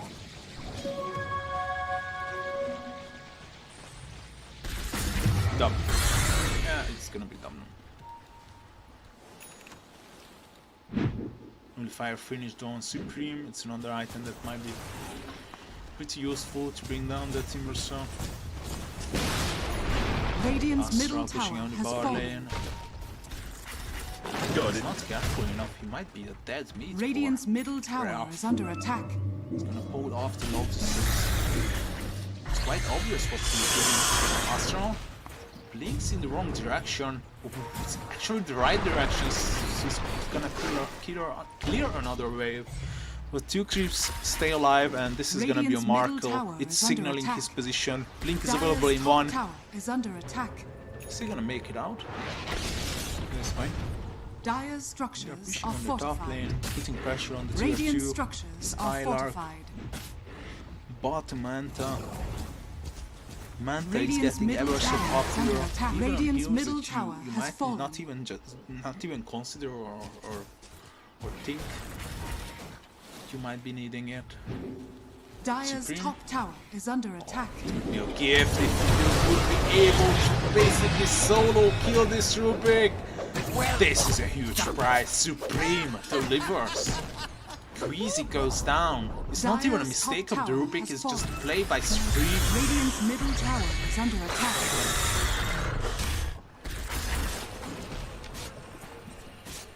This is those. These are those chat plays that you need to stay alive in this game, as it's basically equalized. Dire are scanning. A spear with the diffusal blade, okay. I can relate. I can relate.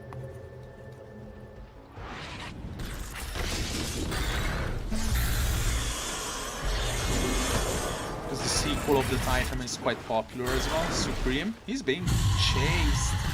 Having no B3B, if he gets hit by the Shivas, he's running. He's successful. Radiant are scanning. And Dire he's gonna are TP scanning. out safely. Graf basically burned all his mana. But who cares? Agna is here.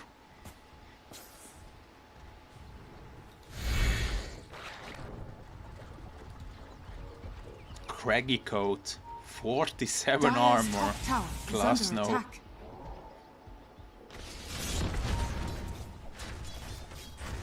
Raid ban.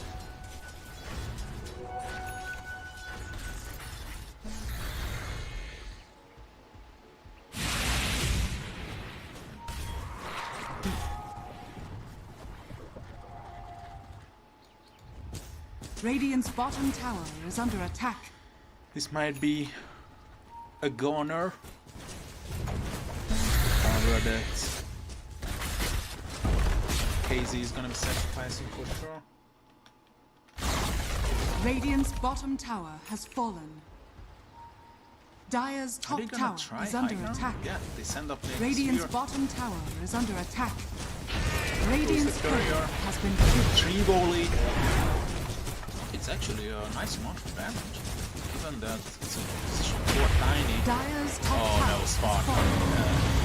This is no man's land. Graf TP'd home. They do not exchange tier freeze. Damage was not enough.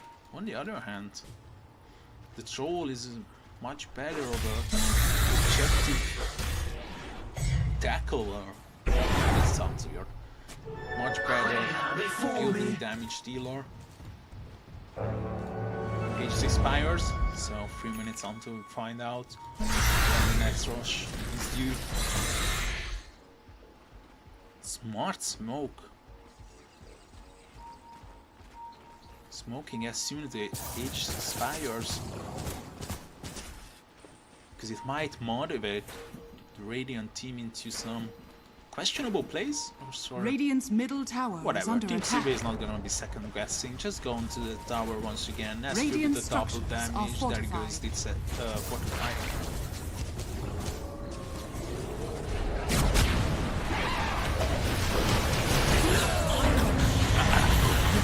Blink twice, and the Medusa is gone.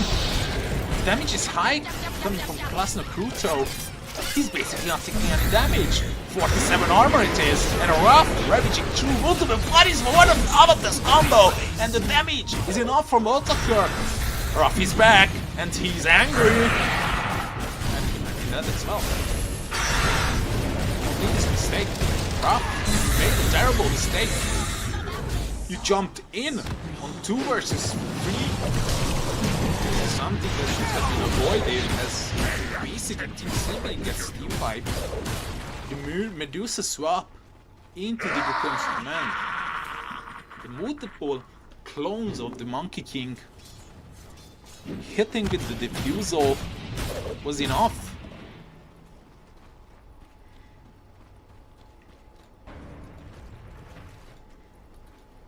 This is dangerous. Monkey King bar finished as well. Ultracure is a scary hero. If he's able to blast Dire's Battle middle Trance tower and the is under BKB attack. combination, and if it's Skylark and company, the extra Dire's minus middle armor. tower has Are fallen. they gonna push into Dire's this bottom tower? tower is Multiple under lanes are attack. under Radiant pressure are because scanning. it's 35 minutes, double catapult waves. First one is gonna be taken care about. Top is secured as well. It's only bottom now. Oh, it's fine as well. Okay. They were besieged, but they repelled the attack. I thought it's gonna be a bit more that KZ team might be able to take away from this victory, but it's 37 minutes. Tier 4 runes are, Tier 4 items are spawning. Or might spawn if you want them to. First you should sacrifice some creeps for the greater good. Oh, I love that effect. What's that? Never mind. Tough. Eggs are popping. The damage is just too much. 90 seconds without the timber, so this might be actually game. Here comes that spear though with the ultimate. Otaker's being forced off. The task almost dies. Revenge is quite low as well. Spartan knocks off Skylark. He's gonna be a sacrificial lamb here. Spartan. Does he want to commit once again? Skylark picks up the line in the end, but he has buyback available.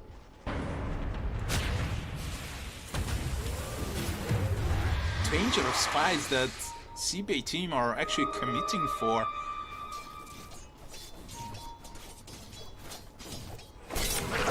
Another death of Wrath might spell the end of this first game. They have to be extra careful. On the other hand, disperser finished. I think Nasphere is eyeballing it one as well. This is gonna be a Roche, Baron, Radiant, Cheese, Aegis, and Aghanim Scepter. Fallen to the Radiant. He's gonna be picking it up. It's gonna be the Monkey King. More Monkey Kings mean more luck. Probability? Capability. Oh, look at this patch. He's really suffering. Even the tiny surpasses him. It's actually Astral. Dire But both are of these scanning. position 4 players are having Radiant wonderful are games. scanning. They are scanning. They do not find.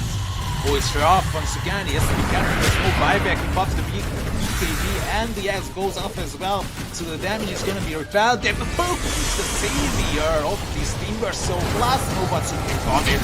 The retire. There goes the Bundless Strike. There goes the Rubik into the cemetery. 60 seconds without him. Avatar's combo into the Beacon's command. Plus no, you're out of as well. 70 seconds without this touch. And look at Supreme go. He seems to be the capable fighter. No, he falls. He overextended. This is... Look at the range of that mana drain. Oh my god. Raph, he bought out.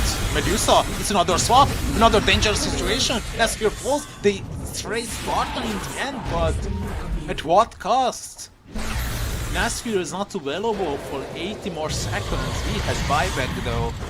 This is something that you definitely want to avoid losing. Skylark dies in the end. Finally, he's getting brought down. Queasy bikes back as well. Was it a double buyback? I think, yeah. No, Raph actually just spawned. My apologies, I thought he was one buying back, so it's actually too easy with the Rubik. So not the worst case situation, worst case scenario, but SIBE, it just feels like these executions are getting out of their hands. The damage is there, the control is there, but it's KZ team all along, and I don't want to like underestimate them, but it's just the swap. I feel like it's just the swap or Supreme doing these chat plays.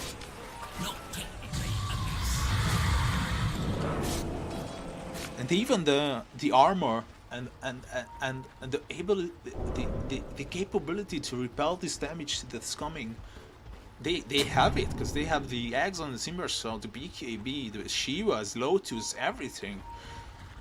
4-step fuse on the Rubik. E-blade finished, which is I don't know, because they already have a nullifier. It's like it doesn't matter. They smoke up. They want to surprise the Daisy team. They spread out evenly, forming a new. It's gonna break first. It's the troll. But they know that this troll is not enough. It's all about the initiation, guys. Dire's top barracks. Oh, they wrap around. They might find the Timbersaw first. He's getting taxed up, but the swap, the shield is there. Nasphere coming out with the damage. It looks promising. They blow up the Tusk. The Tusk is gone. The Tiny might be in trouble as well. Supreme is gone as well. 2 heroes disappear, and they got the troll. Otaka, you are in serious trouble. You should be beating out as soon as possible. Can they cancel it? Of course they can. Queasy has arrived. Astra picks up a kill, but I don't care about this situation. Let's look at the doctor, whether he can stay alive or not. Battle Trance is gonna be hit, but unfortunately it's a Timber so that he's onslaughting. There goes the Yos and what a game though! Astral snatches the smuggles out the I almost said the eye, but the gem of the true sight in the end. Supreme goes on a break, and finally we can have a break as well. Let's see the fight recap. Holy mother of Jesus. 3 Berserker, not that. Oh, which one I was looking at?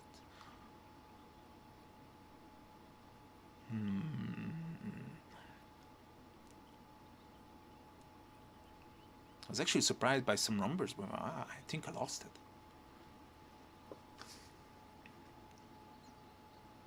it. Launch snowball is like, okay. Look at how many more items can be used on the Dire side.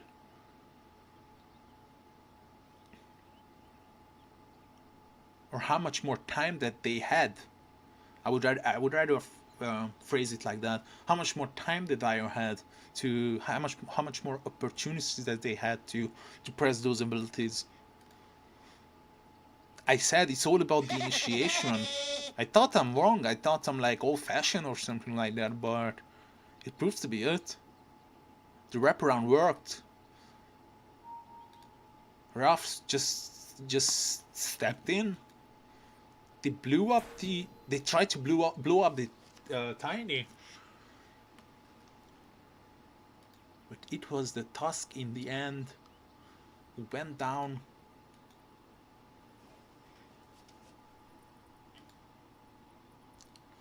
Buyback available, but no money for it on the Tiny. Do they have a lane? Yeah, they got the lane on mid, but it's more favorable on the bottom. What the? I almost 1, feel bad. 2, 3, 4, 5, 6, 7, 8. 8 range creeps and 2 more coming, right? Make it 10. And they have piercing, so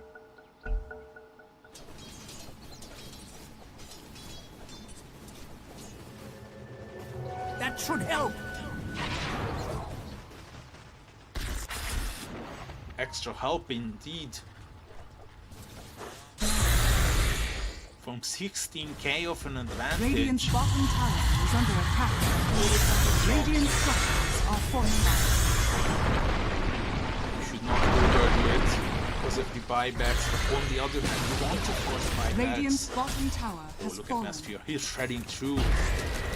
Radiant's Is this bottom metal? has fallen. This doesn't look like Radiant metal. It's structures made of are plastic. fortified. Nasphere.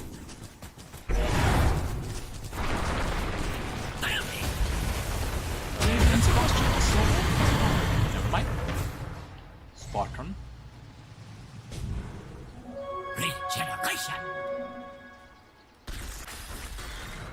What a game that we are having here.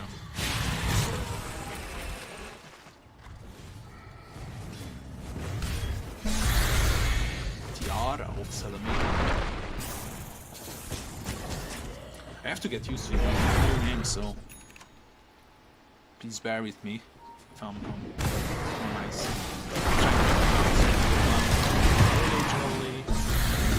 This person is finished. Nothing new on the Timber, as he's putting some money away for the buyback. The fire shell.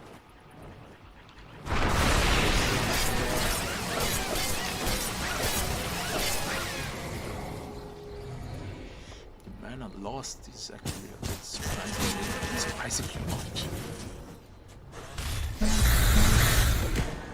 Dire are scanning. Speed is now 6 seconds. It's one of those factors that you should calculate in, that he's not able to get solo kills anymore. But he's always looking so promising with a quick kill on the Rubik. Radiant are scanning. Basically 6 watches, 4 because the Revenge has basically 2 lives. He's gone now.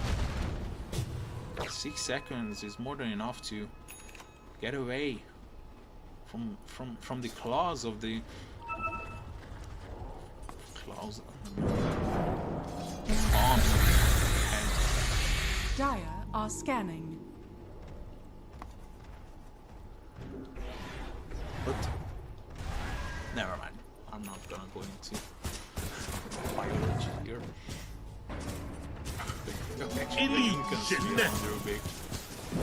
Queasy and on the other hand, got it.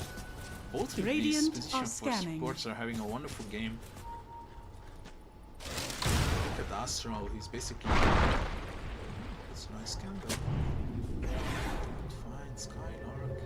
He's hiding in the shadows.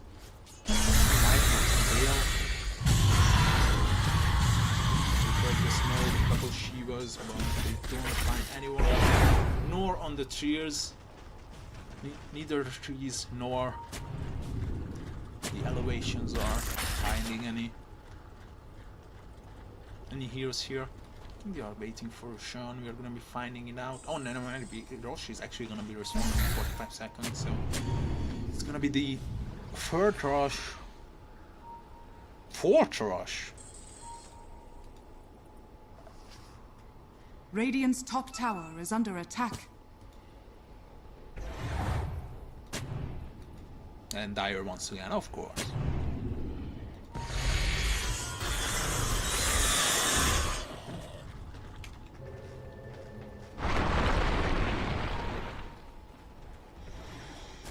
Fight might be breaking out here. Solo smoke. Divided by a new shrine. Nesphir is still holding on to that Mindbreaker.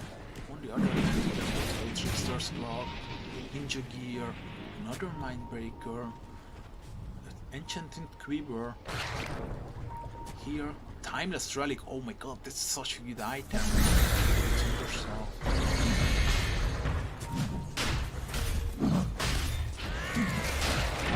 as well.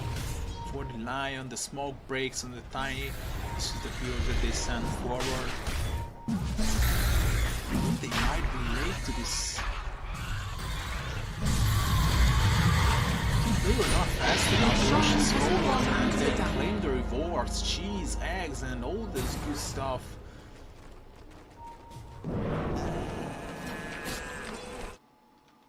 I just feel like that KZ team, the luck, the skill, the potential, so everything is basically running out. They are pinging the bot lane, is pushing indeed. Pay some attention, yeah. Multiple range creeps once again.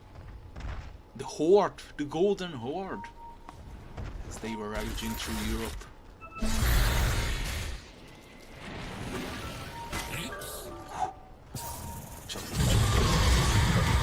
Force. Avalanche. I'm sorry. Tree wall. You're being scouted. Do not break down the observer fast enough. So. Yeah. He's getting hacks. Radiant's top tower is under attack. Yeah, Spartans. Radiant's top tower is falling. down by Otakar and Invite and Boy. Nullifier is mandatory, I guess. Disperser finished for a long time now, and the Lincolns on the Medusa. They are smoking up, they want to protect this Medusa. They just send up the illusions, and the Medusa, which is having 2 lives. The extended ice shards is basically providing a comfortable seat cushion for this Medusa. But they should be careful. The swaps previously proved to be enough to make SIBE second guess their choices when it comes to this high ground.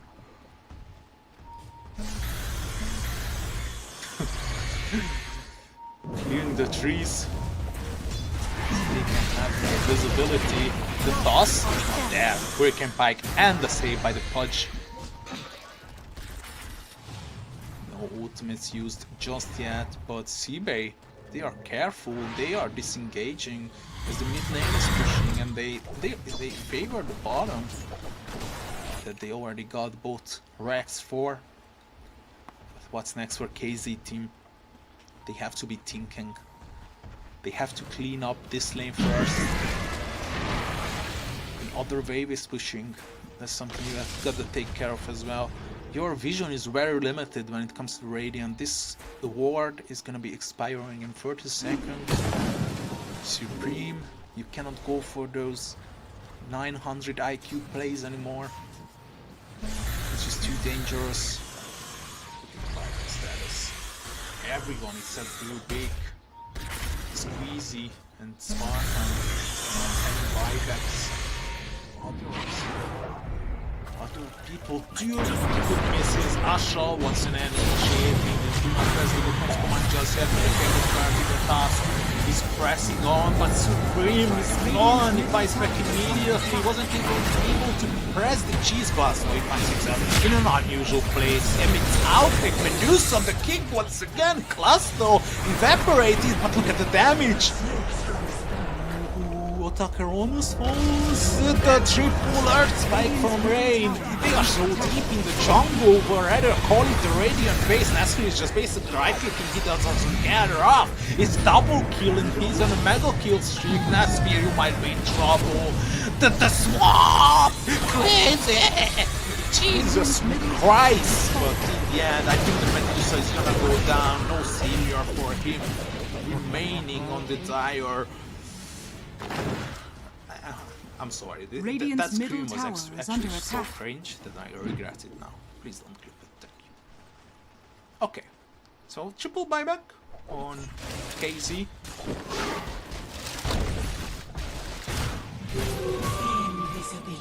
Almost 52 minutes in.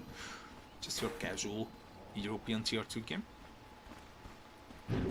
Dire's middle tower is under It's been a long time since he last saw tower. Careful, Otakar. He's basically dead. Got buyback though. I don't know what happened. Nasfir just bought back and they just murdered position 1 of Team KZ. Radiant's middle tower is under attack. It's not looking good for Team KZ. The triple buyback. Look at the vision advantage that the Dire is having. Oh, no. The task kick is something that you can play around. But even that might not prove to be, or proven to be,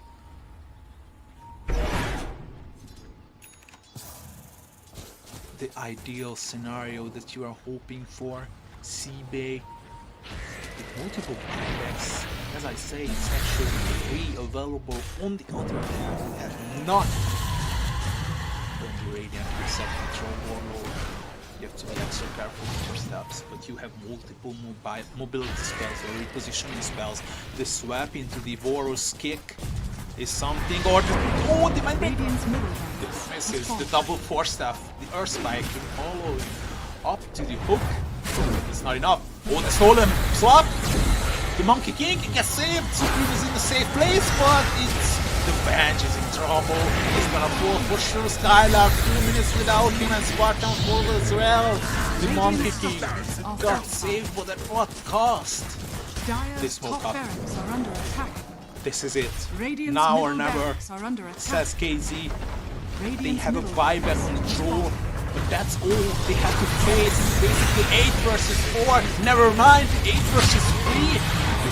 In fact, the Medusa, everyone messes with KB, but look at this Lion sucking is just too much. Otakar, he tries to light these people, but he's a frog.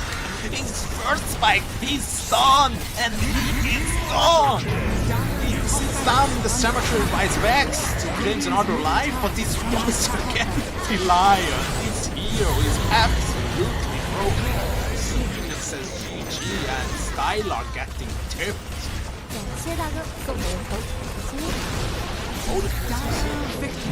Whoa! I mean, yeah. Welcome to DOTA. Welcome to EPL. It's been a long time since I've cast one of those highly enjoyable games like this. This is insanity.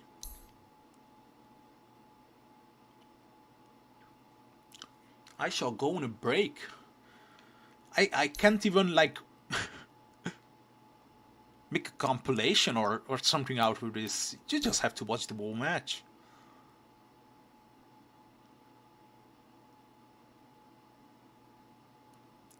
I should highlight Squeezy because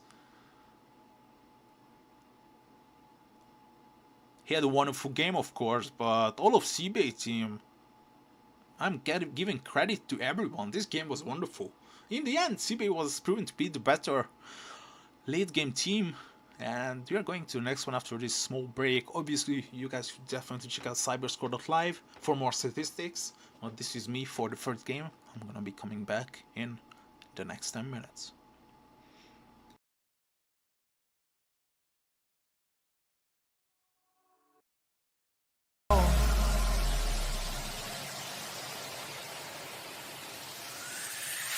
Fly away.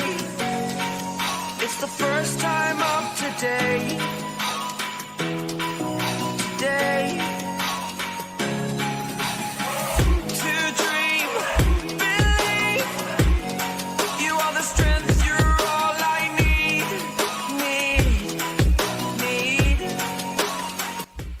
Oh, gonna give it a shot.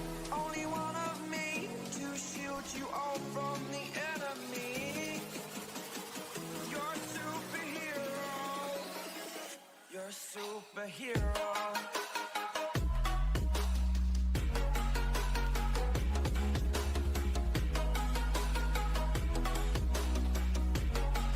Can I be your superhero?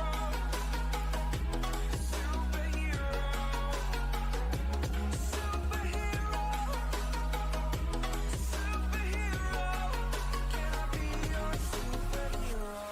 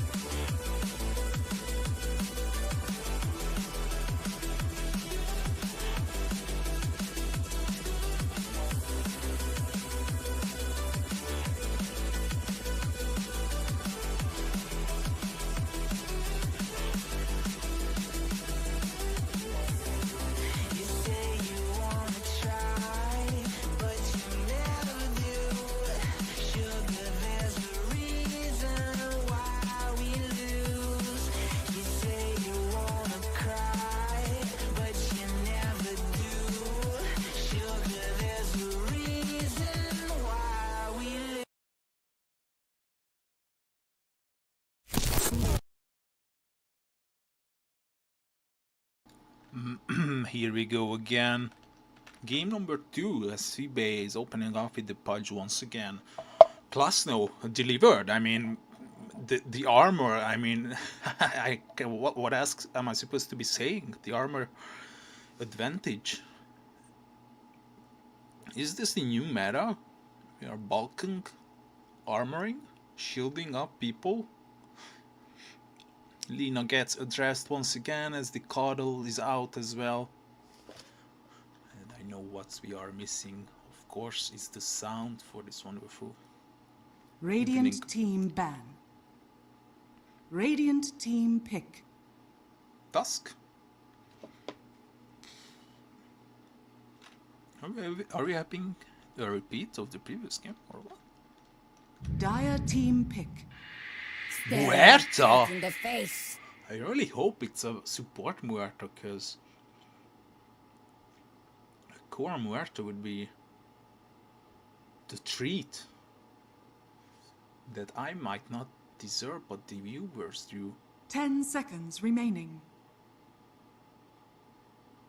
Once again, if 5 you are seconds interested remaining. in more Dire statistics, team or Crystal you are Maiden. just betting one of these games, or there are certain players you want to follow, or just dig into the multiple numbers that a very well built API might provide 10 you, seconds remaining. I would say you guys should definitely check out our sponsor, Cyberscore.live, as they are providing as many information as you can get, basically about everything.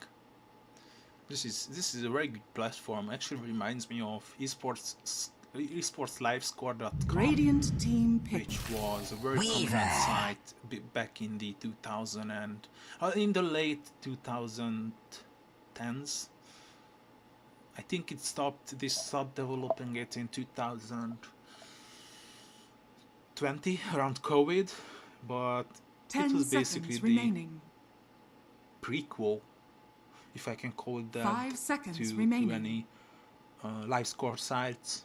I know that LiveScore.com is actually covering some esports as well, but I feel like it's not that accurate. Now we have the Weaver and the Crystal Maiden. This is a very good combination, and I think they have a very positive win rate as well. I think it might be 55% or even more when it comes to professional matches in the recent stages. They are very confident with this Pudge, even though the Klasno was suffering in the early stages. They are still giving him the Pudge.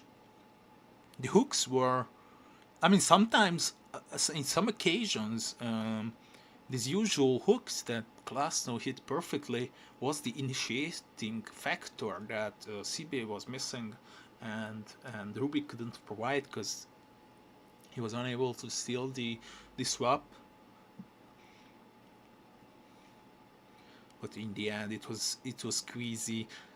I think he just switched names because he was called Pessimist, or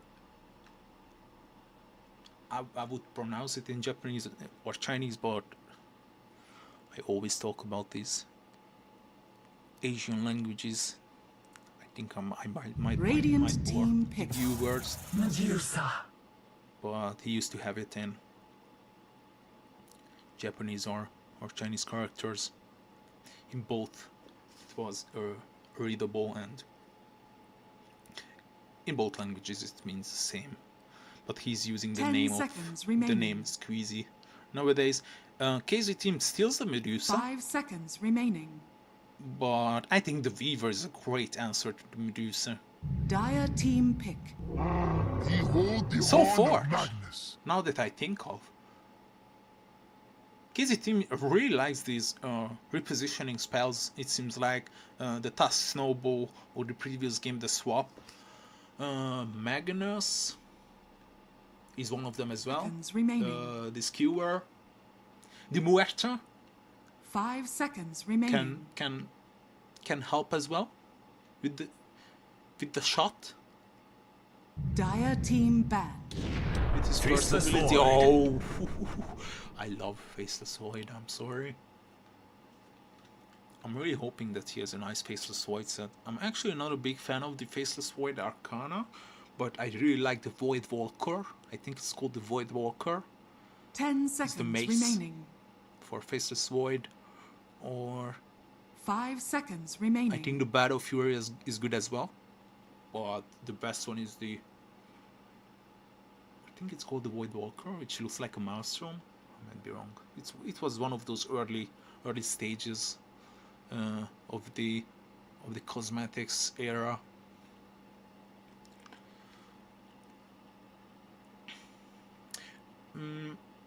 Medusa Magnus, I think we have seen this multiple times. Back Radiant in team 2021, if I'm correct. I might be wrong though.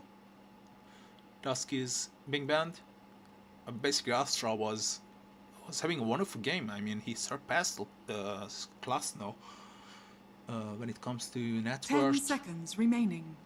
I certainly believe that 5 seconds his remaining. tiny was actually a big factor that KZ team had any Radiant capabilities team ban.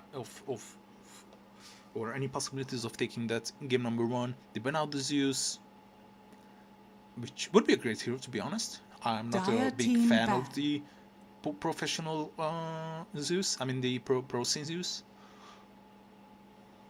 But this game is actually pretty decent. Invoker pack.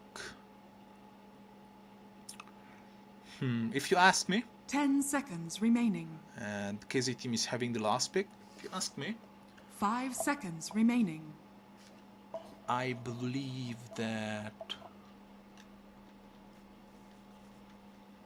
we either had the Storm, or we might be having a surprise. Because I don't see any good mid laners anymore. It's gonna be the Weaver position 4. But Dire team pick.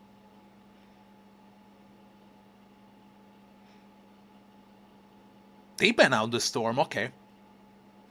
So it's gonna be a melee mid laner.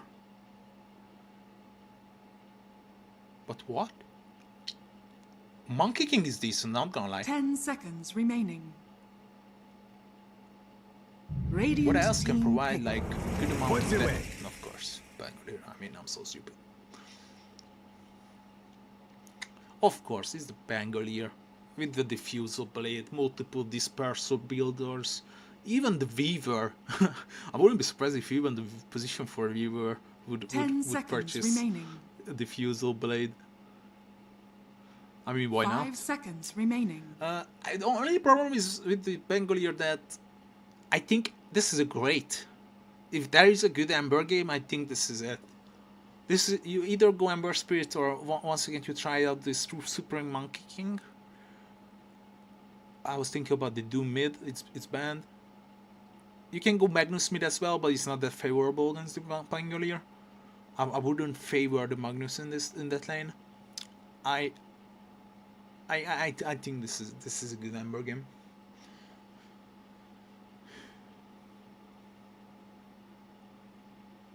I think this is a really good Ember game.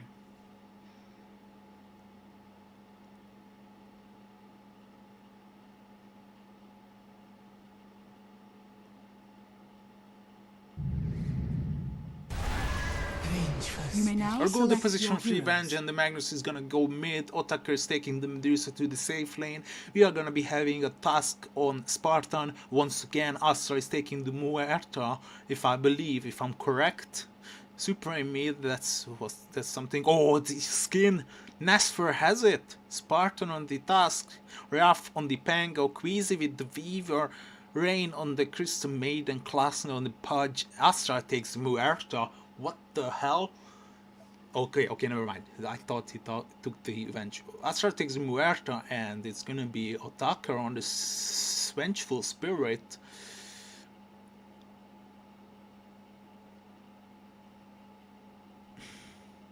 10 seconds remaining. 5 seconds remaining. Is Void still good enough with the recent nerfs? Or Medusa is just superior when it comes to these carries? I like the set on the Budge. I did not predict for the previous game though. Never mind. I'm not gonna predict this time neither. Let me take a sip of sparkling water and we are gonna be coming out with game number 2 on KZ team versus SIBE team. The pick order and the sides are the same as we are gonna jump into game number 2. Ladies and gentlemen, this is gonna be a wonderful game. Merry Christmas to everyone. I certainly believe that the previous game delivered a huge. It was something big for me. Both the viewer numbers and the game itself. I felt like this was the best production I provided, but solo in the past, in the past 2 months. Obviously, I'm nowhere. What happened to the dog? I'm nowhere near to the levels of Joe, Base Defender, or Dodai, but I'm trying my best. But I Prepare for battle. if I could submit one game to the ranks of them, I think it would be the previous one. But that's all. Let's fix our camera. Let's see the last hits. Let me take a sip of this.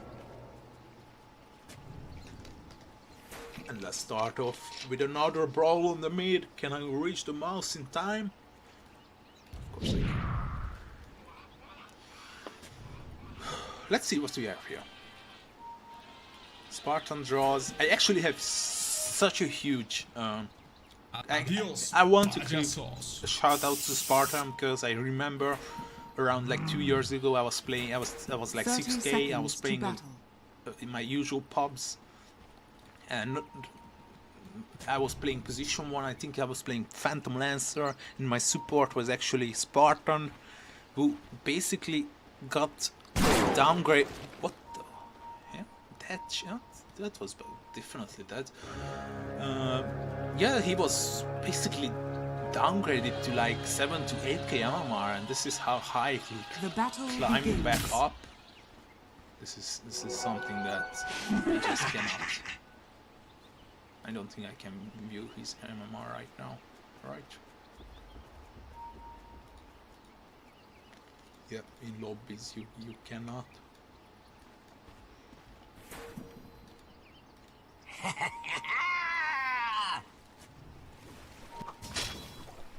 Five branches on row, the classic.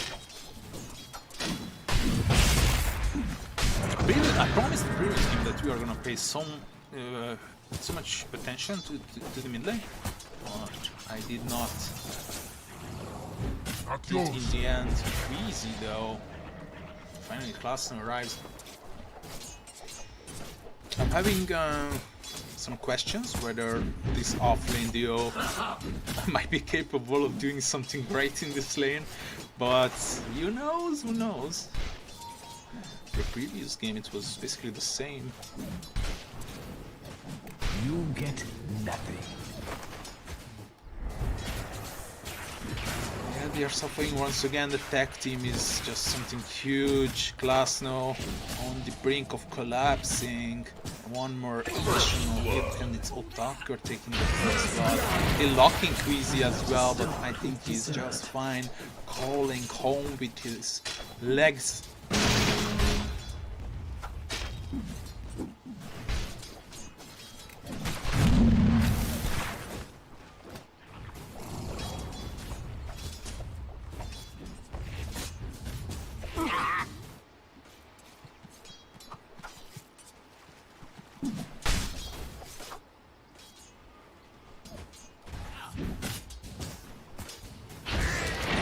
Plus, no, he might be in trouble once again. Roshan can block his fan, but it's just level 1, so he might be able to get out of this sticky situation. This Swarm is definitely a good spell. Forces out the healing salve. I basically, I know I said that Magnus might be having some difficult times in mid lane, but it looks like it's actually coming down to... Oh, Nasfir. Yeah, I think he froze out. I think he might have frozen out. That's why he's losing so much HP. I would love to see KZ team being fair and not killing him. Don't resist the cobra, little bird. On the other hand, I mean, why Don't not? resist the cobra. Oh boy! I think he's pretty much dead. Yeah. If he can press Q fast enough, maybe he can evade this death. I don't know. It's looking a tough situation for sure. I mean, Crystal Nova is available, so it might not be that disastrous, but he's out once again.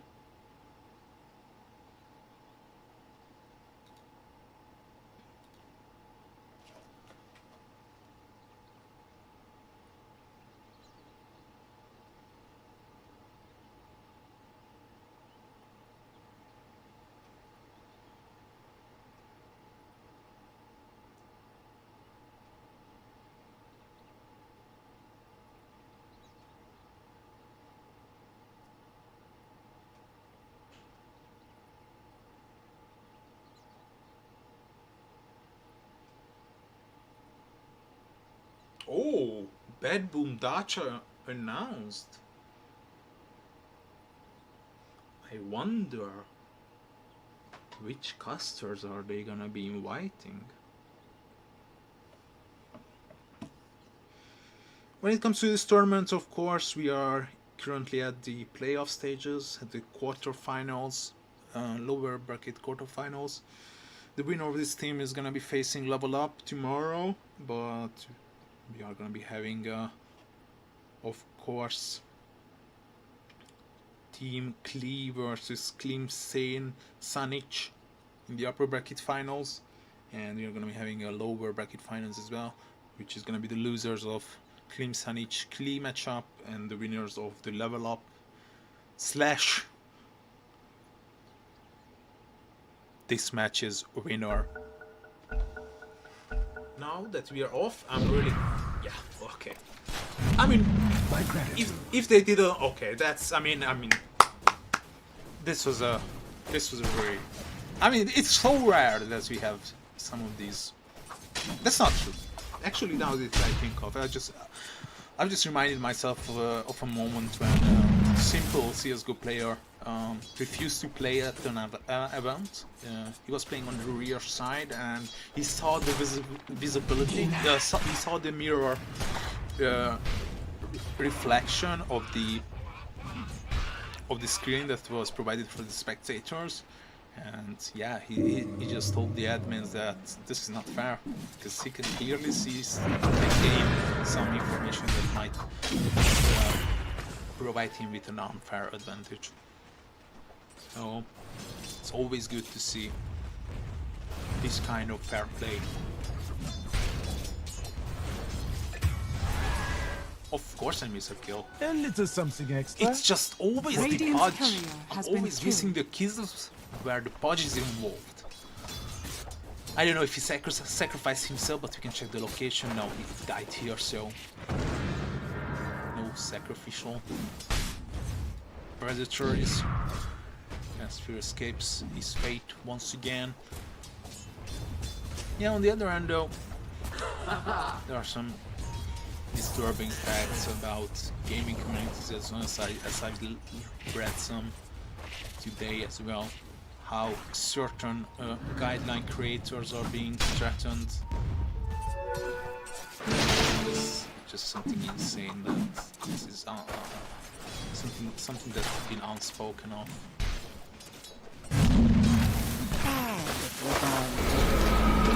Astral might be...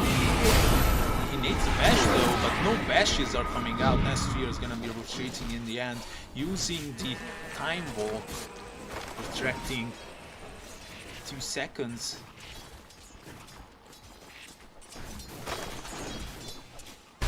Back to his previous self.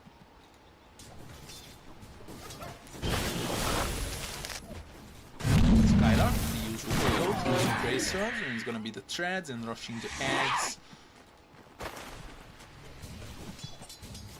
Any other surprises that we might be having here? Not that I know of.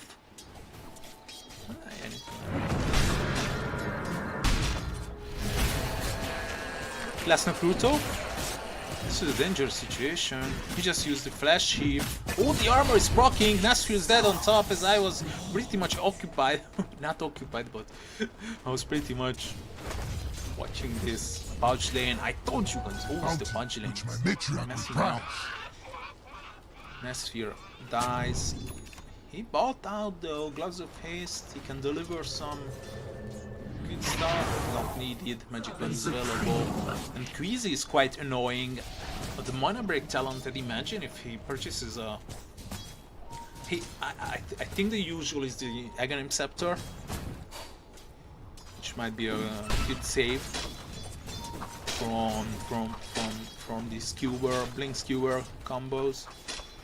6x6 rotations.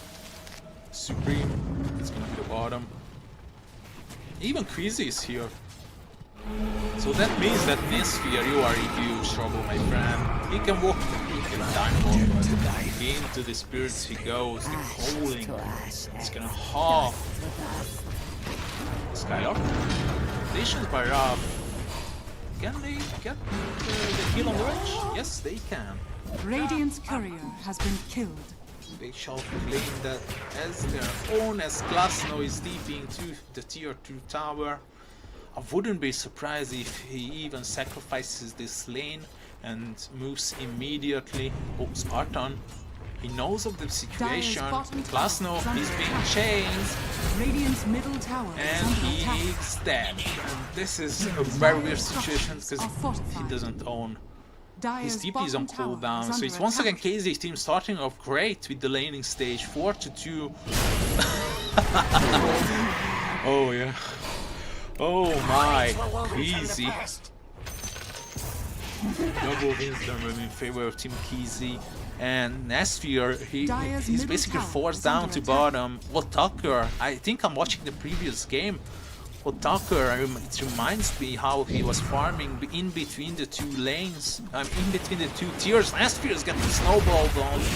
The pool, this hook is perfect. Well, Tucker might be in trouble all of a sudden. What are these people doing? It's the 8th minute, guys, and you are under the threat of the tier 2 towers. You are having fights in between tier 2 and tier 3. I am so confused what's happening, but Supreme or Tucker are able to go. Oh no, you are stuck. Oh my god. Oh no! Brilliant! The voice lines are so dead. What's happening here? Supreme, you're taking so much damage. Astral, he's taking a weird pad though. The calling. Oh, he's gonna deny the Invis rune. I think that was the only play where he stays alive. What a play! From the bench. Never mind, you guys. Well, it happens. Radiant's middle tower is under attack. King Midas's hand gonna be purchased on. Skylar, Luke is gonna be easy. No? Because Skylar switching out. Oh no, Spartan, you 3P'd into trouble, but they are not gonna overextend because. I think which is a mistake, because if you remember correctly, 2 people TP'd out from here, so the TPs are definitely on cooldown. I wonder why they did not commit in the end. Which is a great history to me. Still a long way to the Midas, but King Midas is certainly happy.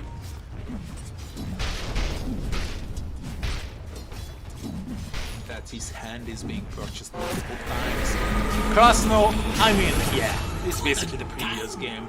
You just cannot build defensive items like Vanguard on the patch is anymore. But you can certainly buy a Veil of Discord that he's already having. 5 more armor.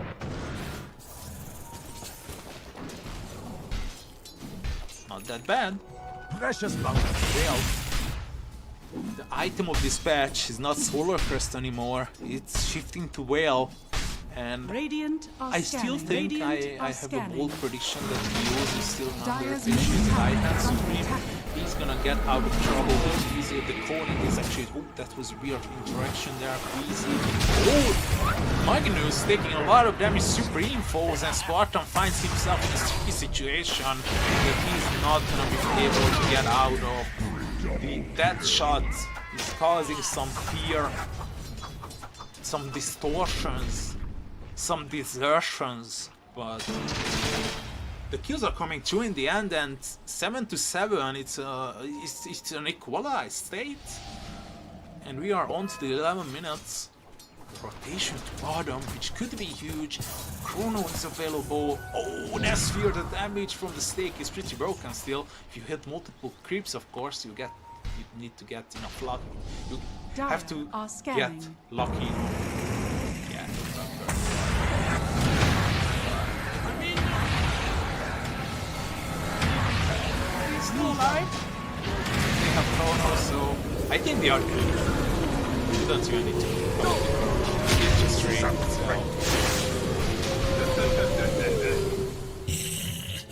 Glassno. Oh, never mind. Radiant's He really likes tower armor. is under attack. Ring of protection. Dyer's Dialogue tower basically is under sacrifices attack. himself. No, he swaps out Astral. What are they doing? The shield is the long duration. The light clicks. Sphere. Oh, Supreme is not reaching. Radiant's bottom tower Spell. is under attack. And it's basically an own age. From I think it was 7-2, and all of a sudden it's 7-10. Radiant's courier And has been SIBE team claims Radiant's bottom the tower first 10 is under kills, attack. make it 11. The hook. Oh, that shot is weird, but Queasy is here. Oh, it's secured as well. Finally, Supreme puts end to the Radiant's misery. SIBE team, they put together. Rough? Just wait. I think it's a snowball, which might be a bit dangerous. Radiant's top tower is under attack.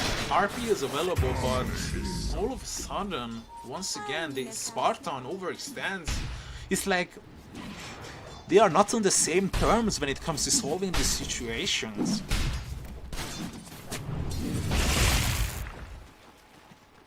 I wonder what the cause might be, but this is still a pretty even game as Skylar takes the amplified damage rune, and this might be the tier 1 that they are going to be the first that might take the tier 1 tower. Is it going to be Repel? They are TPing back onto the mid lane. Klasno has a TP as well. I think they want to defend this. Yeah, the patch comes. They don't have any vision on them, but the sixth sense is good enough to. I've got goosebumps. I didn't see that coming.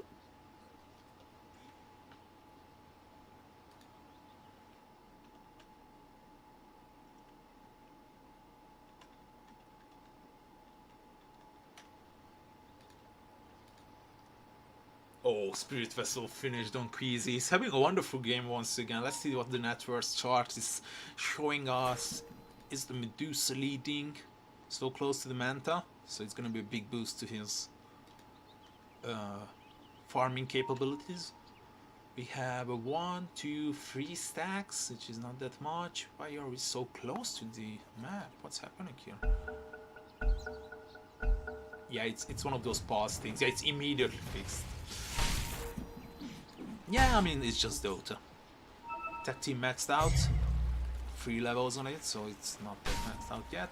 Yeah, Crystal Mega's Sword hero that you can purchase Sword Crest on. The mana issue is not an issue nor a problem. Dire are And scanning. it's great for his team as well. Radiant's Good bottom boost tower for is under attack. the Faceless Void, which is finally having the Midas. They don't find anyone in bottom, so Radiant's they are gonna bottom turn this tower into a is under 2-1 attack. tower. It gets Radiant fortified, so structures it are might scare fortified. them off. They are shifting towards the top of the lane with the portal. Twin portals are being abused. I wonder, or even I have an idea. What if you could destroy the twin portals? It would function the same as the Tormentor. It does not build any reward. Dire's middle tower is under attack.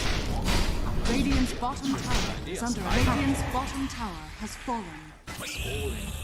Nice hook by Cross. No Spartan, snowballs onto the creeps, and there he goes, he's fine. What? Those shards are not good. Easy. Is he gonna pop another wrestle? Of course, and once again, he's out. He's playing like he's insane.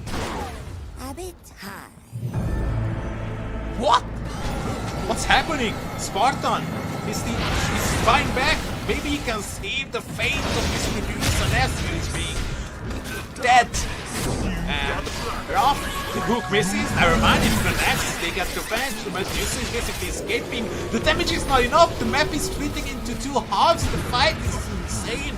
Spartan dies in the end. Otakar falls as well. Skylark hits the ground. It's a dieback from Spartan and the shield is still there. Rough. Oh no, it's getting a team vibe.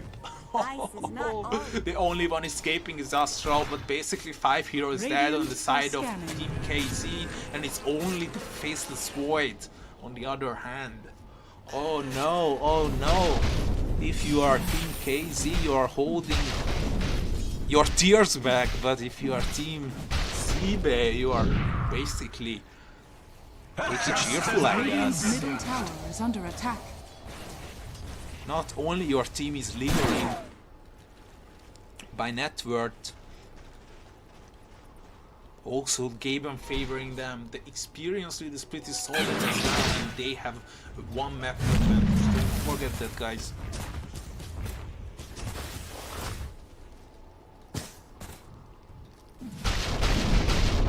Dire's middle tower is under attack.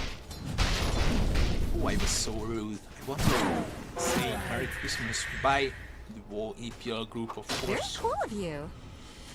No, this was something that I overlapped on. In the meantime, yes, you're having a roll. Oh, mid-skewer. The Pangor is proving to be the huge factor in this team. He's silent though. Oh, people that we are calling on the mid lane. As Astral use the calling as well. Squeezy wants to... Ah, no! He restricts back. He's low enough, but he gets out. Supreme, the solo RP. Is it gonna be enough? The damage is just so big coming out from the CM. Supreme falls, Skylark falls, Astral falls, and Otakar, you are out of mana. The hook is there, it connects. And it's gonna be 6k of an advantage, and it's all without the Faceless Void not committing the Chronosphere. It's getting dangerous. KZ on the brink of elimination. Top tower has fallen. It's not looking good. They have this early team fight snowball lineup, but it's not proving to be the superior this time. Spartan all along, the last bastion holding the tier 1 mid tower as it falls to the ground. Bricks hitting the floor. And I don't know, it just feels weird. You have a Magnus without any damage. Of course it can deliver people with its skewer. They got a Previs on Astral. He's having a decent-ish, if there is a word like decent-ish, game once again. 6 kills, 2 assists, 1 assist. He's doing a good job. He's getting the job done. And he's gonna be 6k of an advantage, and it's all without the Faceless Void not committing the Chronosphere. It's not looking good. They have this early team fight snowball lineup, but it's not proving to be the superior this time. Spartan all along, the last bastion holding the tier 1 mid tower as it falls to the ground. Bricks hitting the floor. And it's gonna be 6k of an advantage. Radiant's top tower is under Diffusal attack. played on Queasy, thanks God. I was waiting for this item. He's basically getting solo kills over on a map. He's being scouted though. Supreme, he knows he's getting dusted. But he doesn't care. Just doesn't care.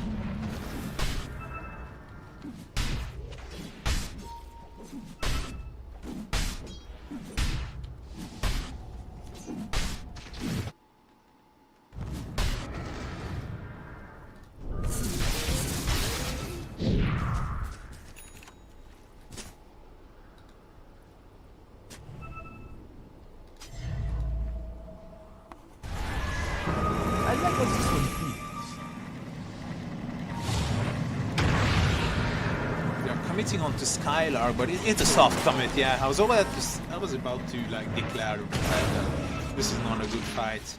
I think SIBE should definitely retreat from this, as there was multiple TPs. I think there were 2 TPs already coming, one hidden and one in plain This'll come in sight. handy. So they decide that this is not a good idea, but they know that the Rolling Thunder, I always confuse myself. It's the Rolling Thunder is on cooldown, so a smoke might be imminent. But look at who is coming. Plus, no, basically hasty, missing the hook, but snowball to that. Spartan is gonna hit the floor once again, and yeah, he's out. Spartan, plus no. 4 seconds on the hook. The Medusa is here. Multiple lanes are pushing out. Medusa doing his job. But look at the Faceless Void, he's catching up. Magnus, not even an 8k network that he's having. Just so good to be a Faceless Void in one of these games. Astral, I think he can basically get solo killed. I'm not even joking. He knows that this is a possibility, and Astral is forced to TP home, forcing out to pierce the wheel. I think which is not a big issue.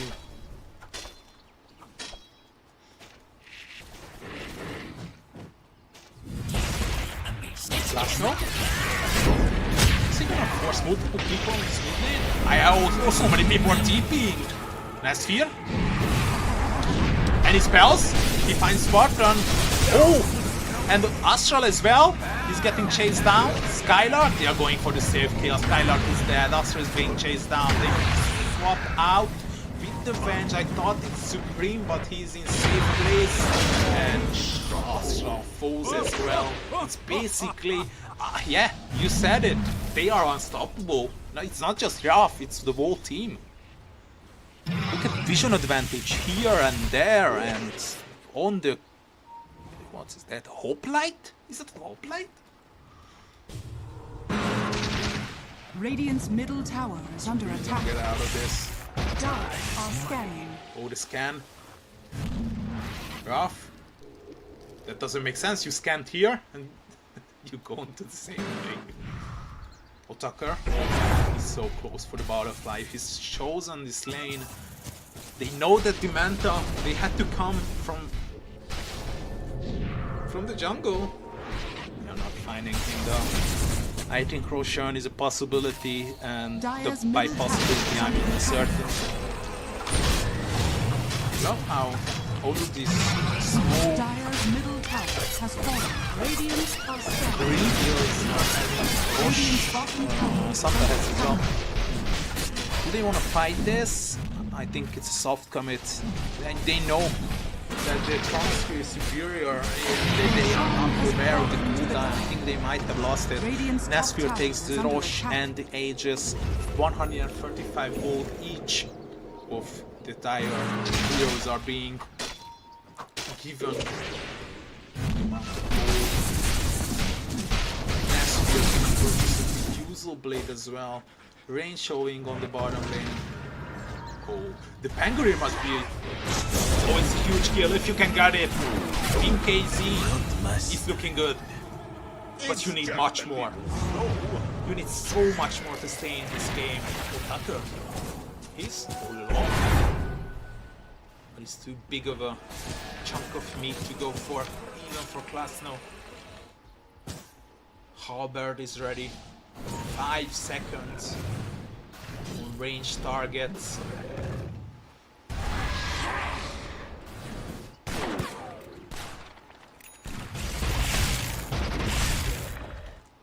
Let's showcase what are we having on the table. Belt, I think this is going to be a halberd here as well. Spartan. Regeneration. We have Supreme. Still building that bikini. Needs much more. Skylark. Dire's For bottom the tower previous is under build, I attack. think they are having a build here. Yeah, almost is that the double diffusal blade. She was almost ready on the one. It's all coming together on Team SIBE. The items that they are finishing are all in synchronized. I'm a bit scared. Team KZ. I mean, the high ground advantage is quite big. It's like the previous game. The swap, the kicks, the repositioning spots that I love to call them. Radiant's bottom You tower are is under having attack. them once again. The swap is there, the snowball, the ice shards to Radiant separate structures people, are the dash fortified. shot to remobilize. Dire's top tower is under attack. Do you have Radiant's enough bottom tower opportunities? is under Bloodstone is attack. just too tanky. Nasphere, he can just plant and get out. Crazy. It's not gonna be nowhere near Swap range or Scuba range. As well as the Radiant's bottom CM. The tower CM is just too tanky. Never mind, they find the point clear once again. He's silenced and he is dead. Promising from Team KZ, but they need more. And I said Radiant's the last bottom time that tower they need is under more. attack. I'm still Dire's stating top the tower same. is under It's attack. just not enough. Control. They are having control on the top of the map and they are losing control middle and bottom. Dire's top tower is under Skylark. attack.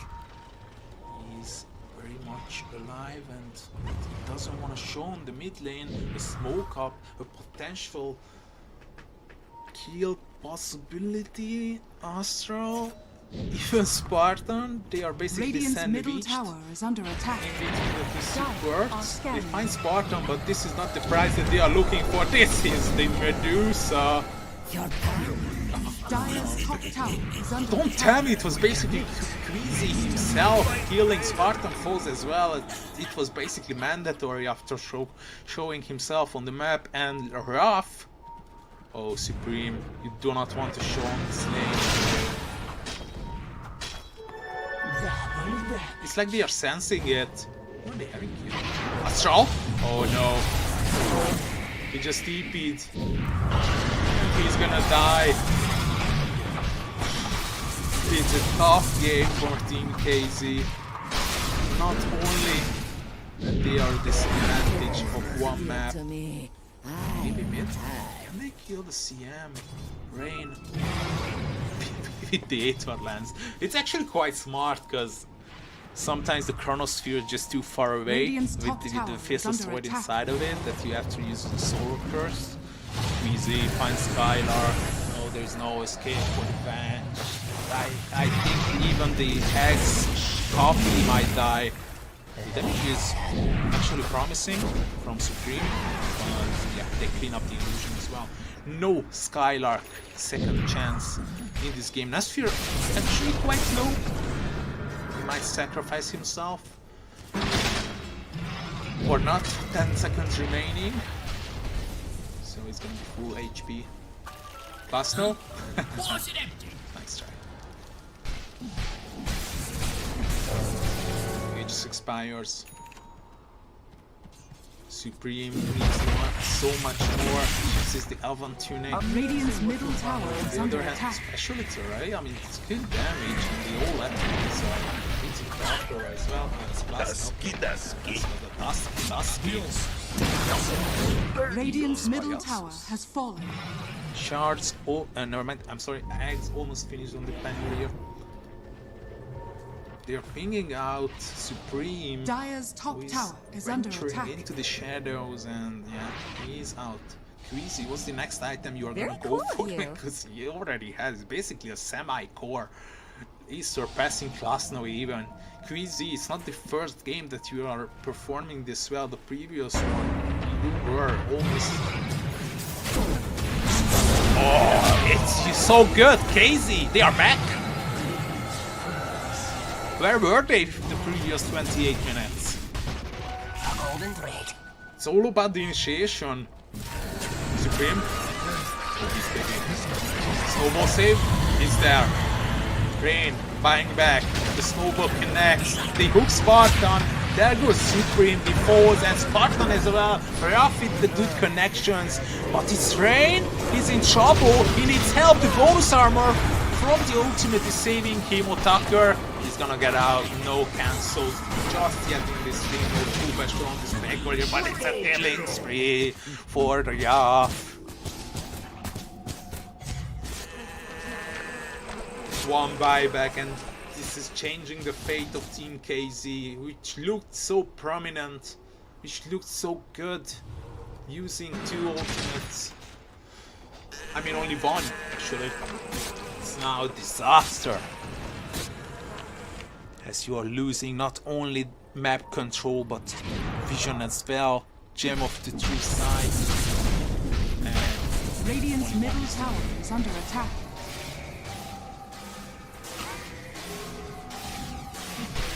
Dire's top tower is under attack. What? I did not know that. But this is not the radiance effect. This is actually a bit more on the red side. I did not know that they have given it an effect. I knew about the damage, but not the effect. Great goat. Haste. It's all up to Team This'll come in handy. SIBE. If they can close this game out, why not? Because the high ground is still, as I said, it's not that bad. And as long as you are the initiating factor and you have the initiative factor, which is Supreme or even Skylar, then you should be finding even on high ground at the 14k disadvantage, but you are just sacrificing the smoke here. You cannot find anyone. Otaku is throwing on the mid lane. It's basically signaling that there are multiple people behind him. Yeah, he's getting smoked. He was just being out. Oh, Radiant's no. courier has been killed. Something weird. Spartan is infinity with a snowball. He catches one people. Strain is definitely dead. Raph is coming. Asphere. Does he want to use the chrono? Not yet. Just yet. Oh, it's a great opportunity. 3 people under the effect of the chrono. Rolling thunder. He's putting on people. Hitting on the Otaku. He's getting so much mana. Losing so much. And he's basically dead. The shield is not gonna be enough. Cleaning Blue is here. And Team SIBE, they are rolling with the game. Spartan, the last man standing, is gonna fall as well. This game is basically adios payasos. It's just unfair. Skylar getting tipped like the previous game. I don't know why, and I don't even wanna know. But I think there is one more fight in this Radiant team. But it's gonna be so tough. You have to Radiant's middle tower just is cannot under go attack. for the solo RPs anymore. Just committing one on solo System Maiden. Oh, never mind, it was actually the Tiger. But Queasy, he's having a wonderful game once again. Now that Klasno, of course, he's the core. He's farming so much faster, given by the rot. He's surpassing the Fever, but I mean, Enchanted Cleaver, even on the Beaver, Nasphere, they are not the best tower healers, but nonetheless he can go for the Kiara. Okay, 8 seconds without the Pangolier, but you have to hold down because Nasphere is here and Nasphere is scary. Freeze with the solo kill, the godlike streak is there, Nasphere is dropping him out. Coming back in the time of which might be a mistake, Nasphere goes down, Klasno escapes on top. Spartan is actually TPing, he might be able to catch him. Oh. Yeah, Klasno is pretty much dead. This is your only chance, I believe. Wait a minute. Plasto is still alive. He wants to eat Supreme? Ooh, almost. Rosh. This is Rosh time. You need Roshan's banner and you need it now. If you cannot Rosh, it's all gone. Creates a banner anywhere on the map. This is a lie. I swear I've seen multiple times Roshan's banner getting disappeared. Skylark. This is a promising respawn position. It leaves the ground though. 4 stabs. Easy is here. Oh my god, the damage coming out from Rivers! Just so much! Crazy. Still godlike. Getting tipped. He's basically on carry now. Yeah, this is a Rosh. Very neat Iranian side.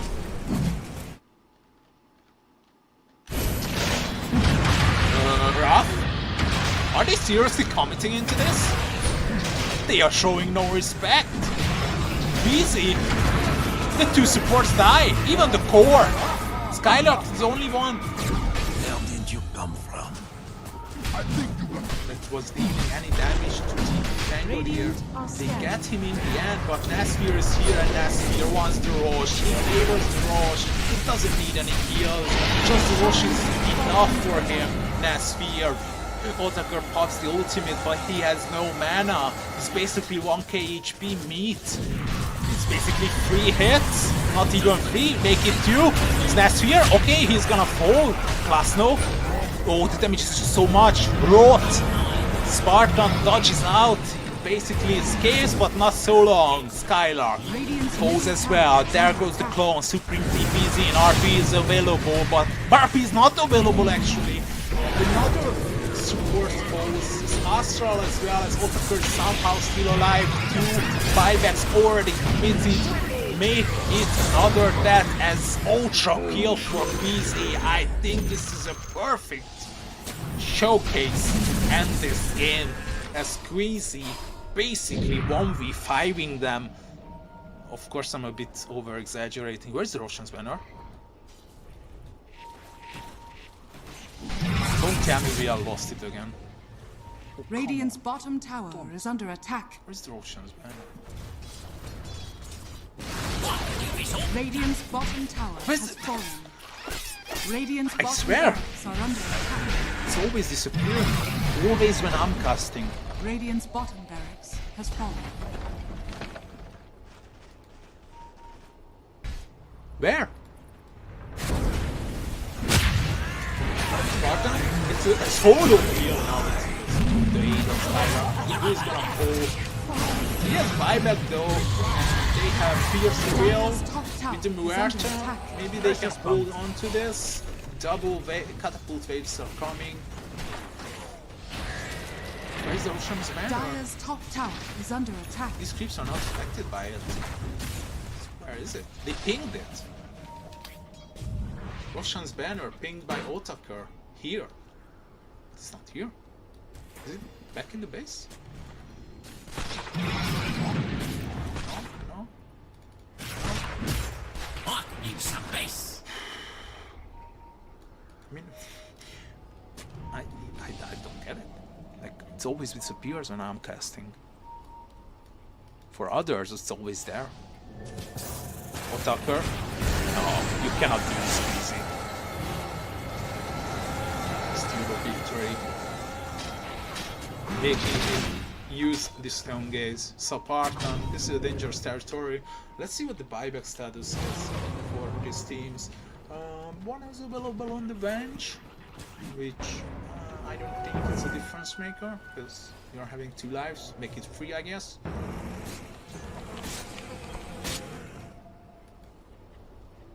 Chronosphere is available, 31k advantage.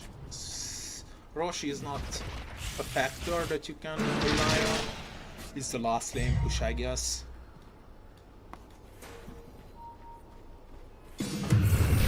Oh, tier 4 items. Craggy Coat is gonna choose tier 4 token. Make it a trickster cloak on Team Weaver, so he's gonna be more tanky. Which one is gonna be? Nasphere, Mindbreaker, of course. You're against the Medusa. Has a Daedalus now. Imagine if you would go Dire for a are Divine scanning. Rapier. Now that would be a game changer. But he's so far off, to be honest. And even you need Radiant buyback are gold. scanning. 700 more. MKB on the Fever. MKB, Mage Slayer.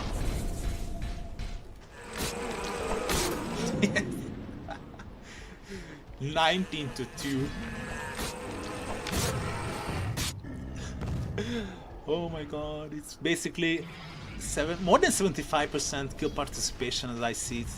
He was in for 44. 40, 50. It's even more than that. It's even more than 80%.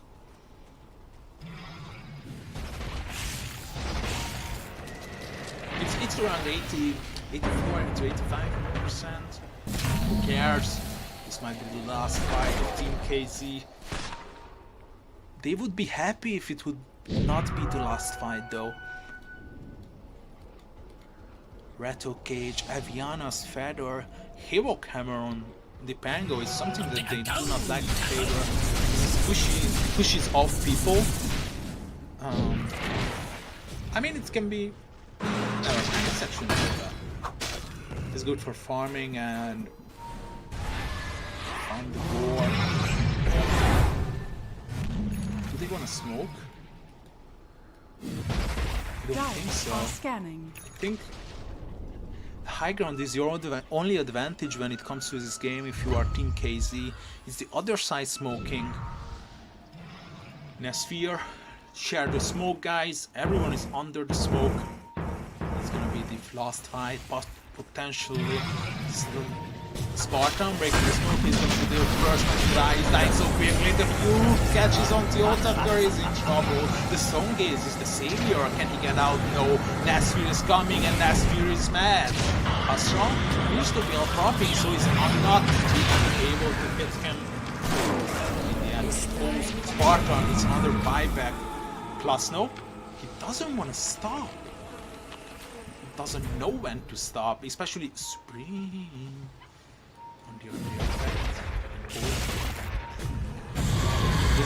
I think this is a very tough kill, guys.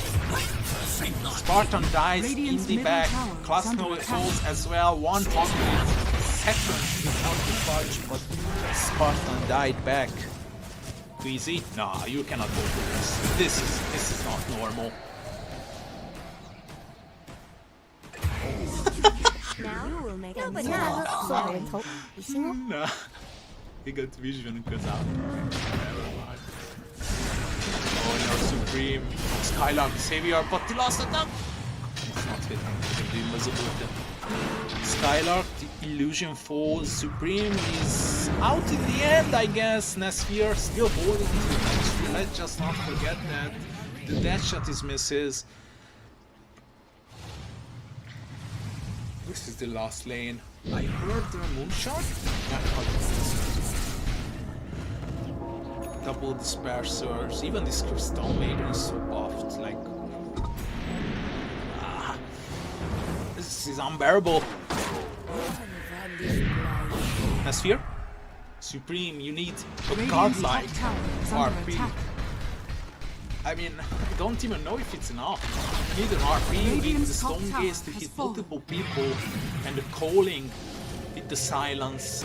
Nasphere goes to bottom. It's almost rush time, to be honest. Like, we may find out when it's gonna respawn in a few seconds.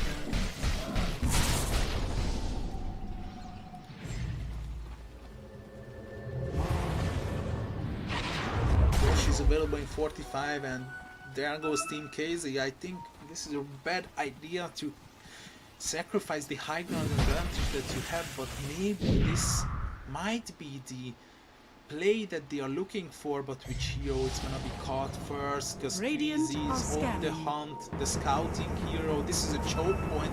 You hate to be here if you are Radiant, because you can use the Chronos. You know he's not using it. He can pick up the beaker, but he is time-lapsing. He basically awaits. Multiple ultimates being used. He freezes, but he's outwaiting Spartan, and Spartan is dead. Supreme, you are so low. He falls as well. Rain, the damage is there, but not enough. Medusa is evaporating, and Astra the only one to escape.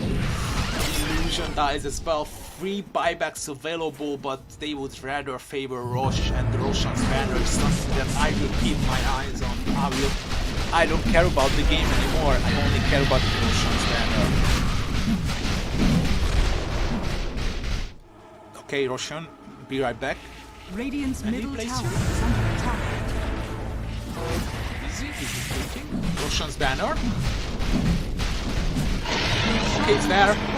Someone picked it up. Roshan's Radiant's banner. middle tower Watching it. has fallen.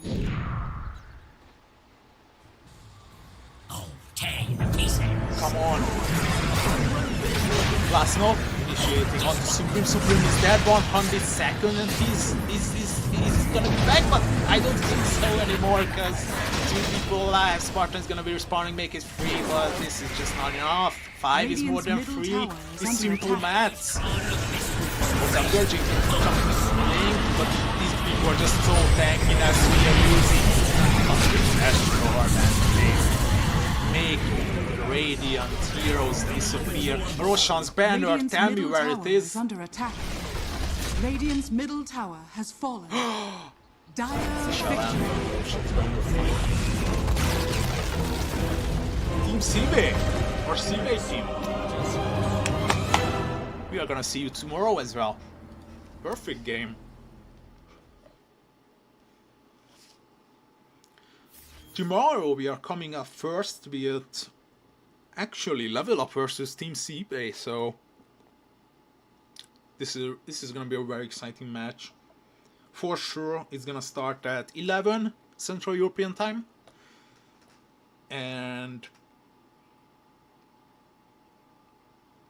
11 p.m. of course. 2 a.m.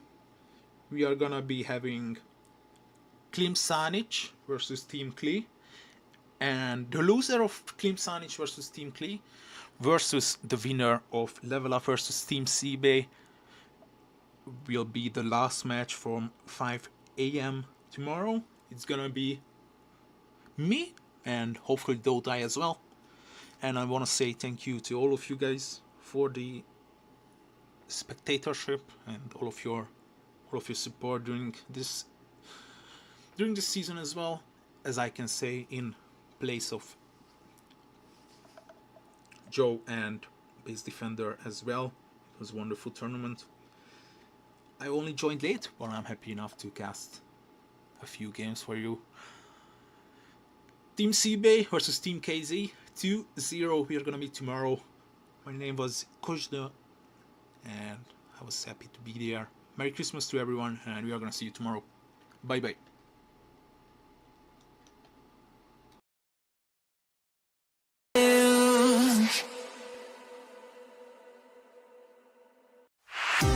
We fell out of love like shooting stars, came crashing down, and we're building back up again now. I see your heart, see your mind, see all you hide. I won't let you go, can't let you slide. When you lose yourself, I'll be right beside you. I see your heart, see your mind, see all